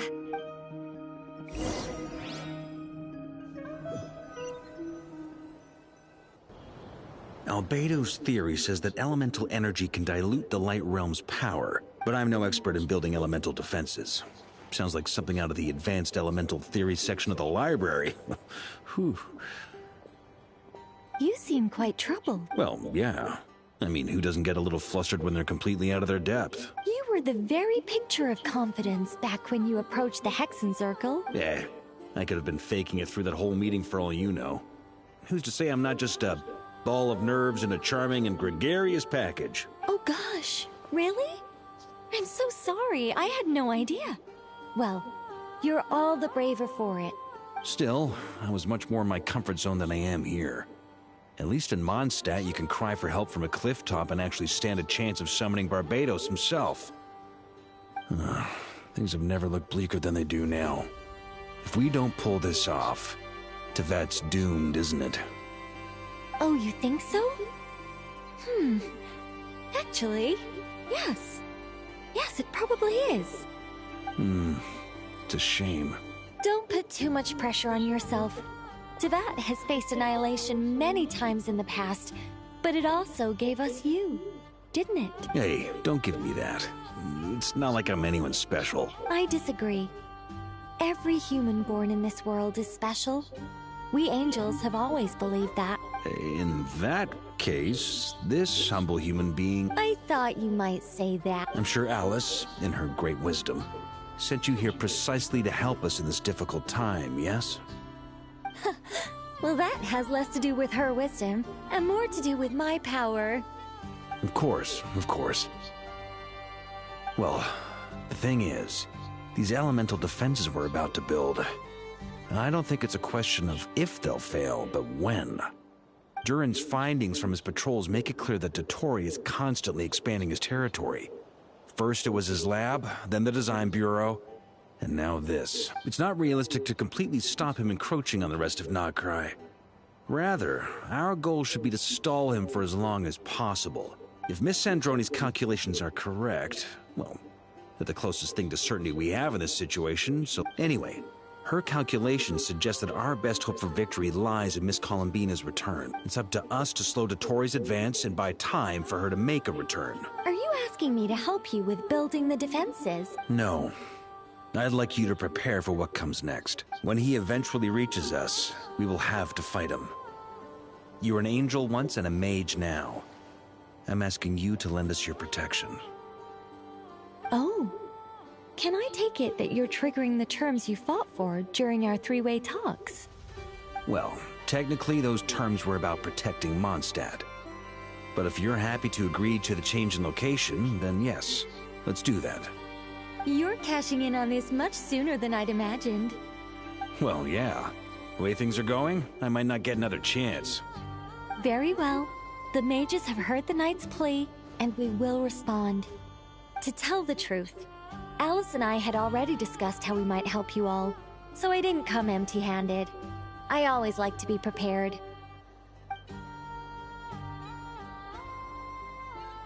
This is... wow. Yeah. This is great. Seriously, thank you.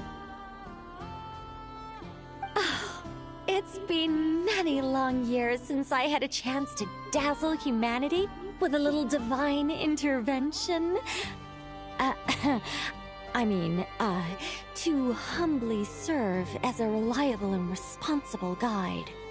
Anyway, Knight of Boreas, please accept this gift in recognition of your great virtue. Go now. May the angel's blessing deliver you safely to your destination.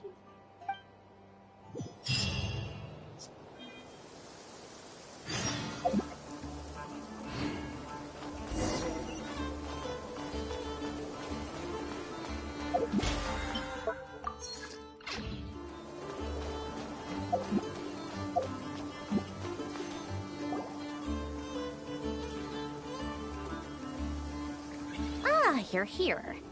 Sandrone! How are things going? Glad you asked. You two are about to become the first people to lay eyes upon my masterpiece. Or should that be the first person and the first, specter? Hey! Whatever. Come, feast your eyes on this. Wow! We've never seen something like this before!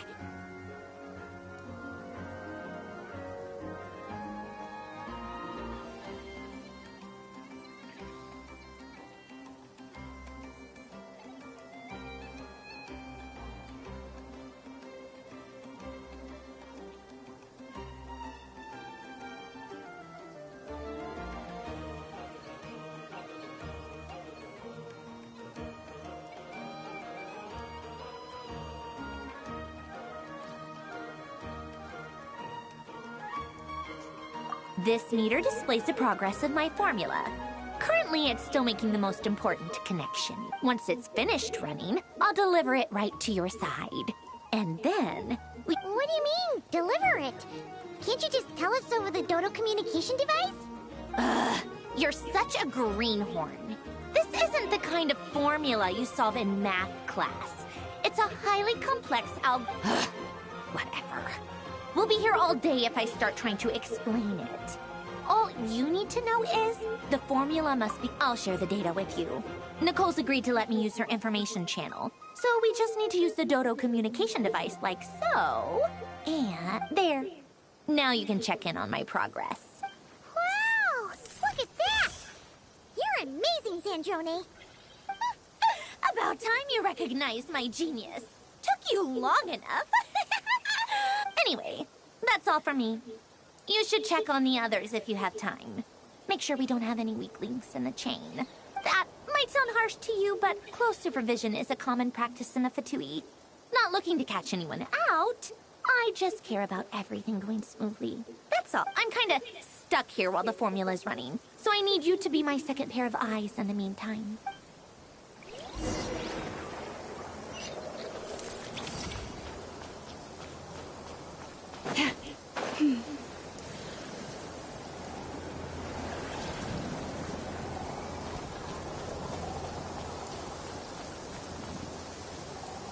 Thankfully, Miss Nicole has come to our aid. Nasha Town is now looking very well defended. Golden Flame. Yes, that's Nicole's power, all right. Based on the latest message from Grandmaster Varka, it sounds like they've reached an agreement. The situation should be more stable with her assistance. Everyone will have at least some degree of protection. Albedo! Durin! Hello there, you two. Are you well rested? That's good to hear. As per the plan, Albedo and I will be in charge of Nasha Town. As Dottoro's energy field expands, it's creeping ever closer in that direction. But we will do our best to hold our position. We fought side by side many times before, and always with great success. I believe this time will be no different. So don't worry about us. Focus on fighting Dottore.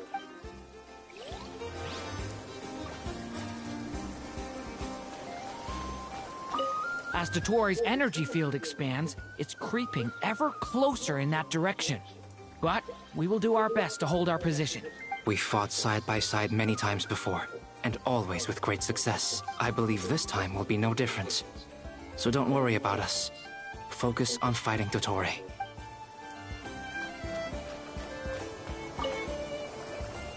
Traveler, Paimon, a pleasure to see you both. Friends! How's everything coming along? Fairly well, if I do say so myself. Personally, I am ready to confront Dottore head-on. Ooh, you sound much more serious than usual. To be honest, I am not usually fond of exercising my full strength. For one thing, it's hardly conducive to maintaining a low profile. Besides, I believe one should have the right to choose when to show their hand. I am conserving my strength until the moment of battle is upon us. Anything to boost our chances of victory. Seeing you get into the zone like this really puts Paimon at ease. Huh, Traveler? I consider it an honor to have your trust. Rest well. I look forward to seeing you both in your element during the battle.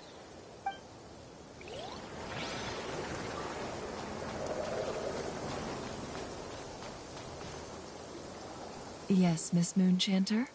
What are you staring at? You always address me in the strangest ways. Lady Moonchanter one minute, Miss Moonchanter the next. Yes, and?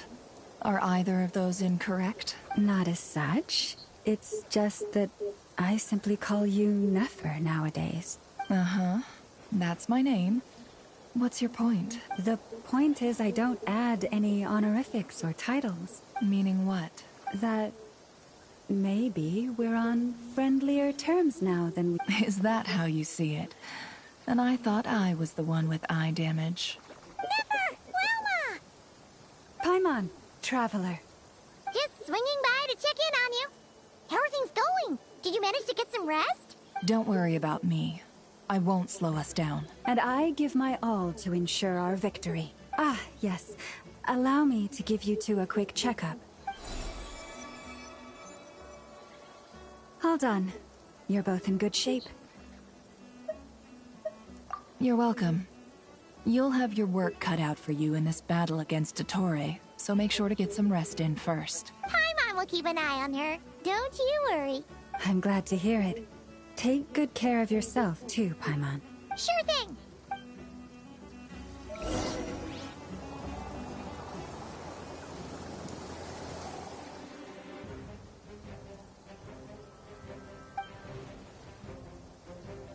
Here they come. That's quite a horde. As we expected. Get ready, everyone. Take your positions and prepare to engage. Let's begin. I'm at the ready.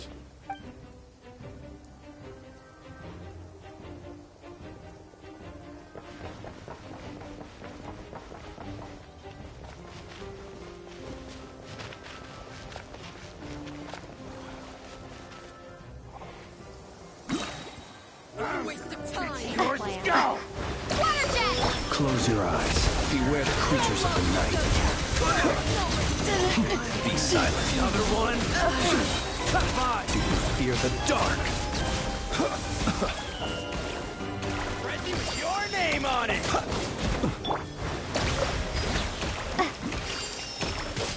Bombs away! You're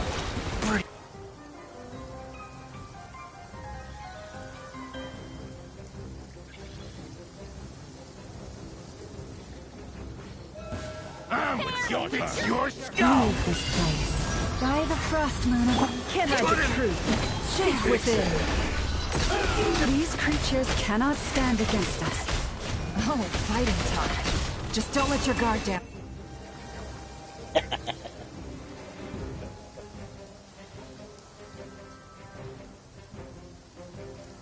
I don't know how to use this too. Come to be, moment of birth. Thunder! Stay away from me! That was easier than I thought. Naturally. What do you mean?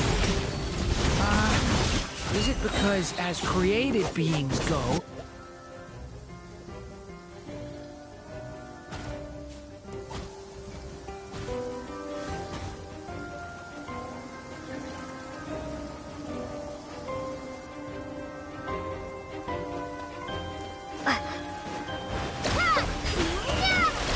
You poor lost land for the everlasting. The night cometh. Close your eyes. People have always used fire to drive away wild beasts. Wouldn't a lantern work just as well? You read my mind, my dear friend. I was just about to say that. All right then, dear friend. Bring the light.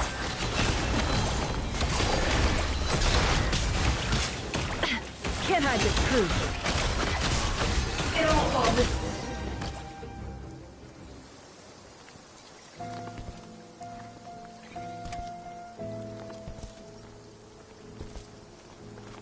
You're looking well. I trust you've had a good couple of days. Dottore. It's actually a good thing, in my view.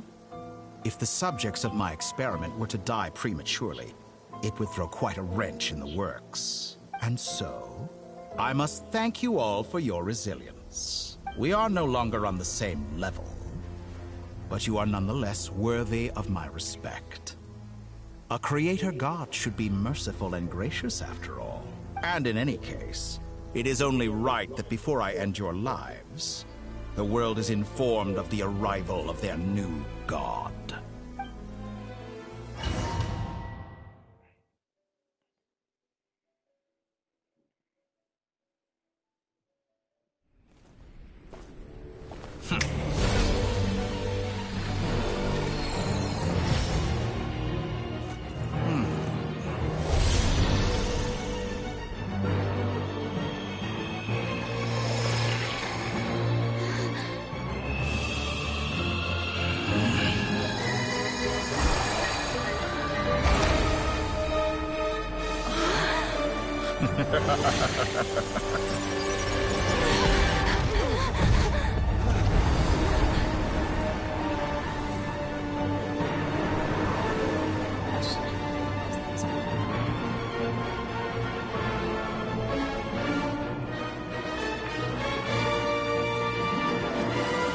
The experiment begins.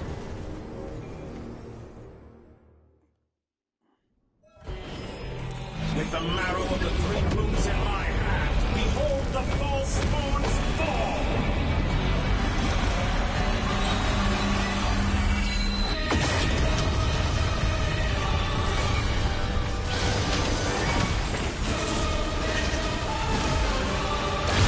Bombs away! No more lies.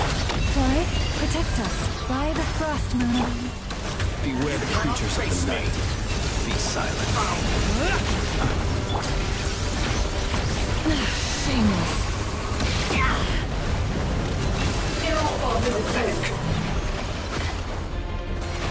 Go!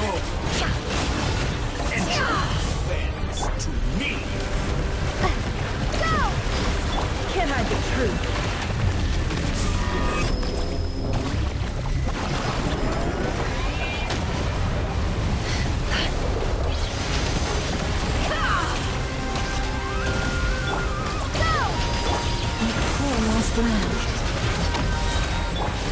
Close your eyes. With one heart, we pray. Seek within. Found her. Excellent. Still like an ant in my palm. Steady now. Oh, I've been moved inside another space. And it's sealed off. Looking at the structure of it, it seems like Dottore intends to trap us here. There's no exit. Our endurance is about to be put to the test. Entropy bends to me. It all adds up. Horace, protect us.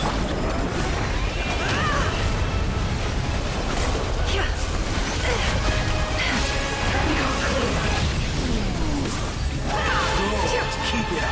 I'm still with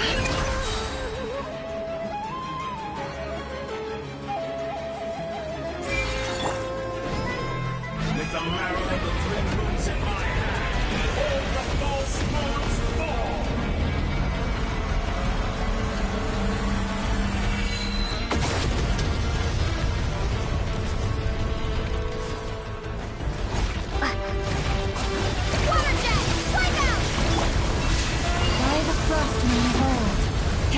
No more lies.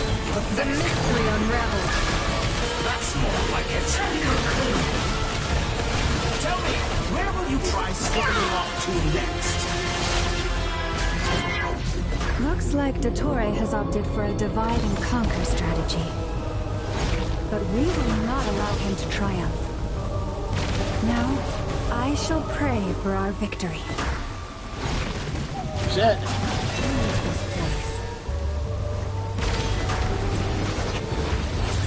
Entropy bends to me. Water jet!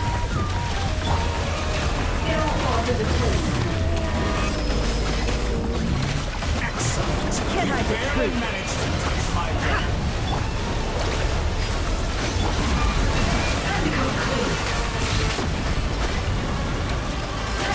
Did you honestly think that would fit me?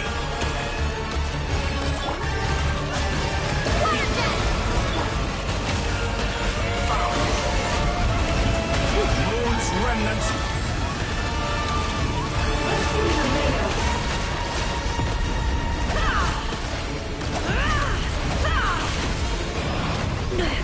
I better wrap this up.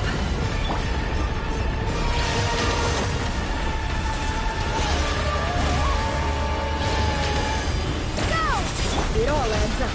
Did all the long years teach you nothing? Entropy bends to me.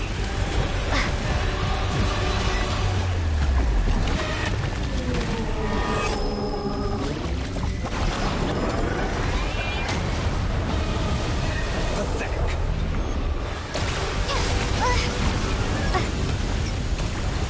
Be annihilated, that which cannot stand against me. What's this supposed to be? A knockoff version of the space Columbina got trapped in? There really is no way out. We'll see about that, Dottore.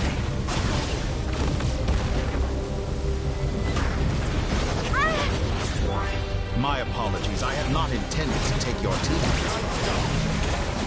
But you have a choice. Obey? Excellent deal, Director. Won't you consider it? Entry.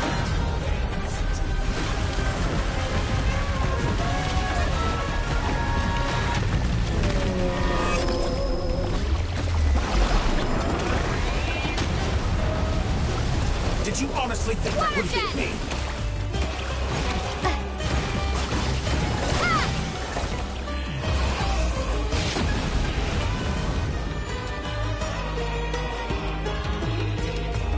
I'm aware you've been working on some little tricks to surprise me with, but it appears that none of them have come to fruition. My guess would be that you're trying to bring Columbina back. But then, where is Sandra? I always found their friendship to be a curious phenomenon. Two highly incongruent personalities, and yet they share a deep connection. Speaking of Columbina, I once saw her as like a younger sister. We got along quite amicably while she was with the Fatui, But then one day she suddenly decided she would refuse to take part in any further experiments. To this day, it's such a pity. I could have had a sister, a family. But alas, she grew to dislike me. You're not fit to be family to her. That I can't deny. So many people, all obsessed with playing out the same tired old dramas. This world is rotten to the core. And then there's you. You had every opportunity to reach the right conclusion. The thought of... But I maintain that I approached you in good faith, so I will offer you another chance. Will you work with me? You have until I count to 10 to make your choice. 1, 2, 3... Not in a million years.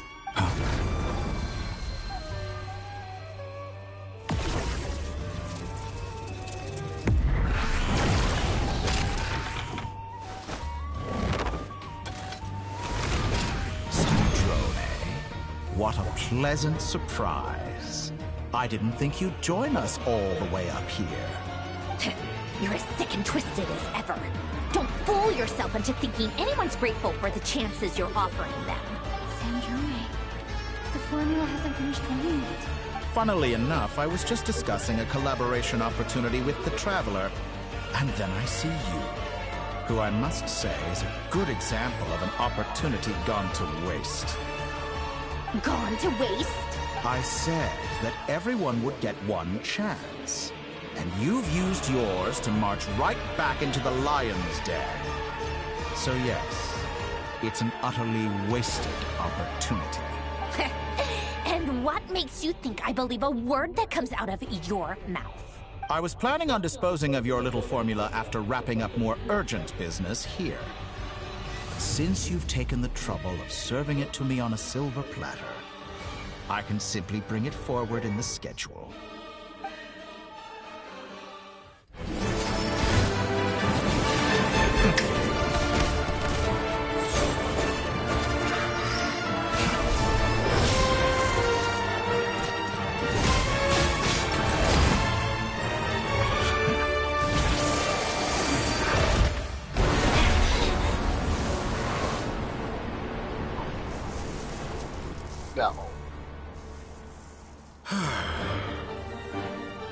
Is this your life's work? This piece of trash?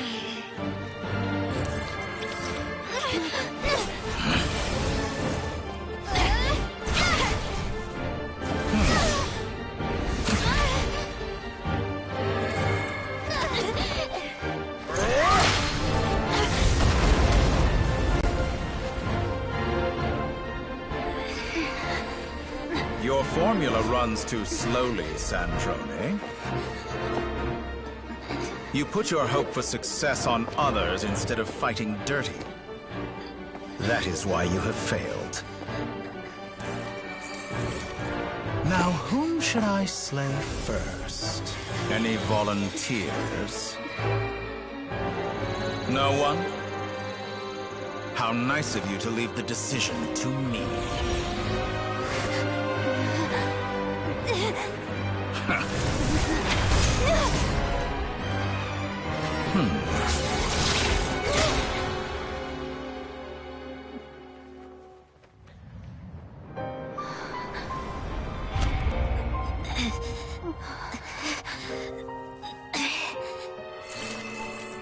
Oh, how unexpected.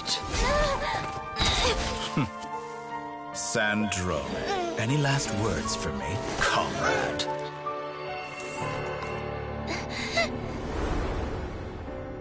Is there anything you wish for? Not really. But I've always known what I don't want. Go to hell, Dottore.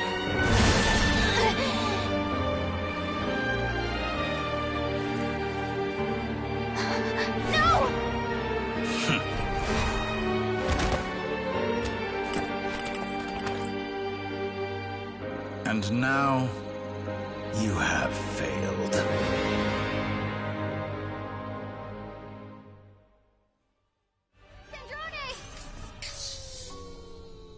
Now you see how fragile mechanical contraptions are.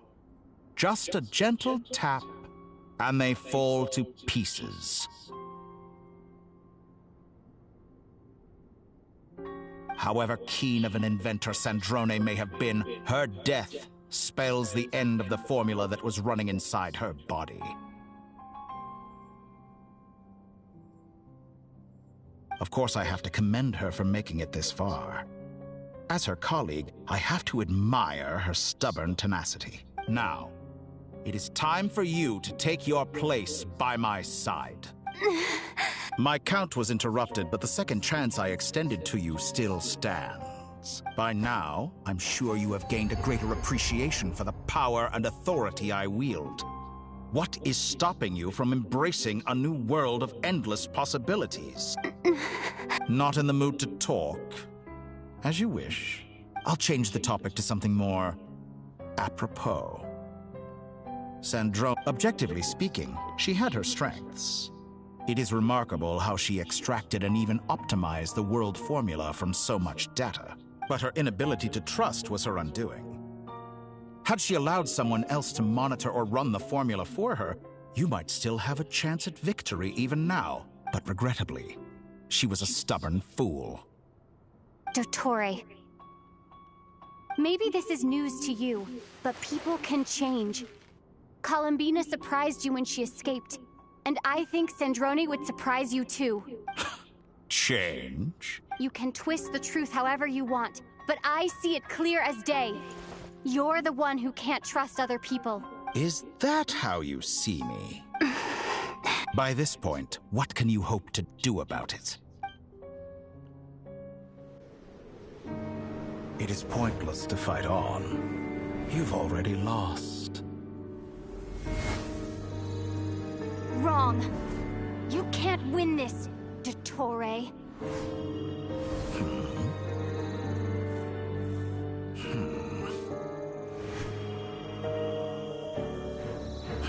What?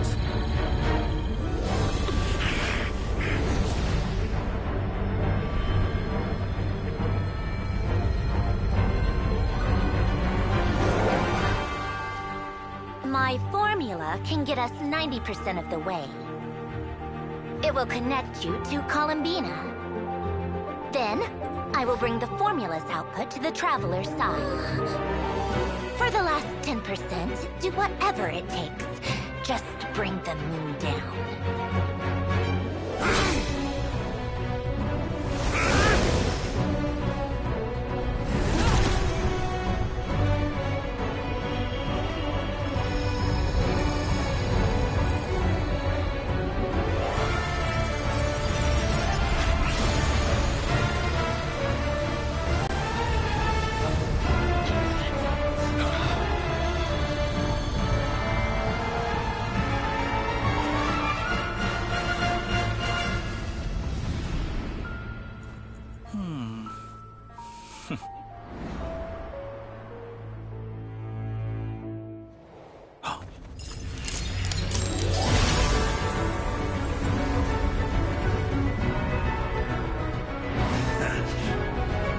The moon will never be yours.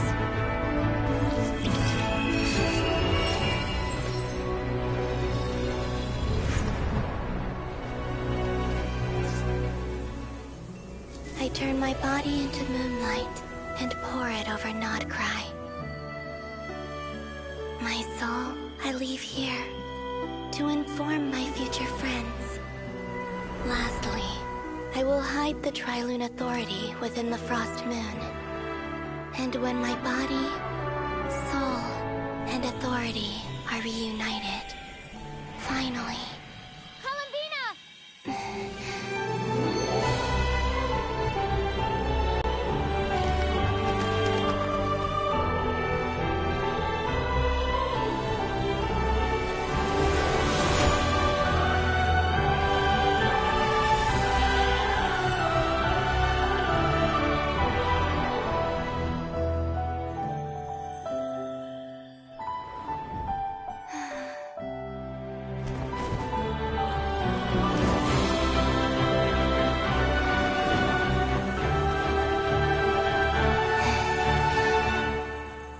been too long.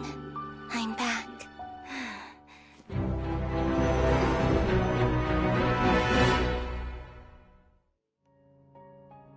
Stay focused on the battle, Traveler. What a touching reunion. Though I personally find myself repulsed by the sight of weaklings huddled together for war. Now, quite finished patting yourselves on the back.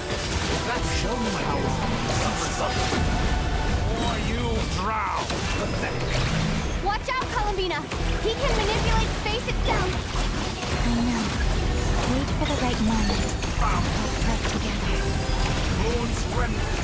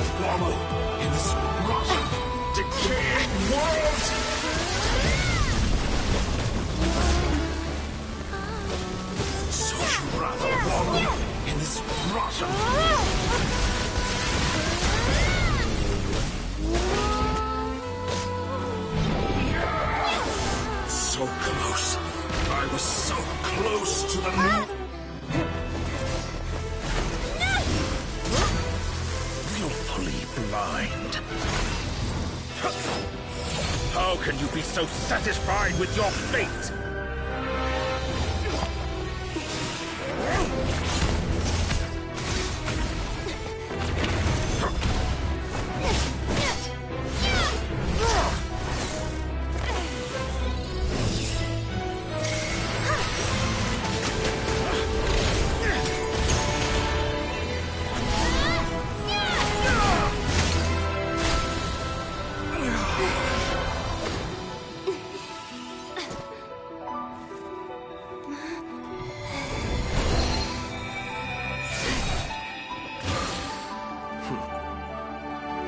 This battle was never about fate. It's about friends, family, and the home you stole from them. So dull. Only the weak rely on each other for comfort. You shall see. Once I transcend fate, you will be nothing but fodder for my grand experiment! That will never happen.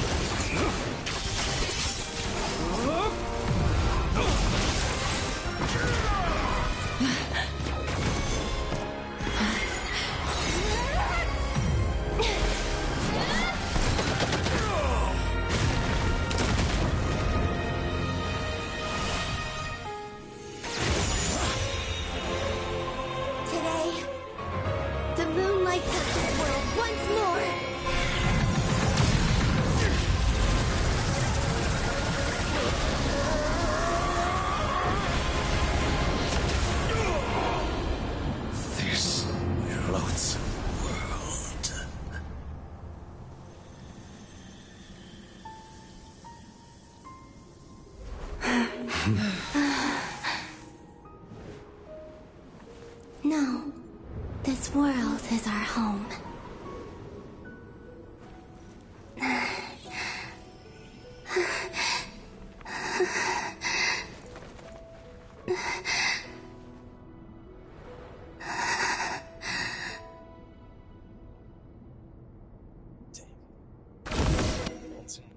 More true.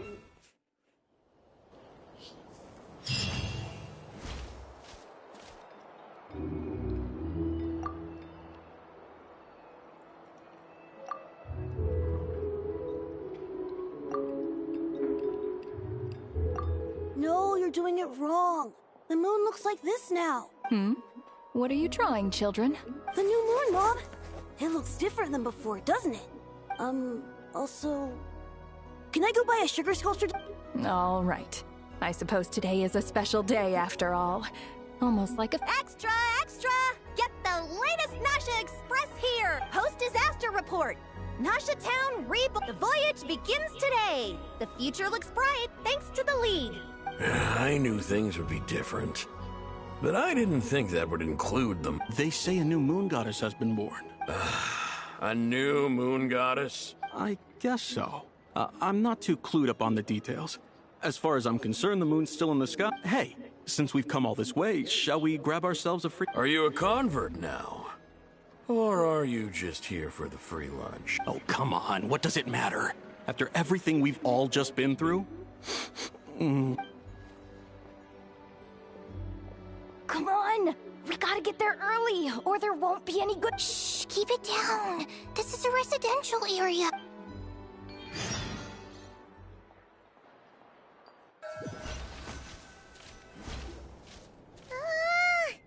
Why is it so noisy outside? It's okay. Paimon was pretty much awake anyway.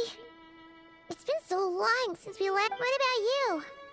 Did you rest well? Still winding down from everything that's happened?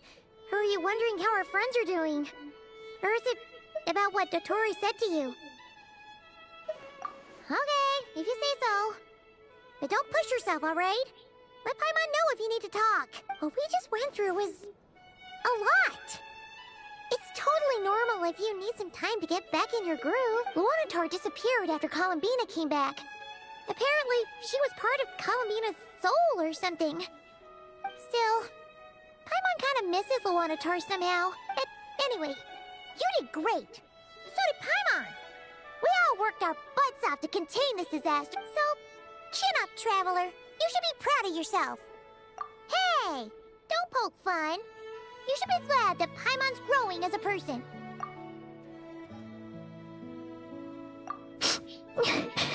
Paimon didn't think you'd mention it. You have no idea how anxious Paimon was. She was worried sick about you. Well, if you really want to show Paimon you're sorry, you're gonna need to make it up to her. You better be ready to splash out on a lavish meal.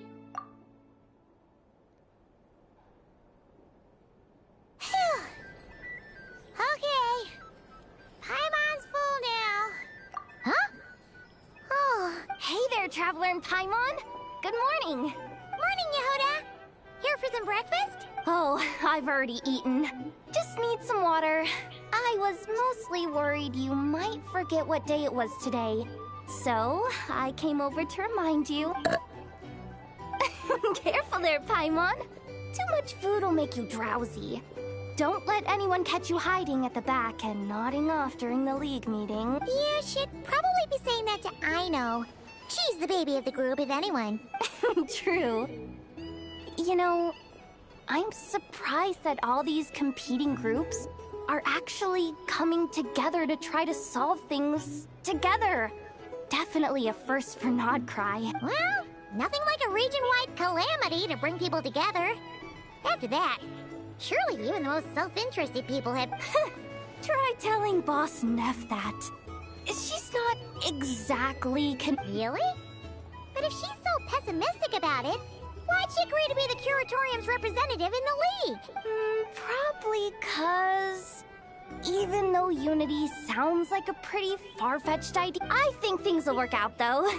I swear, Notcry feels like one big fan. Paimon's with you on that one. And... All right. Everyone's been rebuilding these last 2 weeks, and the evacuees have been coming back in droves. Life's slowly returning back to normal. Which means my workload's probably gonna shoot back up. Were you about to head out? There's still some time before this. Yeah! We were gonna take a stroll around the square and say hi to some friends first. Sounds good. See you later then.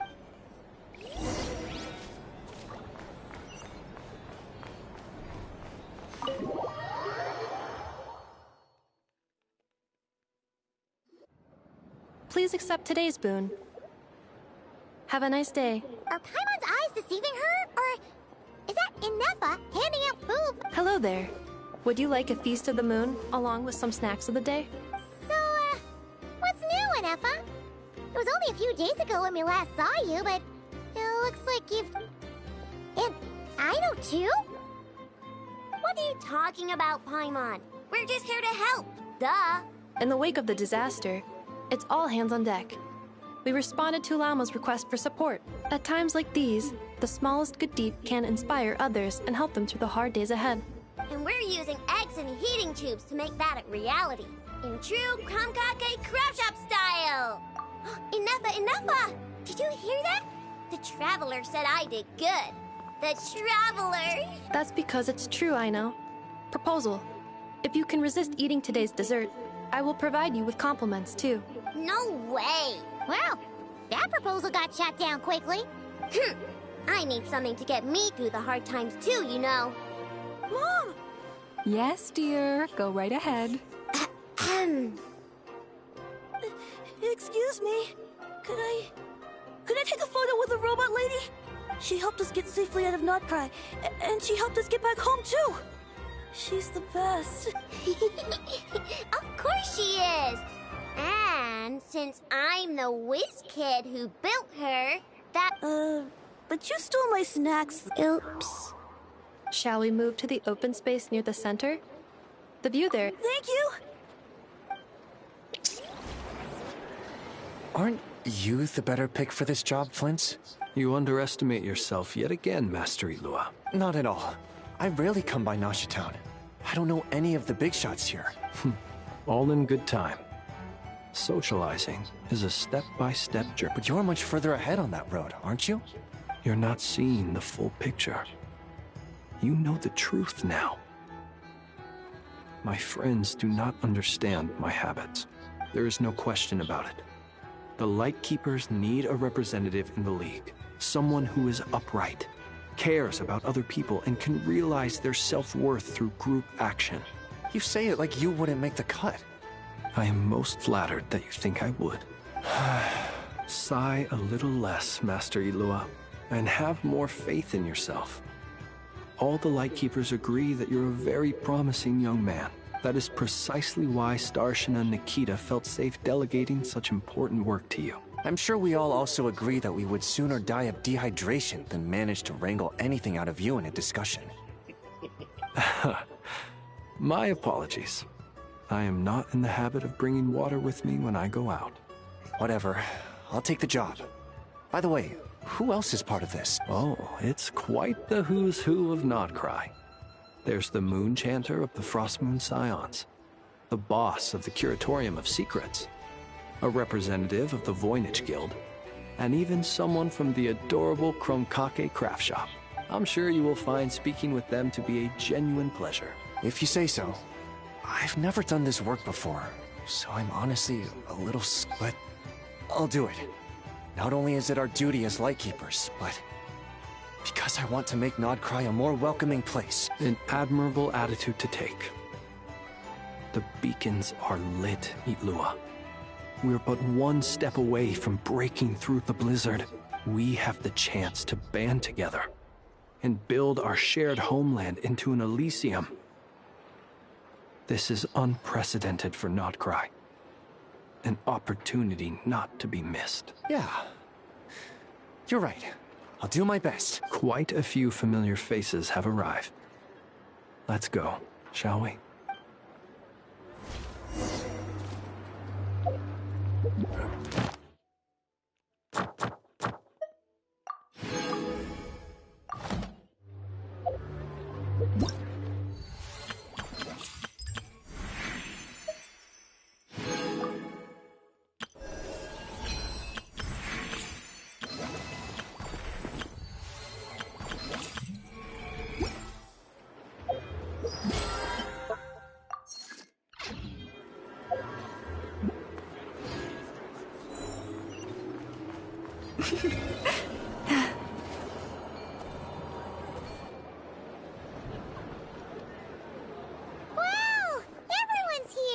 You seem well rested. I know no one's asked, but I'm sure you all want to know, so let me just say, we're doing great. Thanks. Well, great, but not perfect.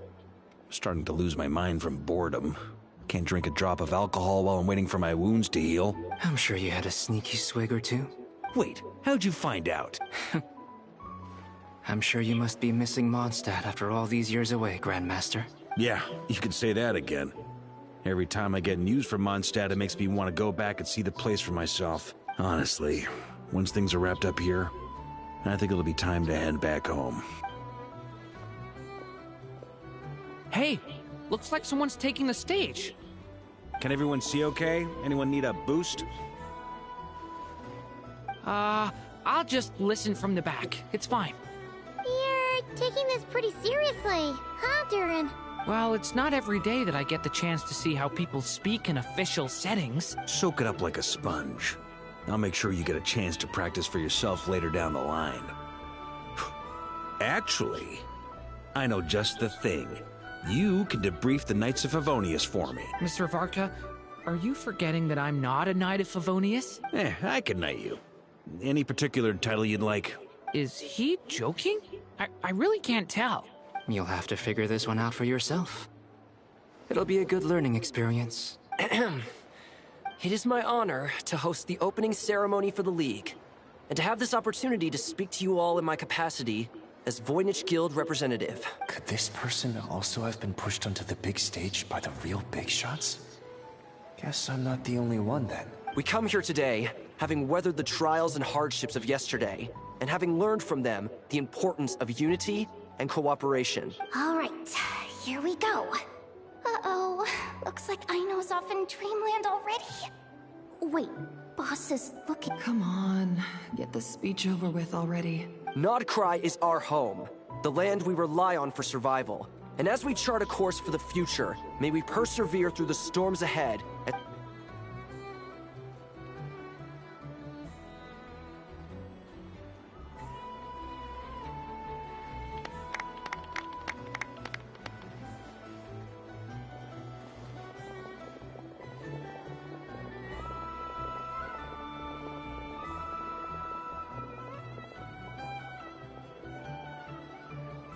Looks like we'll have more opportunities to travel in the future. I'm sure you'll cope, Lady Moonchanter, given how fleet of foot you are.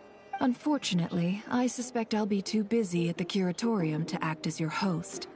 We have a busy schedule, not to mention an international network of contacts to manage. It'll be all right. I'll just check your schedule with Yehuda well in advance. And if she's not available, I can simply ask Ashru. So giving my employees extra workload isn't enough for you? You're really going to drag my cat into this too? I thought you'd approve. Aren't you forever increasing your employees' workloads? That's a bold statement. Are all the Frostmoon Scions feeling more audacious now that your moon goddess has returned? Columbina's return has brought joy to all who care about her. That includes both you and me.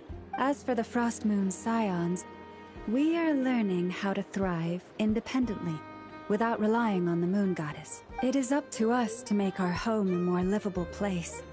Joining the League is one of the steps we are trying towards that end. I like the word try. It's nice and non-committal. You can opt out at any time and still say you tried. You don't see a bright future for the Frostmoon Scions? I'm just not as optimistic as you. The Frost Moon Scions should count themselves lucky that they have a leader as stubborn and enterprising as you. But Nod Cry's a big place, with all kinds of people. Most of them don't enjoy answering to a leader, or even listening to reason. Well, that's where you and your methods come in. Unless the Curatorium of Secrets is only here for appearances. For now, yes. And that won't change until this venture becomes worth my while. What would make it worth your while? Getting out more than I put in. Right now, I'd barely break even. But I'll grant that it's a good start for Nod Cry. Then maybe it's worth it. All right. You can stop now. Or do I have to join the Frost Moon Scions before you'll get off my back? You'd be very welcome to join us. Hey, you two! Congrats on all your hard work! What are you chatting about? Nefer was trying to dissuade me from adding to her employees' workload. Also, she's considering joining the Frost Moon Scions. Sorry, what? Your conversations are always the most interesting. Would you two care to join me for some tea before heading to your next destination?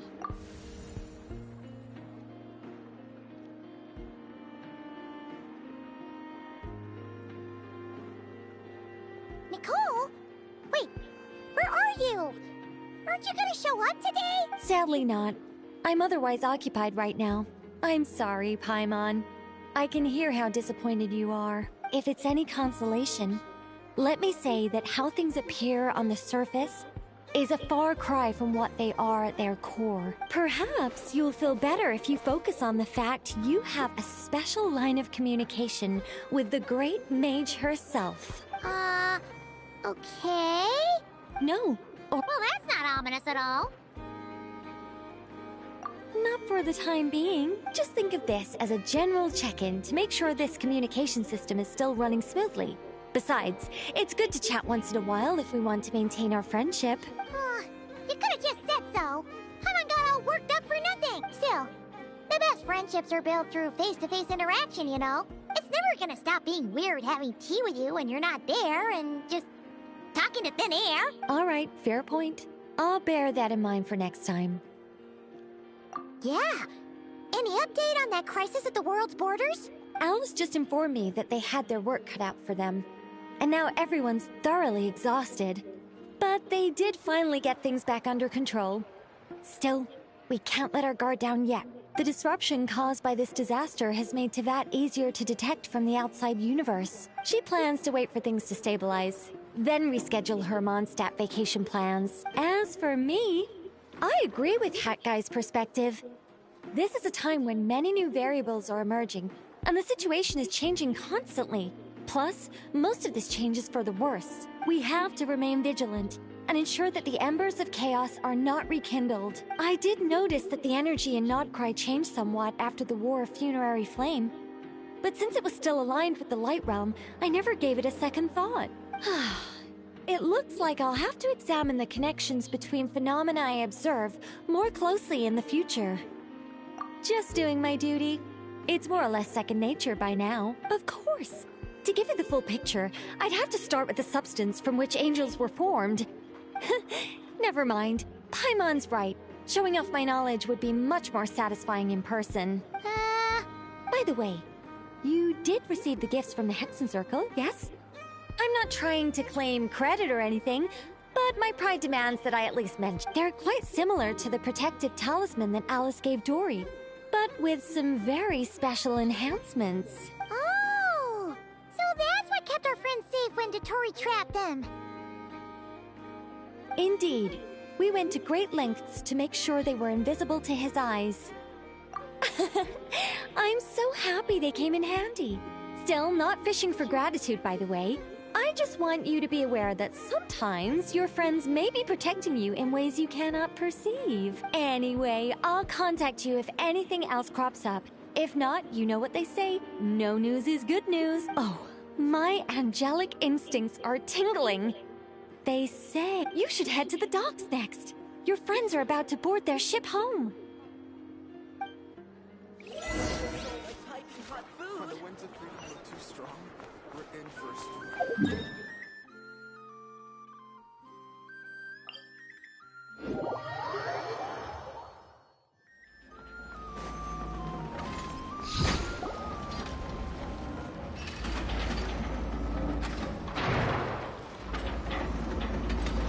You're here. You're here too, Hat Guy. Are you heading back together? No. I'm bound for Sumeru, and she for Fontaine. We just happened to cross paths at the harbor. Everything seems fine. Sandrone may have an abominable temper, but she's always been very responsible with important calculations, and things entrusted to her by valued friends. You always speak as if you know us inside out, Mr. Hat Guy. Maybe I'm just a good judge of character. I certainly hope that's all there is to it. Regardless, you have been a significant help in this matter. For that, you have my gratitude. I didn't do anything special. Sandrone's the one who completed a seemingly impossible formula and turned the tide of the entire battle, even giving her life in the process. She's the one we should be thanking. Even we were unaware that Sandrone had hidden the real formula inside Polonia's body. She managed to fool Dottore into thinking the formula was running in her system by installing an identical-looking decoy within her. She probably realized that she didn't have the strength to stop Dottore. But this way, she could at least get him to lower his guard. She always worked like that. Always had a backup plan. Well, that's why I'm traveling to Fontaine. She made a request of me long ago, and the time has come to fulfill it. Think of it as her will. She said that should she ever fail in a mission, she'd like me to deliver her core and Polonia's to the Fontaine Research Institute. She also mentioned that she had made arrangements for people there to set her affairs in order. Some of her personal effects, such as her notes, were left to me. I've decided to take them back to the House of the Hearth. For safekeeping, primarily, but also as mementos, I suppose. However, there is one book among them that I'd like to leave in your care. I'll have someone deliver it to your residence at the flagship at a later date. No, I was specifically warned not to tell her. This is her last wish, and I will abide by it. I can only hope so, but none of us here can know for certain. I bade farewell to Columbina earlier today. As promised, she turned the iridescent moon's marrow over to me. She spent a long time with Sandrone's body, saying her goodbyes. Is she alright? Sandrone's passing has left a great wound in all of our hearts. It will take time to heal, but Columbina surprised me. She offered me some words of comfort before I departed. Despite being grief-stricken herself, she showed an awareness of the feelings of others around her. She never used to act like this. Clearly, she has grown. And I suspect that we have you to thank for much of the change we are seeing in her. After these recent events, the Tsaritsa has revoked the Pale Star Edict. Snezhnaya now realizes that the arrest warrant for Columbina was just a ploy by Dottore, who coveted her powers. I shall return to Nodcry to see her as soon as I find the time. I hope that from now on, she too will explore more of the world. Columbina Hyposelenia's journey is only beginning. My ship is here. Traveler, Paimon, we shall meet again. You too, Hat Guy. What are you still bumming around for? Isn't Columbina waiting for you? I thought today was the day you'd agreed with her to go find out the truth about your sibling. You're afraid you won't like the truth when you see it. Well, this is new. I was starting to think that nothing could scare you. Don't say that! Wouldn't you be if you were in this situation? Fair point. But I'd say I have more experience facing up to unpleasant truths than the Traveler. They say blood's thicker than water. I know how much you need your family back. More than you need any of your friends. And I'm sure that all your real friends understand that too. No matter what the truth turns out to be, they will stick by you and support you. Whatever decision you make, finding the truth is important. But more important still is what you choose to do once you've found it. At least, that's the life lesson I've learned from my experience, grappling with the truth. What? Now that Dottoro's dead and gone? A little, I guess. But it hasn't solved everything. Maybe I regret not getting to end his life with my own hands. Or maybe it's something else. But for whatever reason, I still feel like I have a chip on my shoulder. Either way, I'm going back to Sumeru. Lesser Lord Kusanali is gonna need help dealing with all the chaos Dottori left in his wake. Not just from this incident, but everything he did in the past, too. You should continue with your journey, as you've always done. Who knows? Maybe we'll meet again someplace else. So, what should we do now? If you want to explore a bit more to steady those nerves, Paimon's game. After all, when Columbina said she knew where your ship was hidden, Paimon promised to give you two some alone time with the truth. It hasn't been all that long since we were last apart, sure, but with Columbina there, Paimon's sure things will be just dandy. Ain't no biggie. Paimon might be all about that food and fun, but she knows how to do right by people. Paimon's sure you'd prefer to digest the news about your brother in peace. But, no matter what you see, just know you can share it with Paimon. Of course, as long as it's not super private. If you can't make sense of something, let's give it some thought together. And even if we both can't figure it out, Paimon can at least treat you to a nice meal. Glad to hear it. Feel better now? Alrighty. Next up, time to meet with Columbina.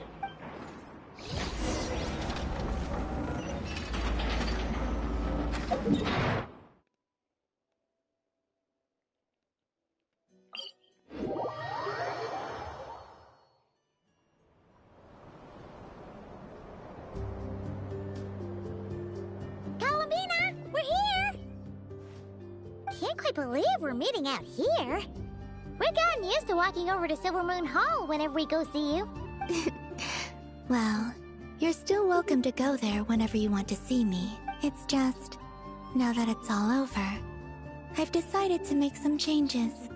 Try and fit in with the Frostmoon Scions, like Llama suggested. The older generation are still timid around me. They don't dare get too close, and they bow their heads when I walk by, but things are much better with the children. I see more curiosity in their eyes. Hopefully, by the time the next Moon Prayer night comes around, I can enjoy the festival with them as myself, without having to pretend that I'm only dressed up as the Moon Goddess. You'll do fine, Columbina. Paimon's sure they'll realize you're super nice once they get to know you better. You really think so? When we first met, you thought I was a little up in the clouds. We were just starting out then, come on! So Llama told you, huh?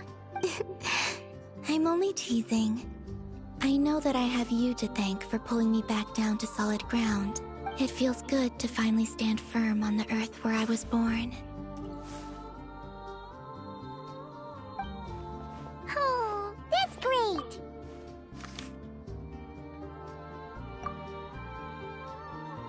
Thank you. I'll make sure not to lose it this time.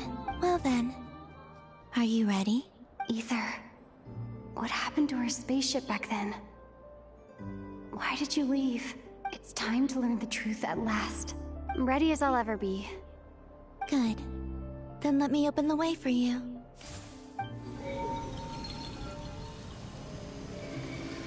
Where does this lead? To our shared destination. Huh? Do you remember me telling you about my missing prologue back when we just met? I said that my story began on the moon, but while I was inside the moon's reflection, I realized that my prologue was really hidden in the future.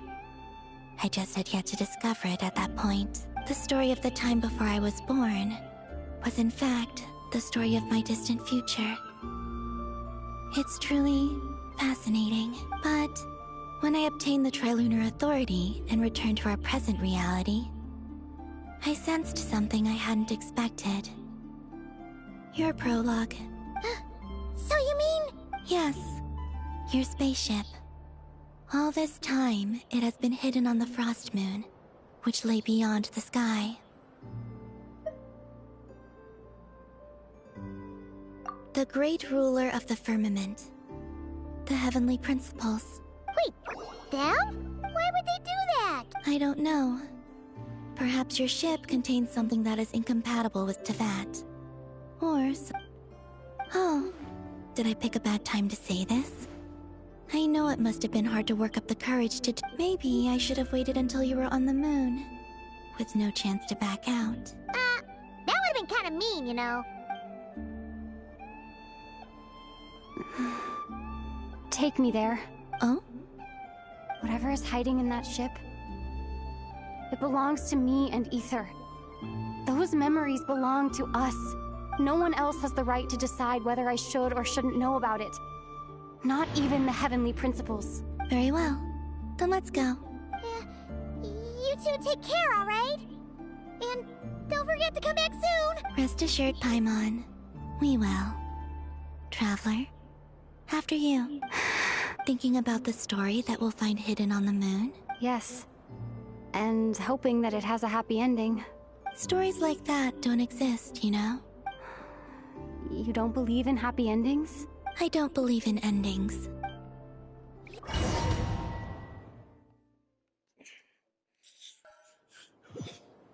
Where am I?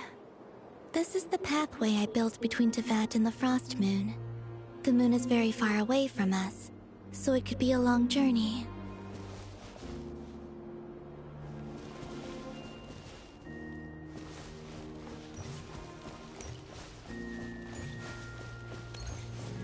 After I obtained the Trilunar Authority, I unwittingly saw past events from many of my friends' lives. One was Lauma. She was so young when they chose her to be the Moon Chanter. From then on, the Frost Moon Scions looked to her to bring messages from their goddess. But, for better or worse, I had left Hisi Island before she was ever born. It was not until much, much later that she met me. I think it's for the best. Because of the way things turned out, you had the opportunity to become friends. You're right. In that sense, I think we were both very lucky.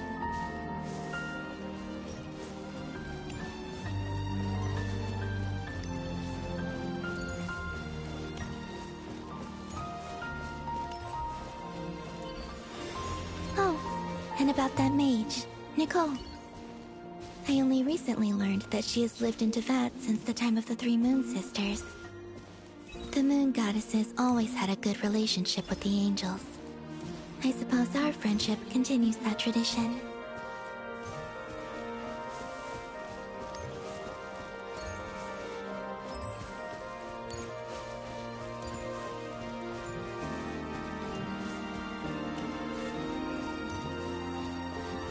And then, there's Zandrone. I never knew that much about her, beyond the fact that she was created by someone called the Lord Artificer. She, too, suffered for a long time before joining the Fatui.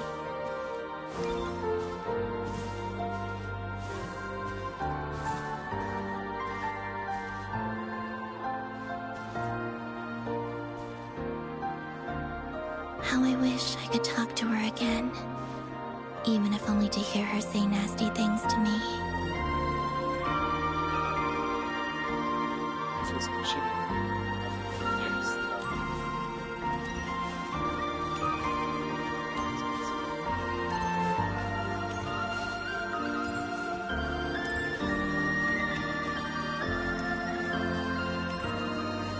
Also, I saw your sibling's story.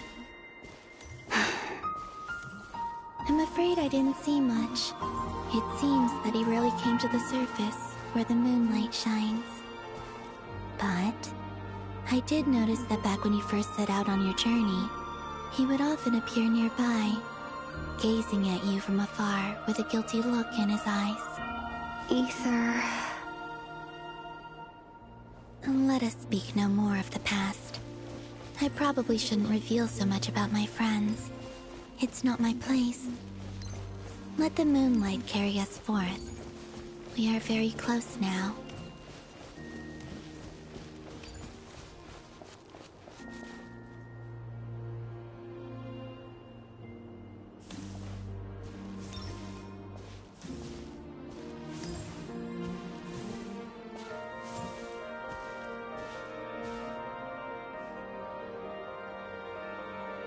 After this, I'd like to bring some Kuhenki to the moon as well.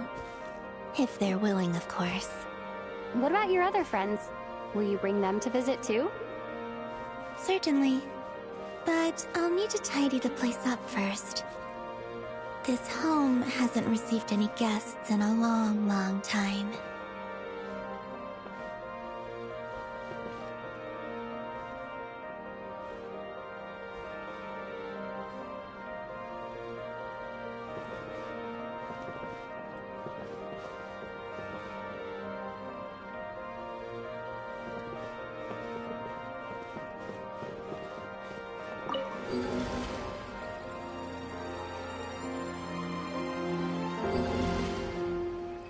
I remember writing something similar with you on Moonprayer Night. I believe it was called... Dodoko's Whirligig. Yes, that was it. You asked me if I was afraid to return to the moon, and I said that I was. The idea that I had gained something precious, only to lose it so quickly. That frightened me. But I'm not afraid anymore. Besides, this time, we're traveling together.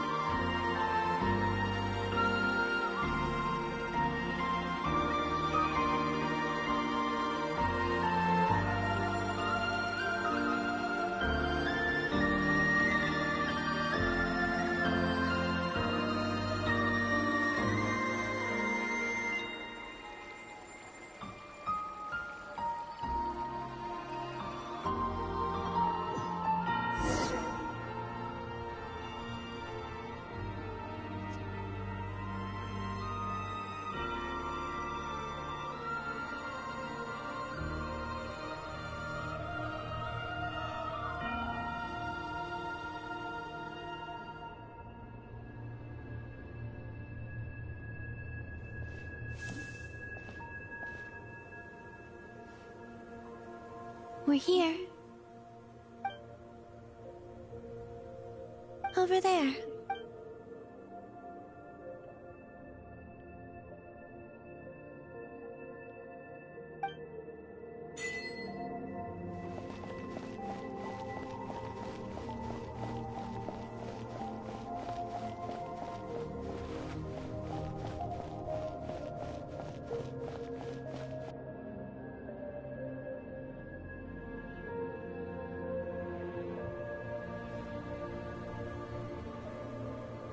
Our spaceship.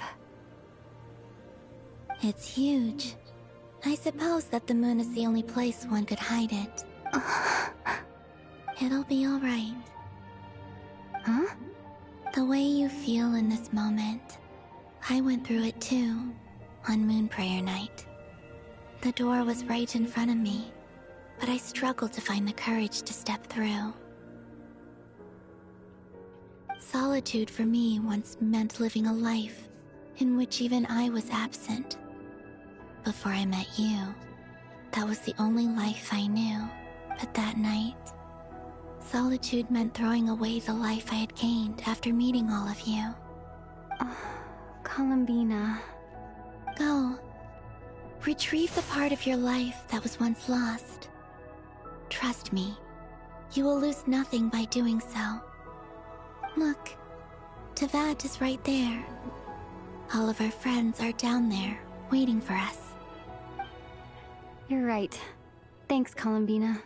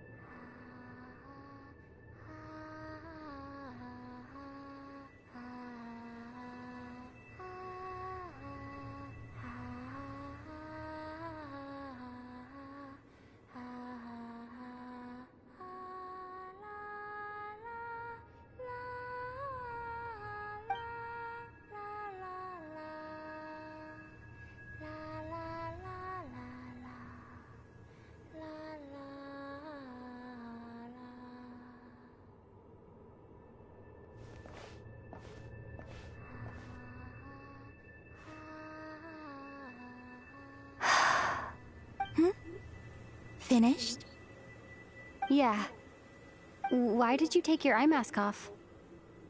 Well, since my return, I've decided to take more opportunities to see the world with my own eyes. Besides, I've always wondered how Teyvat looks from the moon. And what do you think? It's beautiful. I could spend a whole day here just gazing at it. What about you? What do you think of the truth you found?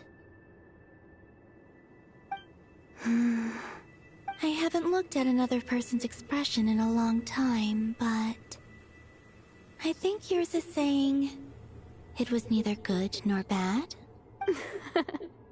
Keep this up, and it won't be long before you give Nefer a run for her money. Oh, I don't think that's going to happen. I'm much more used to sensing what's going on around me with Kuvaki. I think I'll save my eyes for seeing special moments I really want to remember. I read the spaceship's flight logs. I always assumed that this was my first time in Teyvat. I thought that Aether and I must have been hibernating in space for centuries on end, but the logs show that our spaceship flew over the skies of Teyvat once before. A long, long time ago. Flew over?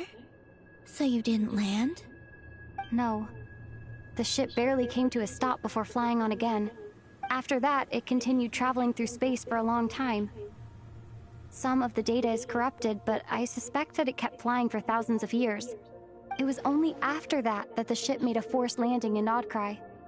When Aether found me, he came from outside the ship. Could this mean that he left the ship long before I did? Maybe even during our first pass over Teyvat? Are you all right? Yes. I can feel that the truth is coming together, one small piece at a time. I remember Aether telling me that when he first arrived in Conria, he could not recall the past. So this might be something that even he doesn't know. Here, I made some space for you. Your mind must be racing, and this seems like the perfect place to relax and clear your head. Oh, wait, there's one more thing. What is it? Wait here a moment.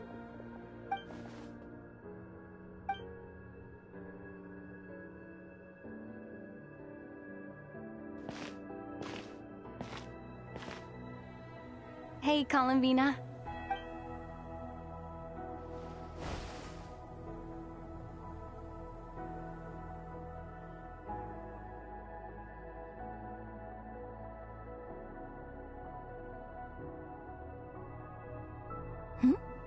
Is that a new outfit? She's gorgeous. An old one, technically. It's been in a cabinet inside the ship this whole time. Wow, she is gorgeous. It's a matching pair with Aether's. He always liked this set more. Wow. Huh. I don't think there's a huge difference. Really? Yes. It's still the same you. You're the same person, no matter what clothes you wear. Only Columbina would make an observation like that. Traveler, do you consider Teyvat your home? Home is wherever Aether is. But then, after all the time I've spent here and everything I've been through, yes, I'd say it's my home. Would you change your answer if Teyvat changed appearance? I mean, if the truth about Teyvat turned out to be different than what you thought. I don't know. But I don't think so. The truth is not what matters most to me about Teyvat. When I was first born, I longed for a home. And when you get something before you're mature enough to understand the world, you just take it at face value. I thought that a home was a transaction. You give me what I want, and I'll do the same for you. But you and your friends taught me what a true home should look like. You never asked for anything, yet you gave so generously to me. That's because your friendship matters to us. It was worth it. In the past, I thought that my birth in Nodcry must have been a mistake. But after journeying to the distant past where the story began, I realized that it was I who chose Nodcry to be my future home. Now, I am glad that I made that choice. I'm sure your friends are just as glad. In fact, I intend to make the same choice today as I did back then. What do you mean? Well, I've given the Eternal Moon's Marrow to Lauma, and the Iridescent Moon's Marrow to Arlecchino. And now, I shall return my Kuvagi to Nodcry again, that it may continue to protect my chosen home. Wait, but what about your body? Oh, are you worried that I'll disappear again? I won't. Not this time. The Frost Moon has now entered the Fall Sky, and I am the Trilune Goddess. I am only returning to Nodcry the part of me that it needs. I am giving what I can, because my home is worth it. Oh, and I have something for you, too. For me? Yes. Come closer.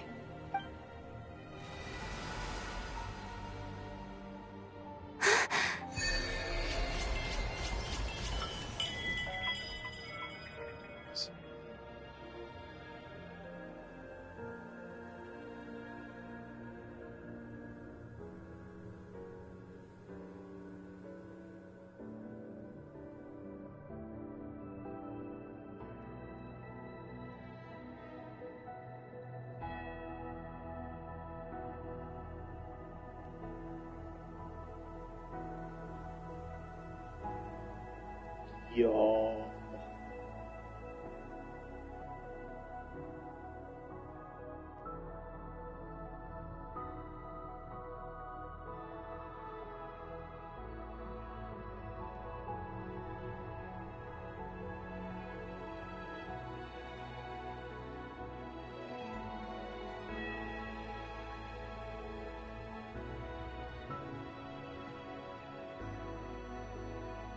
What was that? I lifted some of the restrictions this world placed on you. I trust this will help in your future adventures. My power. It feels like it's grown. I can use the elements more freely now. Thank you. This will be a great help. You're welcome.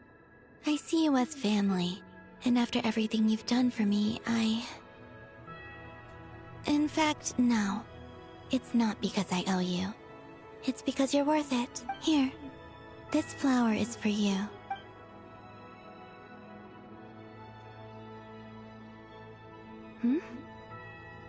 Isn't this a moon prayer blossom? Yes. Don't worry. You will never see these flowers lose their color again. I'm finally discovering the joy of giving. How I wish I'd learned this sooner. Hey, better late than never. What are you thinking about now? Why don't you take a guess? You get... one shot. I don't think I'll get it in one guess. But I'm sure it's a happy thought. That's kind of a sneaky answer. I can't say you got it wrong. Down into that. The moon seems so far away. I felt it might always lie beyond my reach. But on the moon, everything feels so close by. The haze that once enshrouded the skies has finally been dispersed. I feel like a traveler on a winter's night, starting a new chapter in my tale by the warmth of a bonfire. I don't have a lot of luggage, but I do have a lot of hope for the future. Well, what's next? Next, to start with, I want to stay here just a little longer. After that, let's return home and continue our journey.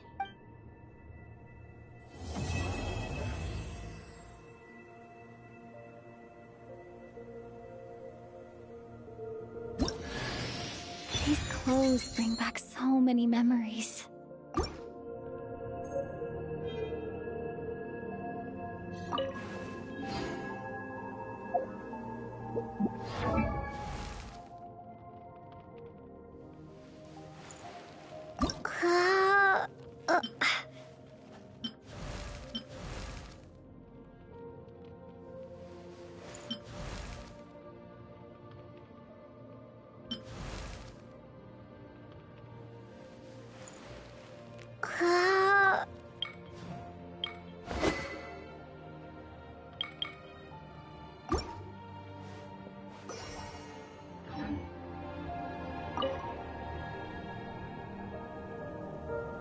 The journey goes on. For you, and for me. Like I said, this is not the end. I don't believe there has to be an ending. Oh, is that your next destination? Most people would probably tell you to pack some warm clothes. But I experience things differently than most people, so I can't know how cold it is. In fact, it is home to quite a wondrous heat source. I think they call it Kreshnik's torch. Every city in Snezhnaya is built around one of those. I sensed the energy it gave off as I was passing by on a railway train. It felt grand and distant. I also recommend the Korolievsky troupe in Snezhnograd. They give performances quite regularly, and entry was free for Harbingers. I liked them a lot. Ice cold and sharp. Crystal clear in some ways, yet profoundly unfathomable in others. Like the thick layer of ice on top of a frozen lake. That's just the impression that Tsaritsa gives me. I was never able to glimpse what truly lies beneath that icy exterior. In fact, I don't think the people of Snezhnaya even know what kind of power their god wields. Maybe that's because the Tsaritsa herself has never acknowledged, nor accepted that power. There's Regrator, the Rooster, and the Jester. Between them, they control a lot of what happens in Snezhnaya. But I can never wrap my head around how exactly power is split between them. I just know they are each responsible for many specific domains. I noticed that the Rooster and Regrator often appear to get along on the surface, while working against each other in secret. And theirs is not a friendly rivalry. But I wasn't particularly interested, so I tended to keep my distance. Now that I think about it, the term Mistelton often seemed to come up in connection with Project Stuja. Once things settle down in Notcry, I'd like to explore the world beyond Snezhnaya. You've told me so many stories about the other places you've been to, and all the friends you've made there. I'm curious to visit those nations and see them for myself. It would also help me learn more about the journey that has made you into the person you are today. Okay. As you continue on your journey, don't forget to gaze up at the moon once in a while. It is, after all, no longer an illusion. It shall cast down its true moonlight, connecting us in truth.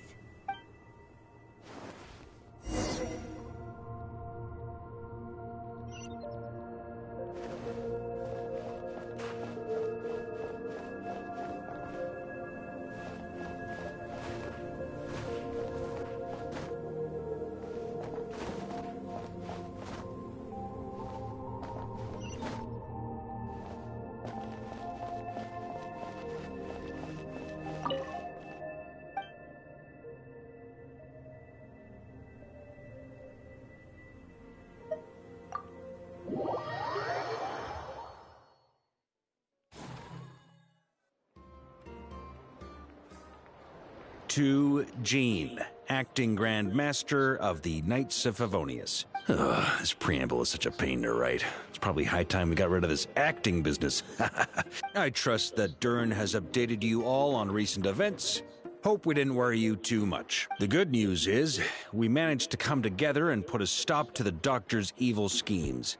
With that, I think it's safe to say that Notcry is finally out of the woods. As for the Fatui, not counting the Damselette, aka the Moon Goddess, who has left their organization, we found ourselves allied in this instance with both the Knave and Marionette. May she rest in peace. As ever, we find ourselves better off for making friends rather than enemies. But until we can ascertain the Tsaritsa's true intentions, the future remains uncertain. In a short while, wait. How am I meant to surprise everyone if I tell them in a letter that I'm heading home? Well, that would be a huge waste. Okay, got it. I will begin sending the expeditionary team back home in waves. I'm sure they'll be able to answer any questions you still have. I hope they won't gloss over the details of my many heroic deeds. But if they do, I'm sure it'll be because they're just too exhausted from the long journey. I think of Mondstadt daily. Please give everyone my best regards. P.S. The honorary knight went above and beyond this time. Are there any other honors we can give her? I'll leave it with you.